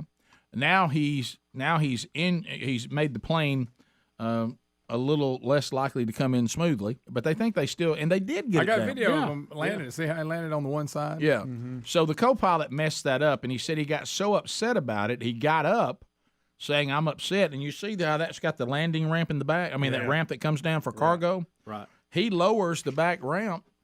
He said, I think he may have got sick, meaning he might have vomited. He said he wanted some fresh air. And he wanted some fresh air, and he lowered that, saying, I just need to get some air for a minute. I'm really upset about the botched landing attempt. Right. And then all of a sudden he jumped out. And then the guy ends up landing the plane with no, they still think he jumped, he didn't fall out or something? Well, that's a good question, but they're saying jumped here. Was he that distraught over messing the landing gear and he thought that they weren't going to make it? I'm wondering if he had some kind of panic attack or something, because the side window to where he was sitting up front in the cockpit, he opened it like he wanted to throw up out it or something, and then made his way to the back, as Rick was talking about. So I don't know if he went back there and fell, and I don't know, or just jumped. According to the pilot, he got it from his seat, removed his headset, apologized, and then departed the airplane via the ramp. Wow. Well, there you go. Pretty easy. So the pilot says he didn't fall. He just Wow. I mean, I know he feels bad about botching the landing, but hey, evidently that was a little much because the guy landed it. Hey, look, now the guy that's got more experience than you is going to get the plane down safely, and did. I saw the video. It was leaning on one side. You're going to learn from it. We're all okay. Yeah. It ain't worth all that. And we got an emergency landing here. Right. And that's going to be tough. And it's your fault. Right. And you did botch it and mess our plane up. But I mean, it ain't worth jumping out the back. Nobody's that mad at you. Right. No. It's not worth all that. See, this goes back to, again, these younger people. They can't handle.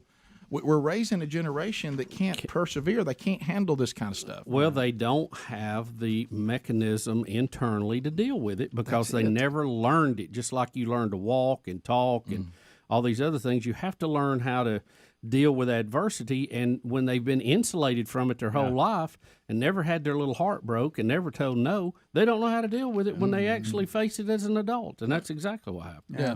I mean, there's generations ahead of them that jumping out of the plane would have never even been on the table. Yeah. You might have got a my bad. Yeah. My bad. Hey, my bad. Hey, that's on me. That's on me. Yeah. Jumping out of the plane. Hey, Burge, don't worry. We're going to set her down. Hey, now you messed our plane up. I know. I'm so sorry. It's going to cost a little money. Let me tell you what I ain't going to do. Get up and jump out of the plane. No, that ain't helping anything. No. It's really not. And no parachute. All right. So then we got this Mike Tyson story. It's not an update. Well, I guess it is because he's been spotted after talking about his mortality. Tyson spotted being wheeled around the Miami airport. He's in some sort of chair with wheels. It's not a wheelchair, but it's a chair with legs. Yeah, with wheels that you would move people in an airport that can't walk. Right. But we'd call it a wheelchair, wouldn't we? Well, you know what I mean. You know what I mean. It ain't one. It's not. Look, it's not an official. It's that public one. It's that public. Yeah, it's not a show enough good one. So he's 56, and so he's precarious. I need something to get around. It's precarious. All right. Hey, we're going to hear more of this. It's Mike Tyson. We're going to hear more from him. He's got a stick with him. And we're going to cover him more over the next couple of weeks as Hulu has done a original series about his life. He's not happy about. He's not happy? Well, he didn't have anything to do with it. What Hulu's doing? Don't watch that Hulu. Don't watch the Hulu. I wouldn't want to be Mike. I wouldn't be the producer if he got his hands on him. No, even if he's in a wheelchair. It looks really good. Oh, good. This is a word I'd love to hear Mike say. Sciatica. It's a sciatica. No, it's just sciatica, Sam. He said that his sciatica has flared up. It's nothing serious. There goes Jonathan Winters again over there. That's good. It's sciatica. I want you to watch him. Right down my back, all the way down back of my leg. There he goes. You sound like you're somebody off. He sounds like some kind of character from Living Color. Everybody calm down. He does, Rick. That's really good. Yeah, I forgot about that. Yeah, it was a hilarious show. It's funny. It gave us some people that are pretty much household names today, too. It did. Jim Carrey's fireman, whatever. Good night. Fire Marshal Bill. Yeah. All right. Remember Jamie Foxx was that ugly woman and accused everybody of checking her out. Don't be flirting with me. Yeah. Funny. My joke on it. Jennifer Lopez was one of the dancers. Mm-hmm. Wow. All right. All right. So she was. So Tyson, the people with Tyson said, "Don't make more than this." When did he talk about his mortality? When did he do that? You know, Mike. Yeah. Last week. Yeah.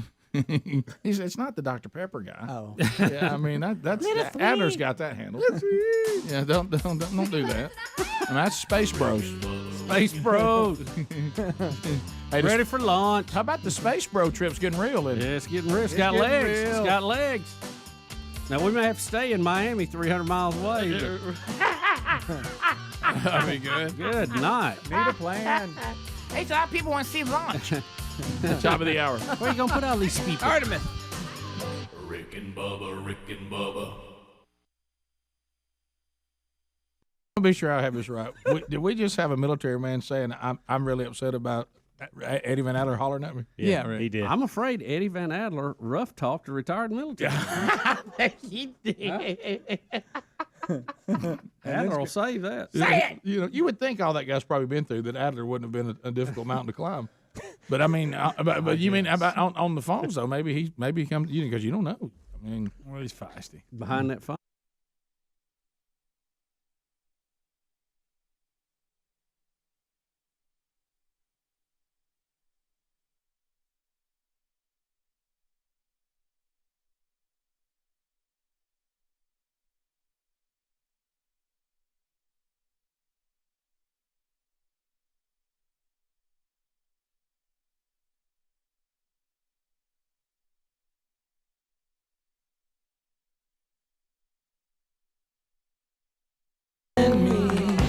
April wine. Wow. Just been. You know how we all do. We do weird things, and as we're getting older, our minds are getting more and more difficult. Is this mine?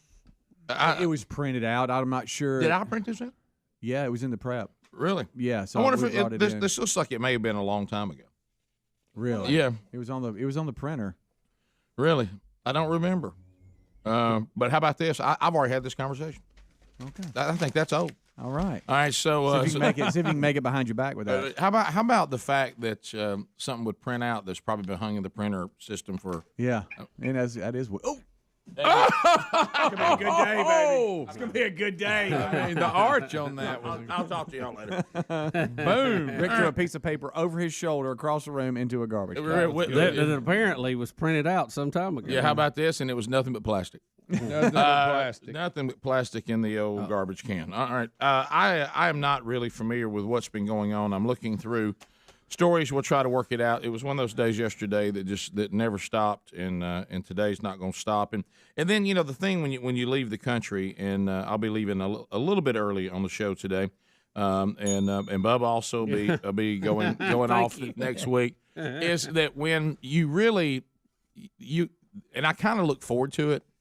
And that is that life is about to become a lot less complicated. Once I arrive where I'm going, right. Life's going to get real simple for about 7 days, and then so I won't. I'm thinking, do I want to jump in to all the complicated things of the world, or do I want to go ahead and just ease into that and I'll worry about it back on April 3rd? I'd say push it back. Yeah, so I don't know. Push it way back. I'm sure there's some heavy things to talk about today, and we'll get into it if it's necessary and if it's brought up. What are you talking about? Declaring a fun zone? Well, I'm just saying I don't know how much I want to unpack today. I mean, I'm gonna have to unpack some, or we're gonna have a very dull show. But I mean, we're gonna have to actually do that. But we were just laughing about how weird the times are that we're living in, because there was a time. And we even talked about this from a faith standpoint, and it was really, I think it's in John 14 in the Bible where Jesus is telling the disciples that as this thing goes forward, those of you that I'm now handing this off to, you're going to be able to do more than even I've done, works greater than I've done. And you're just like, I remember looking at that thinking, what? Yeah. Now, of course, we're not talking about. How does that play out? But the point that Jesus was making when God came to earth as a man was, I covered about 500 miles in 3 years. The things you're going to be able to do to advance this kingdom and to take what I've done and advance it is going to boggle your mind. Yeah. And of course, like today, as I sit here, I will sleep in Managua, Nicaragua tonight. Mm. Now, there was a time that if somebody said, we need to go over and check on Nicaragua, you'd be like, well, too bad, so sad. Yeah, we'll get there next month. Right, yeah. And it'll be modern transportation is just unbelievable, isn't it? I mean, it's like a time machine. Well, it really is. You know how we do that, and that's not that far away because it's just Central America, and of course we've done some that were even further than that. But the point being that it's so strange. Like when I got out of my bed today, I said, now tonight I will not return to this bed this very day when I'm having my normal go to work day, but this very night I will be sleeping in Nicaragua. And think about it, that really has changed in the fairly recent history of mankind. You talk about history. Yeah, I mean, when did we have the airplane actually start being usable? Kitty Hawk weigh in. What? So World War I, we had a few we threw hand grenades out of. What was that, around 1912? Something like that. So a little over 100 years that it's become what it is today. Yeah. Really, in the 50s and 60s is when the travel really took off with the modern jetliners. Right. And isn't that wild? The boys and I, because the two boys that are still at home are going too, we check the forecast. And the good news is this time that we're going back, it's going to be a little cooler. It's only 96. Right. So you got a cold front that came through. So it'll be a little it'll be a little cooler this time. I'm gonna tell you what. I'm gonna see what the temperature is. The few rooms that do have a window unit air conditioning are very sought after. I bet they you are. two are you talking about opposite worlds? He's going to luxury. Mm-hmm. Well, I've done that too, and I like that. Yeah, ain't nothing wrong with that. Those people need a good example too. They do. You're about to go to a small hut. I'm just saying when you lay down tonight. Oh yeah. The two worlds. Will be, well, we've done it. Yeah, we've done both. Man, you have. But I'm just saying tonight. Yeah, it's a different experience. Are you going to Jordan Suite? High today is 80. in Nassau. Nassau, Bahamas. It was a little milder there, but it's always wonderful there.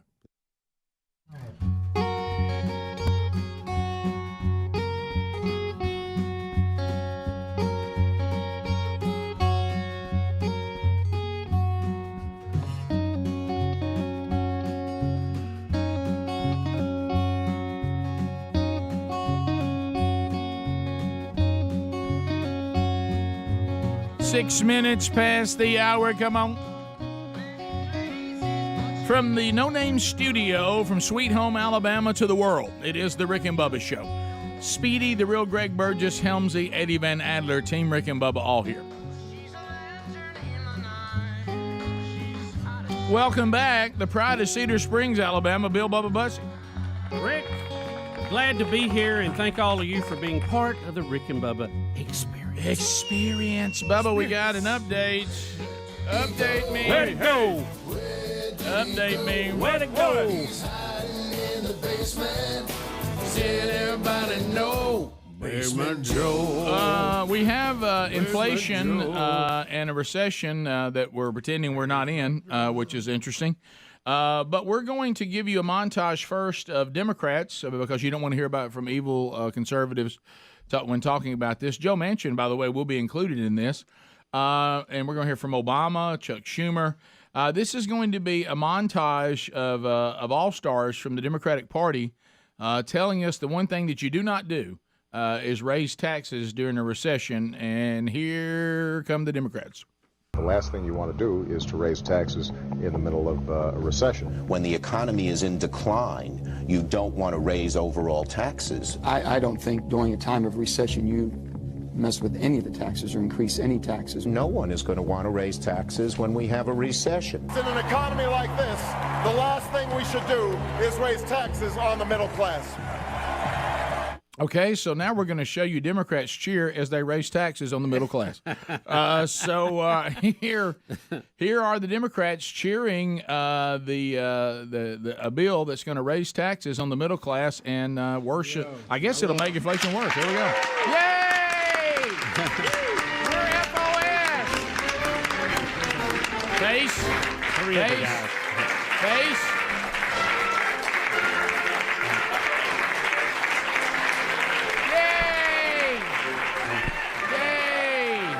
Got to get our mask on. He's covering his whole face. Yeah, he's got to get his mask on after he's already shook hands with Manchin without a mask on. Oh, gosh. Sure. Three of the guys you saw in those clips. He just standing left right there. Did y'all see him leave Schumer hanging? Mm-hmm. Yeah. He turned to shake Schumer's hand, and Schumer put his hand out, and he turned. Just the fact that they're calling this the Inflation Reduction Act, and everybody who's pressed on it admits it will not do anything anytime soon for Focus that. on Schumer. It's only going to go up. It's only going to go up. Yeah. I want you to focus. Again, we don't have basic economic understanding of this. I want y'all, again, if any of you have aging relatives that have gone through or are going through, look at the facial expression of Joe Biden when he turns around to look at Manchin. I think there is a moment he goes, I have no idea what everybody's clapping about, but look at his face right there. I mean, that face is a look at that. Greg, look at that. Oh man! Oh, that's no. tough right there. There it is. Oh my goodness. Well, I hope we're all happy. So here's also, now you heard the montage before this, Bill. Then you've seen it be signed and them all clapping like it's the greatest thing known to man. You see Joe Manchin, who got duped in all this and somehow is trying to save face. But now we go to the lie that comes from Joe Biden, and he wants you to know that don't worry about anything. If you make less than $400,000 a year, you're not going to pay a penny more until this bill was passed. But all right, so here we go. No one, let me emphasize, no one earning less than $400,000 a year will pay a penny more in federal taxes. Folks, do you remember? There's something about this number that keeps coming back up that I always found interesting. Do you remember the Clintons saying that you'd never, if you made more than $200,000, if you made less than $200,000, you would pay taxes, or a household of $400,000. So we see that number bouncing around again. The Congressional Budget Office, which is nonprofit, that scores all these bills to be the go-to source on it, said that an analysis by the CBO estimates those earning less than $400,000, the group at which Biden promised not to raise taxes, will pay an estimated $20 billion more in taxes over the next decade. $20 billion more over the next decade. And they're going to use the army of IRS agents to be sure that's done properly. So, Bubba, he can sit there and tell you that, and we're all good with it. So, I don't know. So, I'm going to ask you a couple questions, okay? Sadly, have we currently met the criteria of what both parties agreed indicates recession? Yes. All right, that's a yes. So we were told by Obama, Schumer, and Manchin the last thing you want to do is raise taxes during recession. Is that accurate? That is correct. All right. Were we told by the Democrats that no one making $400,000 a year will pay a penny more in federal taxes? Yes, we just heard that. Yes. Is it true that this bill will mean that people under $400,000 are going to pay more federal taxes? According to the Congressional Budget Office, they say that they will. Now, Rick, think about this too, and that's direct. That's right. Direct taxes. Right. If we raise taxes on corporations, which is a lot of this, which you've heard, let's say Walmart, let's say, whoever, the power company, let's say wherever else you shop, do you think they're going to pass those taxes along to you, or they're just going to eat it? Well, they have to pass it on. That's right, because they have a business model to stay in business. They have to pass which is it on why Democrats and Republicans, okay, don't miss that. Yeah. Democrats and Republicans say you can't do this during a recession because it's just going to make, the inflation worse on people. Yeah. Because cost of things are going to go up even more now. Because you know what? They have to. Yeah. Back to this analogy we've given you 1,000 times. Also, it's not even hard to comprehend. You may not like it, but it's not hard to understand. The Congressional Budget Office analyst confirms an earlier report from the Joint Committee on Taxation, that found that throwing an extra $80 billion at the IRS to improve the agency's collection of underreported income will end up targeting small business owners to pay for the legislation. And why? Because they're easier to harass and collect from. And there's because more they don't have of them. They don't have the legal, usually the pockets to go and get big tax lawyers that can take the government to court and string that out. The IRS is expected to bring in more than $180 billion from other wealthier taxpayers, but still, there's a big hunk of it going to have to come for people making under $400,000. The only people that's telling you that is Joe Biden, right? And those people there that just told you that you can't raise taxes during a recession. And what can you do about it? The midterm elections are coming up. That's right. And that's your one circuit breaker before it's all kicks in. This is your chance to that way at least get to where the Senate and the House can minimize what this administration can do.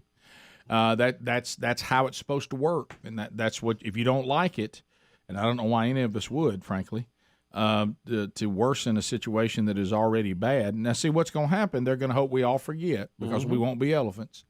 They're going to hope we all forget, and you watch. Write this down and initial it. They'll come back and say, "Well, I don't know why people like Bussey and Burgess are talking about us. Our plan actually brought in more revenue to the government than." I don't know what they're talking about. Now, they won't tell you how they got the revenue. Okay, but they'll say, well, when we raised taxes, revenues for the government went up. And everybody they won't tell you where it came from. You know the way that I like for the government to raise revenue is for businesses to be making more money, so thus they pay more taxes. Yeah, it's going to it's going to be bad. And how about this? This is not an opinion of people who are conservative. Democrats have told you this is a bad idea. It's all across the board. So they're doing it, and thinking we won't play these clips. It's just the fact, too. Think about this. This really is a climate bill and a tax bill. You're right. Called the Inflation Reduction Act, because everybody knows inflation's bad, even though Joe just told us 1 week ago it was zero. Why do we even need it if it's zero? Right. Huh? Y'all, it's just... It used to be they would lie and take opposite sides of the street years apart, and people couldn't put the videos together. Now they're doing it week to week, and we have all the videos in full high-def color, and they just keep going because nobody holds them accountable to it. You're right. We'll be back 15 minutes past. More Rick and Bubba coming up right after this. Rick and Bubba, Rick and Bubba. Bubba have his bedclothes turned down with the men on the pillow. Yep. Headed to the Atlantis, which is great. But you know what's interesting about that is there's also two worlds of packing. See, Bubba and his family and our family, when we do it, when you're going on like we're going to rest, we're going to whatever, we're going to go have some fun, spend some time together, which is great. The packing is very important. Every little thing. The boys and I are in that mode of, it doesn't matter. I mean, even if we get over and can't find our clothes, with somebody throw us a T-shirt, some shorts. Right. I mean, put scrubs on. So I mean, definitely. we're literally throwing in old T-shirts. Yeah. Hey, take those shoes you don't care about. Now, is that because of where you're going or the fact females are not involved? Well, where we're going. yeah. And because I'm gonna tell you, anything that you want to not get anything on, or you want it to be clean, it's gonna be hot and dirty for 7 days. We'll be back. More Rick and Bubba right after this. Rick and Bubba, Rick and Bubba. Very far. We will continue to kind of see what stories are out there. I know that I saw, as far as the old Trumpster is concerned, and healthcare, and his personality, which can be a good thing, and at times you wonder. I know that they're talking about, well, this is the normal way we do things, and we're going to keep debating the health care bill, and he's trying to find enough votes. Then you call and you do that. And then I believe it was even last night when we were warming up for the game, I saw something come across, one of these things that sends headlines across your phone. Trump said, that's it. We voting on Friday. Yeah, I saw that. That's it. I got to laughing. Because that's what it That's looked enough. No more debate. It looked like he was saying, I'm tired of talking about this. We're going to vote. Yep. So well, the problem is he don't have enough votes. No, he doesn't. So he doesn't. Yeah, they're is this his way to come back and say, I tried? I don't know. Well, he's told the ones that voted against him he's going to find somebody to fill their seat if they're not with the plan. Well, because he's in a tough spot because right. You go through and you promise something and right. then if it doesn't go through now, they're saying it probably won't get back to on the table till after the midterms, and so then the Democrats are going to run against the Republicans saying they didn't do what they said they'd do. And he's in a quandary because if he tries to push through what he wants, there's no way he'll get 60 votes. Yeah, no way. If he can't get it now, he won't get it after the midterm. And so he's in a tough situation. Well, look, and he said vote for this or keep Obamacare if that's what you want. Well, go on the record. I think once again the problem you're finding here, and I'm not trying to defend Trump. As a matter of fact, I don't do that as often as probably some people would even like, but because I'm going to be principled, I'm not going to pretend one thing and then act another way if it has an R by the name versus a D. But it is, as far as it's going, I think these establishment Republicans are killing him again because they're the ones that are in there and the way they're putting him in situations that are not good. And the thing I think the people, sometimes I think some of us are forgetting the people in this too. These representatives and these senators, if the truth was known, and this is a general statement, but I would say it was the majority of them, but not all of them. They love this gig. Okay, think about I heard I forgot who it was yesterday unpacking this, and he was 100% right. He said they went from having to buy tickets to the games to having the best seats. I mean they're sitting courtside. They're up in suites. They people call them congressman. People call them senator. Oh, they love and he said they love all that. He goes, let me tell you the one thing they're scared to death of is that you're going to fire them. And he said, but their job is to go in and represent the people that can either take that job from them or continue to give them all these things they love. And he said, now, I know you'd like to think that they're in there trying to serve the country, but they're really in there trying to serve their job. Now, that's not everybody. Right. That's a general statement. But in general, he's saying, he goes, but the good news is you, the people, that's how you scare them. Is you say to them, if you don't do what we sent you there to do, we're going to fire you. Mm-hmm. So some of these people that are saying, I cannot compromise, I told my people we were going to go to free market insurance. We were going to take the government out of insurance, and you're putting me in a bind. So they're getting themselves in a lose-lose situation. What I don't understand is why they didn't go in and simply do what the bulldozer people said they wanted done. They're trying to have we wanted them to go click from the left to the right, and they've clicked it about midway. Yeah, because they won't. That's not the left, but it ain't the right. If they go to the right, there's no way they'll get 60 votes. It won't ever pass anyway. Well, they ain't gonna get it anyway. Well, but he's trying to come up with something. Clicking in the middle ain't getting. This isn't speedy talking. This is just what I'm hearing. Yeah. Well, he is trying to.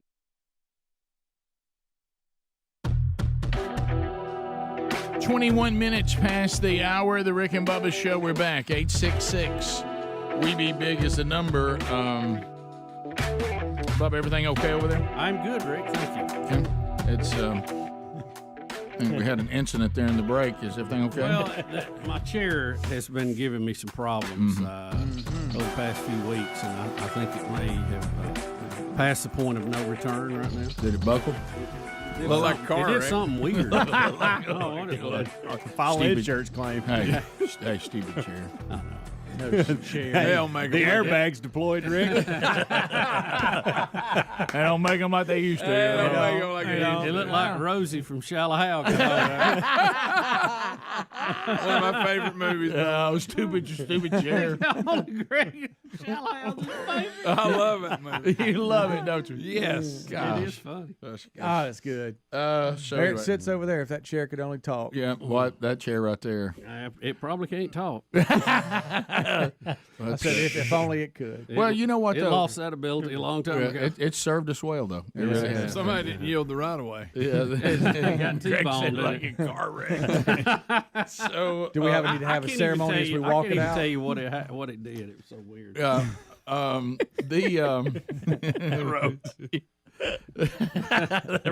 don't believe what I'm going through down here. You heard she kept breaking chairs, and he gets so mad. Them cheap chairs y'all got. Made out of steel. He was going to chew him out. Bubba, you may not be able to figure out what happened to that chair, but I can. It cried uncle. Yeah. It gave it up. And I'm out. Calf rope. So Helmsy and I were talking about something in the break, and I said, you know what, remind me of something I was going to mention on the air. Look, in the world of marriage, we all, as husbands out there, you know, we, especially now with the technology, I don't know what people did before cell phones, keeping in touch with each other. I think great days. I think you just out there and finished your day and came home. Believe it or not. Until somebody saw you, they really couldn't say anything. So, but now, you know, we can be in touch at all times. And and there's certainly advantages to that. But and disadvantages. But anyway, the world famous, hey, on your way home, can you grab this? Got that today. Okay. Yeah. Or it's Saturday at home. Hey, could you run the store and grab these items? Yeah. Okay. And I don't know. I really don't. I don't know whether there's some trick my wife is playing on me that she thinks is funny. I'm almost convinced that she has some way to see where I am in the store, and then to wait till I just pulled out my American Express card. It's making that sound not to forget. Yeah, that I just pulled out, and all of a sudden the text would go, oh, and I need this and this too. Yes. And you're already checked out. No. Or they're in the middle of checking you out. Are you pushing your buggy to the car? Yeah, and I'm just like, and I've gotten to the point where sometimes I'll try to guess items that usually get forgotten. Yes, and I throw them in there anyway. Yeah, and just have them, and it's like. So let me ask you guys this: do y'all, where do you have to be? Conveyor belt, running items up on the thing. Okay, so if I've already you won't go back that, then. No, you won't go back. No. Yeah.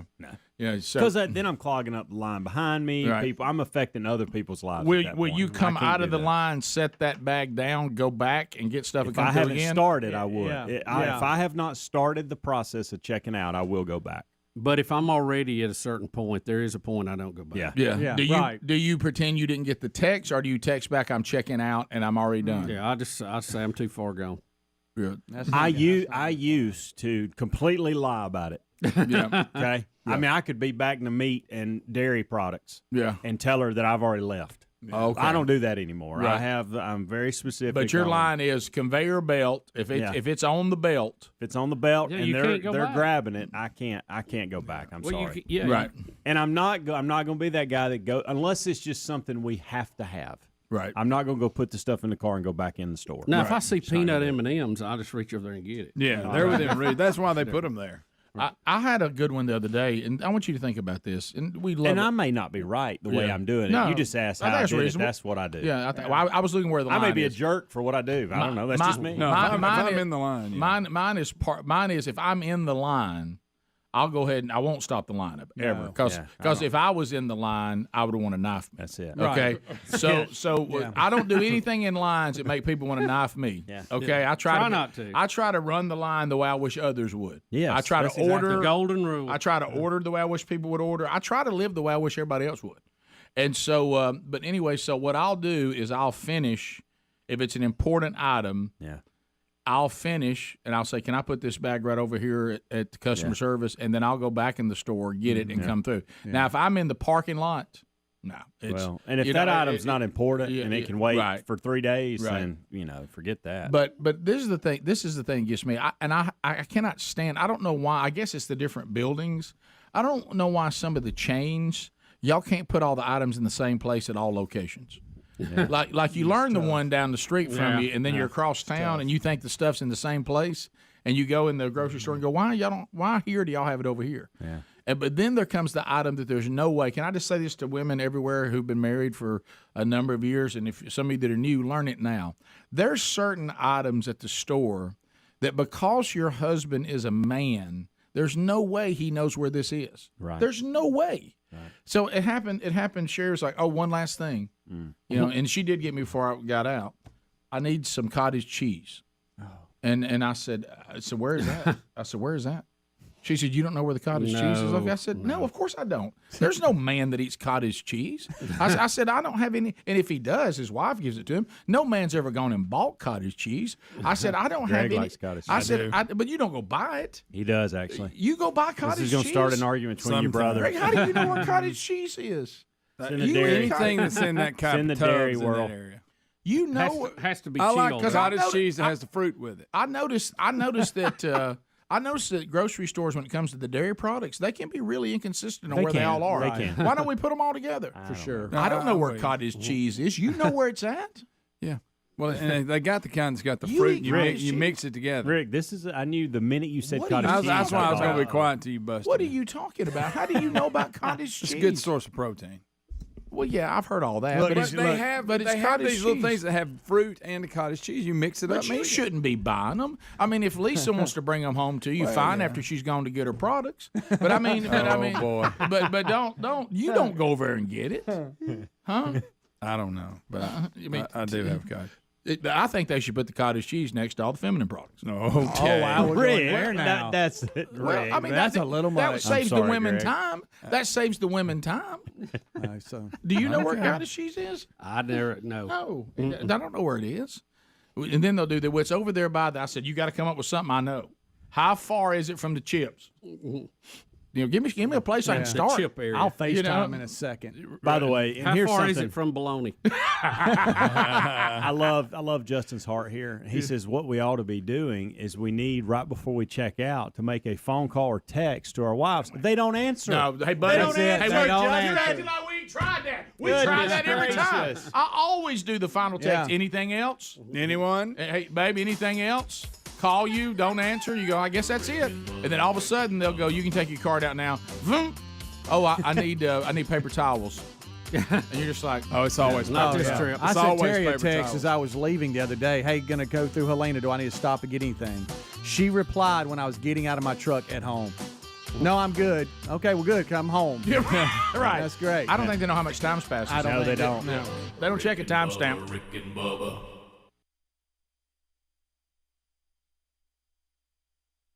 Come up with something that will pass and replace what's happening, what we have now. And he's like, there, if you do the click, then it ain't going to pass. Well, what anyway. you're saying is somebody's that you're asking people to say, well, I need somebody to compromise who you are. And to me, He's a negotiator, Rick. You I know know. that. Well, He's trying to meet in the middle so right. something will be better than what we but have. when you meet in the middle, though, the guys who said, I thought we weren't going to the middle, I'm not a moderate. Yeah. Yeah. I mean, they're in a tough spot. They're trying to pass a moderate health care They're plan. trying to reform Obamacare and not repeal it. That's it. And the American people voted to repeal it. Absolutely. Get away with it. 100%. But yet he's tweeting like yesterday we're taking action to repeal and replace Obamacare. But he's using the word repeal. I know he is, but see, Paul Ryan messed up in his earlier speeches when he started coming. When he would say he would use the word reform. Right. He used the word reform. You did. Right. He never said repeal. Repeal is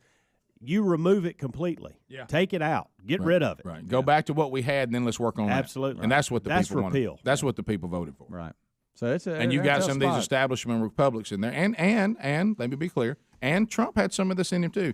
I tell you, we watched the old videos. Trump was not a full free market. No, he wasn't. Healthcare guy. No, he never has been. Well, I don't think that is the case here. I think it's kind of what Speedy's saying. He does not have the votes to do a replace. Doesn't have them. So he's trying to move everything in that direction, and you just can't do it all at one time. There's some of them that are not. And the problem is because the private industry was destroyed by Obamacare. If you repeal it today, those things don't exist anymore. So I don't think it's possible. So many of them have said we will not completely do away with Obamacare till we have a working replacement. Trump sees this as a path to that, trying to move back in that other direction. But if you're a hardline purist on it, you're already dead on the vote. Yep. So what do you do? Well, the liberals, the way they got this is they move it in increments that way. So I don't know that moving it incrementally is not better than leaving what we got. Well, if you get something going. Look, I say what I did a minute ago, and I'll say this: you can't repeal it. We're too far down that road. There has to be reform. The problem is the American people really don't understand that. Well, you know why? It's not, can I tell you why? It's not reasonable to do. Can I tell you why the American people don't understand that? It's been communicated to them poorly. Yeah. Well, yeah, you're right. I agree. You're terrible. Right. You're right. Terrible job. Yeah. And that's the problem. If you sit down and say what you guys are saying, you start thinking, okay, but what they're not doing that. And so what the problem is, they're having the bulldozer people that were all in on this saying, look, my people were jumping up and down, and now I've got to go back and tell them that we didn't do what we said we were going to do. And if they had communicated from the very beginning exactly, not use words like reform, right? And they really put him in a bind. These establishment Republicans have just communicated this terribly. Bubba, Rick and Bubba. And welcome back, Bill Bubba Bussy. How about it? Bubba, let's just say happy birthday to you today. Well, it's not my birthday, though, Yeah, I know. Well, your birthday's going to happen while we're gone. I mean, your birthday is happening next week, so we're not going to get to have our normal Bill Bubba Bussy birthday bash. But the birthday week, I thought we might have it when we get back. So Edgar's Bakery, I should say. I don't know where Edgar's Grocery is located. But you know what? They do a great job if they had one. I bet they have one somewhere. Edgar's Bakery has put together another birthday cake, and this is for you. Yeah, so because today is what, the 25th, and yours is what, the 27th? Today is the 24th, and mine is the 27th. Yeah, okay, there it is. Bubba, look at this. What they have on. I hear. That's the. So I heard. Oh, that is it. That's your birthday candles there. So Bubba's birthday is the 20th. And if you look on the cake, they have put Bubba's poem on the cake with a sad hunter that had a full moon at night, and now it's a hunter's fright. And that is fun. Look at the camo on the side. Camo of the cake. on the side of the cake. It's got it all. Yeah. So here we go. Happy birthday to you, Bubba. Happy birthday to you. Happy birthday, dear Bubba. Happy birthday to you. There it is. Blow them out, Bubba. There they go. Sort of, kind of. Oh, boy. Not those. Not the relight. No, not those. Not the relight ones. Look, still firing. There it is. Speedy's dropping them in a bottle of water now, so there we go. So there it is. See, I knew I heard something. I told Rick a minute ago, I said, I just heard a strange noise. Yeah, I remember Did you you saying that? it. Well, Well, thank you, Eggers, and thank you guys. So Bubba's poem right there on Eggers there. does a great job. That may be one of my favorite ones. Yeah, it is. is. That really looks good. That turned out really well. So happy birthday, Bubba.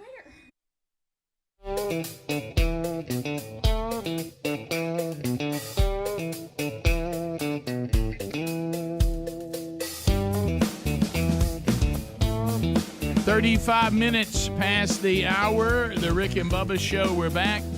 866 We Be Big is our number, and we are thankful that you are here. Do you have the Upside app now? You're going to need it.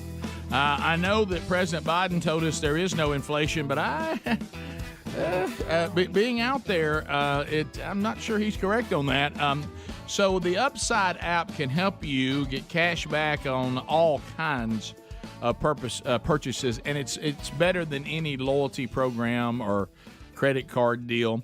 It's the Upside app. You want to use our promo code. Our promo code is Bubba25 to get 25 cents or more back on every gallon on your first tank of gas when you use it. After that, you can just claim an offer from whatever you're buying on the Upside, and also you'll save immediately, and you get paid. Here's how you work it. You just simply check in at the business, pay as usual, and then you get paid because you're using the Upside app and our code Bubba25. In comparison to credit card rewards or loyalty programs, you can earn 3 times more cash back with Upside. And these days, 3 times the savings will add up pretty fast. Current users are earning more than $1 million every week. So that's probably why they have the 4.8-star rating on the App Store. So join us and at least it helps with inflation, and get this Upside app for free. Use our special promo code Bubba25 to save 25 cents or more back on every gallon of your first tank of gas. So, again, you can find the link to it by getting the Upside app. You can go to upside.com if you want to, but you can go also to rickandbubba.com under the sponsors and find it right there. All right, so office situations, what's going on, guys? I know we've been trying to get our office working smoothly. There's all kinds of stories going on, and there's all kinds of things we're learning. What has happened? Y'all want to take it, or y'all want me to? Well, no, This just tickles me. That's all. I mean, really, Greg has more information than anybody, but just to set it up, we're learning the new systems here, and it's 8 months in, and there's still things. We saw, by the time you get way back here, you've had to go through a process of security checkpoints and locked doors. So keys, if there's fobs, codes. Right. So there's what they call mailroom box where everybody has a little. A little slot that has their name on it, and if it's an envelope or mail, that's normally put in there, and we check that, okay. But then if it's a bigger package or something, it's normally left out front in that package room or something, or there's a sticker on the front of the building entrance that says. And pause. Well, that's sure simple. So would the thing be on the former glass doors or on the new? It just depends. On the new door. I guess it in depends. this particular situation. Yeah. And then sometimes somebody just gets it for us and brings it back and says, this was delivered. I'm going to tell you what happened. Mm-hmm. In this particular situation, they had made it all the way to our door that you come into here, into the hallway. Mm-hmm. And there was a UPS sticker, and it was to Bubba. So I just took it with no explanation on me, and that's on me. I just stick it on his door. Well, look, Bubba's answered it and stuck an answer beside it on his door, and there's no way they can get back into it. Yeah. See, that's what tickled me, Rick. That's what was funny. I didn't know how they got back here either, but from time to time, right? Like I've been out front. But they did get further than they normally get. Yeah, I've been out front, and like they'll have a package for young Scruggs or something, and say he has to sign for it. So I'll say, well, come on back, and I'll point him where he is, and I go down the hall and do it. So I just thought that's what had happened there. So it's possible, but they did make it to this door outside here, which is further than they usually make it. But I meant to tell you, but I just stuck it on there so I wouldn't forget. Then I looked today, and he's answered it. Well, it said action required, which means signature usually. Yeah. And so I put a note like I do at home sometimes. Leave package here, sign your name, date. And I stuck it next to it. I thought if they got this far to stick it, they'll get that far to read it. Right. So really the note was to Greg. Yeah, it really was. Right. Yeah. It is amazing they got to that door, though. No, I've never seen them get that far. I've seen them make it a few times. One time I got a package from them out there and then went down DJ Hall, where all the radio stations are, and found the person that it was supposed to go to. Well, before they shut down, I was really shocked at my effort on that. By the way, the glass area, they would have you come by, packages were stacked out there at the desk. And sometimes I see the delivery guy, and he's just out there on the island. He's like, somebody help me and take this thing. Yeah, I mean, he's probably got 300 more to go. And Helms pointed this out yesterday, and I agree with him. I think by now we all know where the bathroom is. Because they still got the sign with the arrow pointing. They've done a little construction. I believe if you don't know where the bathroom is by now, due to their construction. But I will say this: the new construction now has shut down the place the packages went at one time. Gone. So now there's a door that they even know that's the door now? No, they don't. No. So what? Evidently, that guy got. There's no way of through. knowing. How did he get through the door? I guess I thought in. forever and ever. Somebody left it Amen. open. I thought nobody could get through it. Somebody probably came across him in the hall and said, "Hey, they're back here." So, like something I know that's coming is important. I'll usually just send it to my house. Absolutely. So this ain't no way I have anything shipped here that's important. There's a real gulf right now you got to get through, and if it's important, you don't have time to play and chase it down. I will say this too: two things I've noticed out there in the big hall. That when I say big hall, I mean the lobby of the whole building we're all in. I've noticed something out there. Two things that happen. You've hit one. Package people have no idea how to get a package to anybody involved in this broadcast company. They don't. Okay. Well, there's no sign on what door is what. They have no idea where to go. The other one is there's a company that apparently whatever directions they tell them about, I think somebody involved in that company, and I don't know what they do, doesn't know their left from their right.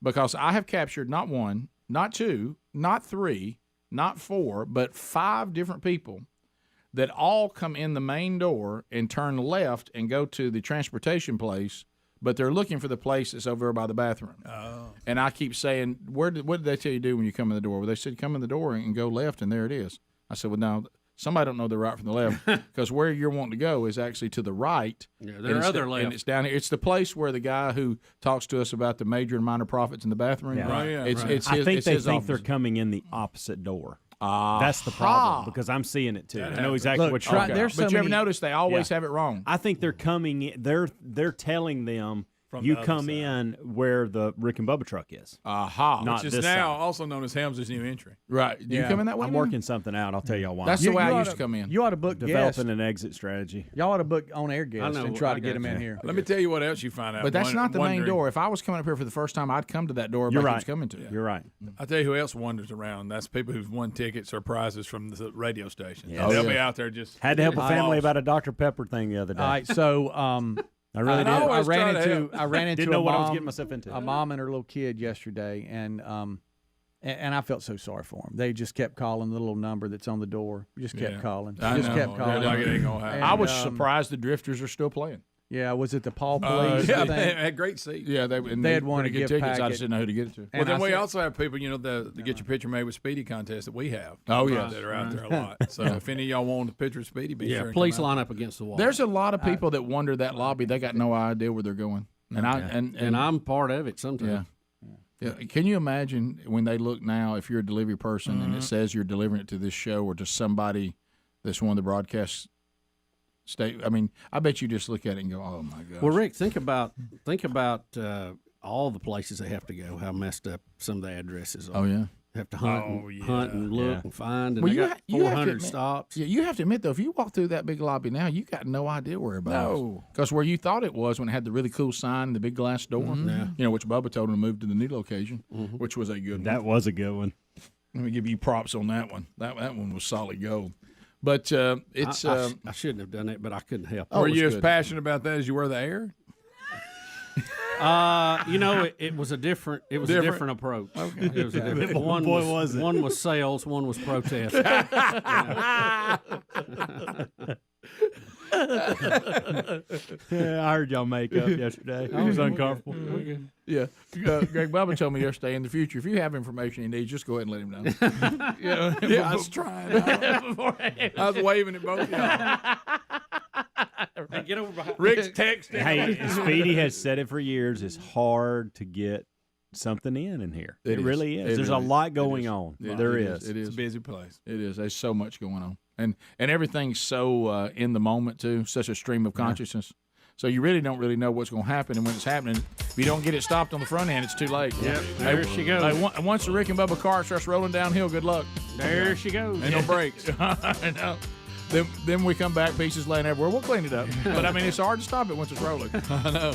We need a little we need some Jake breaks, don't Jake we? breaks. We'll take your phone calls next. 866-WE-BE-BIG and any headlines we might have missed. When the Rick and Bubba Show continues. Rick and Bubba, Rick and Bubba.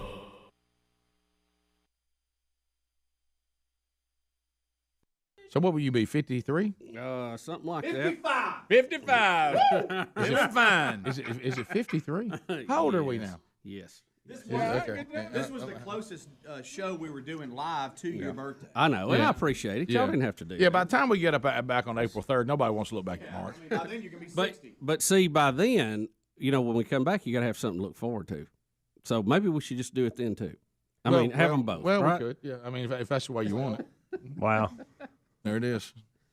We got some dancing beagle showing up. Look at him. Look. I thought Braden was in the room. Well, he's so excited. Oh, yeah. Well, full moon at night. Full moon at night. I like that the hunter looks. Undoubtedly, he's had a full moon. Yeah. He's not happy. Is he? I know that is. Yeah. The only one that was better than that was that they did for Adler. Yeah, that was a good one. Greg, I got a challenge for you, Greg. Greg, before you walk off, I got a challenge for you. I dare you to stick this up your nose. No, I'm not sticking it up. Why would he stick it up his nose? It's right there. Just stick it all. Terrible dare that is. My goodness. That's the challenge. The challenges aren't easy. I know, but I don't. No, I mean nobody. If it's easy, I wouldn't call it a challenge. Nobody wants to see that. I mean, nobody wants to see that. No. You know what I mean? I guess he won't do it then. If we can't stomach health care, we can't stomach that. All right. So you never know here on the show. We solve the country's health care problems and we stick candles up our nose. Right. Well, look, let's face it. That's what I love about it. Well, and I want to ask you this too, and I know there's nothing we can do about phone trolls, and that's fine. Do you even want to talk about it anymore? I mean, you want to just? I mean, haven't we talked all we need to? No, about I wouldn't say mark it off the table because troll only. No. I mean, if somebody wants to talk about it, if that's their thing today, if they want to talk about March Madness, that's fine. Yeah, I want to talk about little Billy Bussey's birthday. That's right. Yeah. I want to talk about a full moon. I really hadn't thought about it a lot because, like I said, our world's a little different in what we're preparing to leave for as far as everything going on. And man, I tell you, I need a break because I just ain't ready. I've tried to get ready all week. Why would it sneak up on you? What? No, it's just I've been trying to do it incrementally, and I'm just not. Right. I still got a today to go. I wish I was one more day ahead. Why don't you go and leave by 8? Yeah. And you get It's started. your birthday, for Pete's sake. Yeah. That's it. I'd rather It'll give be us here. time to have some cake. Yeah. Get that all done. Yeah. So we haven't been to the Atlantis since we did a Rick and Bubba cruise. I know. Right? I went one time after that. Sherry and I took the kids one time after that. I mean, yeah, when you've been, when they were little. I think that's what fired our family to go after hearing you talk about That's it. been a long time ago. I was there in 2009, maybe. Yeah. Good slides. Yeah, and I didn't. Good slide. Yeah, we stayed in one of their little garden thing, whatever. Mm-hmm. We didn't go to the big time then. I mean, it just wasn't possible. But it was nice. I loved it. It's nicer now than it was then. I know several folks that like going there. They've sing the praises of it. So we'll see. We didn't stay there. We did a cruise, and yeah, we did too. And then just went over there and spent the day there. Yeah, I've done both, but I can't remember staying there what it was really like, other than the slides and all that stuff. And the beach was nice. Like I say, the kids were so small then. It was. You know how those vacations are. You can't even hardly remember. I mean, you're just trying to get through it. I doubt they did it. There's just so much going on. But I look back and saw the picture, so I know. It was yeah. Right. And then that jogs your memory, and you go, yeah. But I'm anxious to hear what the experience is in the full blown deal, because like I said, they have these. They might not even have them anymore. They have these little. No, I think they do. Yeah. They got all kind of little places you can stay there. Kind of thing. Yeah, they kind of sit them over in like a little garden area. I mean, they're not. I mean, it's not any 5-star thing, anything like that. It's probably that's where they put the folks that are struggling. I mean, you want to be at the Atlantis, but you can't quite afford just to get in that big building. You can look at it. So they pull you up a little hut next to it. The celebrity thing that's between the buildings. That little arch. Yeah, that's where they put the celebrities. Is that where Bubba's going to be? Yeah. I forget how much it is. I just hope he gets that break before he gets there. Yeah. Gets the what? That break. Yeah. That break you need. Yeah. He needs a break to go on vacation. That's what he said. What? Yeah. I'm give out from getting ready to go on vacation. Never in my life. Did you ever tell me? He said, I need something to look forward to when I come back from work from my vacation. A birthday cake. You're always, yeah. It's always waiting I on you. need to. The fact that I've been off a week. You could look forward to seeing us again. Right. Yeah, I don't know how to tell you this. The Atlantis is what's supposed to get you ready if you go back to work. Yeah. I mean, well, that's the whole reason you're going. Rick, I know that would be ideal. But thankfully your kids are older though, so it won't be all that. Because I remember when the kids were little, like we used to talk about all the time. I can't wait to get back to work so I can rest. Yeah. I mean, when you go on vacation wear you out. But when they're older.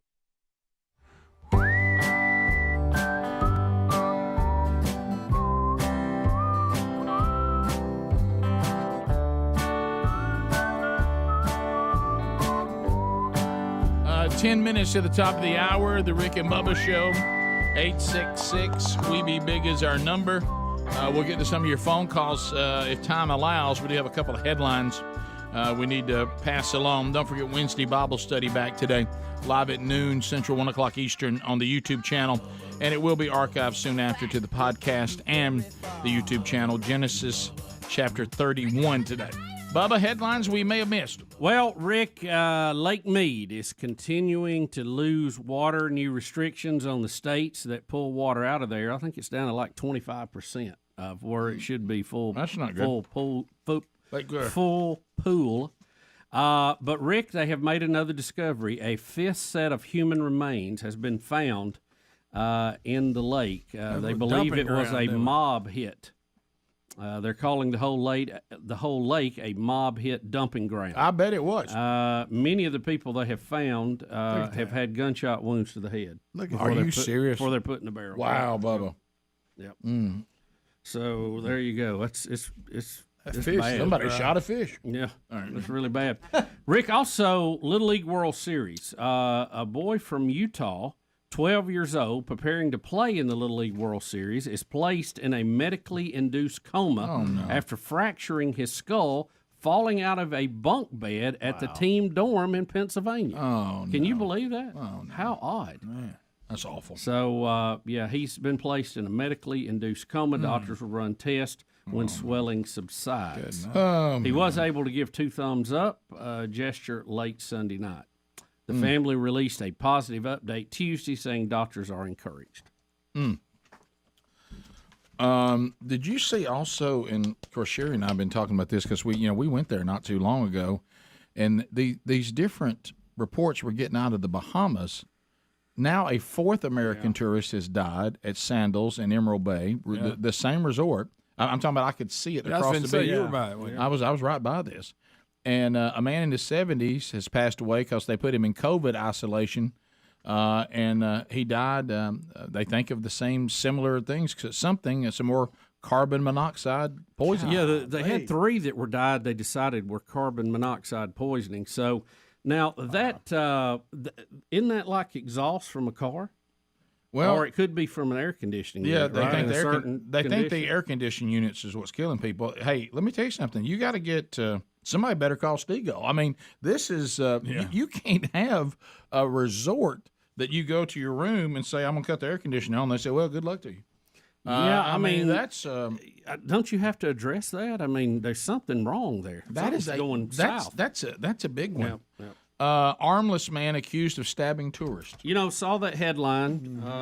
Heard that in the kickoff hour. Took a look at that. Undoubtedly, he got very upset. And I said maybe the guy said I just asked for directions, and I thought he may be mad because he couldn't point in either direction. All right, but he stabbed him with his feet. Oh yeah, which are his hands. Oh yeah. Greg.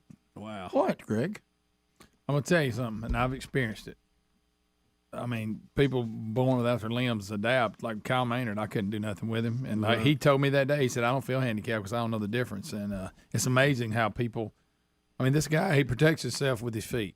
Well, with a knife. Well, that's impressive, but don't stab me because I asked for directions. Now, that part we need to revisit. Yeah, right. Yeah. I'm glad you can defend yourself. Yeah, I'm not sure that I mean, it's good. You're right, but I don't know if I deserve to be stabbed for asking directions. You ever seen this guy paint with his feet? It's impressive. Same guy? Yeah. You ain't never seen He's a little artist. Well, I tell you one thing, he's foul if you wake him up from a night. Do not wake him. Well, like we said earlier, Rick, if you're looking for directions, I don't know if I'm going to wake the guy that lives out under the tree. No. Can he paint as good as Bob Ross? Boy, That's good. There he is there. There he is right there. Yeah. Sure enough. There he is. And that guy has arms. What's Portnoy? That's the Barstool guy. What's he doing? So Portnoy does those like pizza reviews. Yeah. And when this story broke, Portnoy was like, I recognize that guy from somewhere. He goes back and goes back to this pizza review, and that guy actually showed up in his pizza review. Okay. So it is the same guy. Okay. All right. There he is. Okay. Yeah, there he is. Well, at least he didn't ask him directions. No. There's we also have a story about a study. I didn't get to look over. It says that food study says that understanding of snacking is now being turned on its head. It says chocolate ice cream is more nutritious than a granola bar. Bacon is better than whatever that is. I don't know that word. Quinoa. And McDonald's pancakes are healthier than an omelet, according to this. We may have to hold this for tomorrow and dig into it a little deeper. That sounds a little gray. So there's something missing. Oh, this is that Food Compass bunch. I got you. We had the story on that, but we didn't have those particular foods listed. Let's go to David in Prattville. David, welcome to Rick and Bubba. Go ahead. How you doing, buddy? What's up, David? Hey, great show as always. I was wanting to know, I said when y'all were talking about opening the portals, imagine this. Bubba, you open a portal, the Stranger Things music starts playing, and out from a portal, you got married Rick Burgess with Beth Mowens, both wearing married with microphone T-shirts, and Rick, you start screaming, "Shut it down! Shut it down!" I don't know. Can anybody follow that storyline? That was a weird little trip we took. I didn't. Apparently, cell phones coming through the portal don't work good. David in Fayetteville, Tennessee. David, go ahead. Good morning, gentlemen. Hey, buddy. I just wanted to make a quick correction on you for your city over in West Tennessee that you're going to. I believe you said this weekend you pronounced it Bolivar. Local pronunciation is Bolivar. Bolivar, Tennessee. Yeah, I didn't say it the way you just said it. We actually called there to get their pronunciation of it. Yeah, I never said it the way you just said it. I might have been a little off. Yeah, I messed up the first time. Yeah, I thought you did. But we actually called there because I was cutting a video, and it's actually Andrew Varvutis that'll be speaking there. They are starting the men's discipleship strategy at First Baptist, but I had to cut a video to say, hey, Andrew's coming, you guys are kicking it off. And we literally called a business there and said, now tell us how to say that. Right. And so I think in the video I got it right, but when I keep looking down at the piece of paper, I try to remember how they told us to say it. So I know it's Bolivar, not Bo. It's Bolivar, right? Yeah, local. Everybody, I went to school in West Tennessee. It was Bolivar, almost an A instead of a O. Bolivar rhymes with Oliver. Bolivar rhymes with Oliver. Bolivar. That's right. Yeah, you're right. Yeah, because I remember us saying that it rhymes with Oliver. Bolivar. Yeah. Good news is I got it right on the video that we sent them. The bad news is every time I look at the paper in front of me, I can't remember how we said it. So what if Oliver went to Welcome Bolivar? to the South, baby. Welcome to the South. Thanks, David. Appreciate it, man. Let's go to Ricky in Alberta. Ricky, go ahead. Hey guys, I don't know when you're going to get another intern, but the next time you get one that's got a little meat on him, you may want to nickname him Dishy McFatface. Yeah, I agree with you. That is good. That's I believe we have an intern starting Monday, don't we? Next Monday. Do we? I don't know. How about that? Yeah, you said it in that authoritative way, so it makes me think you may be right. I saw it on the calendar. Didn't we have a guy come by a couple weeks ago? Yeah. He starts There's Monday. a guy supposed to be, yes, the guy's supposed to be starting. He starts Monday. It may be. Hey, I was on right. the calendar. You subscribe to, Greg. It won't be long. I've tried that. I'll be thankful to get a call screener in here. And then we are about to do the golden ticket seats again. Don't try it. No, we've called them off. And we're going to wade into it. Yeah, we're going to step in there and we're going to ease into it. One person gets to come Friday. Well, here's what's going to happen. We're going to try it. And if not too many of y'all get lost and wander the building and never to be found again, we might move forward. But we got to start with a small sample because honestly, we don't know what's going to happen to y'all. And if you go to the we're struggling ourselves, and we know. If you go to the bathroom during the show, if you see UPS, ask them if they have a package for you, please, and bring it back with you. They're chasing Bubba on one right now. Yeah. That's so we're not need to carry those stickers and leave them. I haven't, Bubba. I mean, put it on the glass door. Maybe. I guess. Probably. No. There's top of the hour. No consistency. If you're leaving us, have a good day. Thanks for being with us. You got more Rick and Bubba, top of the hour, and which should continue. Rick and Bubba, Rick and Bubba. Hey, thanks for watching Rick and Bubba live on YouTube. We're here live at 5 with a kickoff hour, bright and early, Monday through Friday. Don't forget to subscribe and click the bell for notifications on our YouTube channel. And catch a commercial-free Best of Hour on Blaze TV every day. Rick and Bubba, it's must-see TV. Or radio. Well, yeah. Rick and Bubba.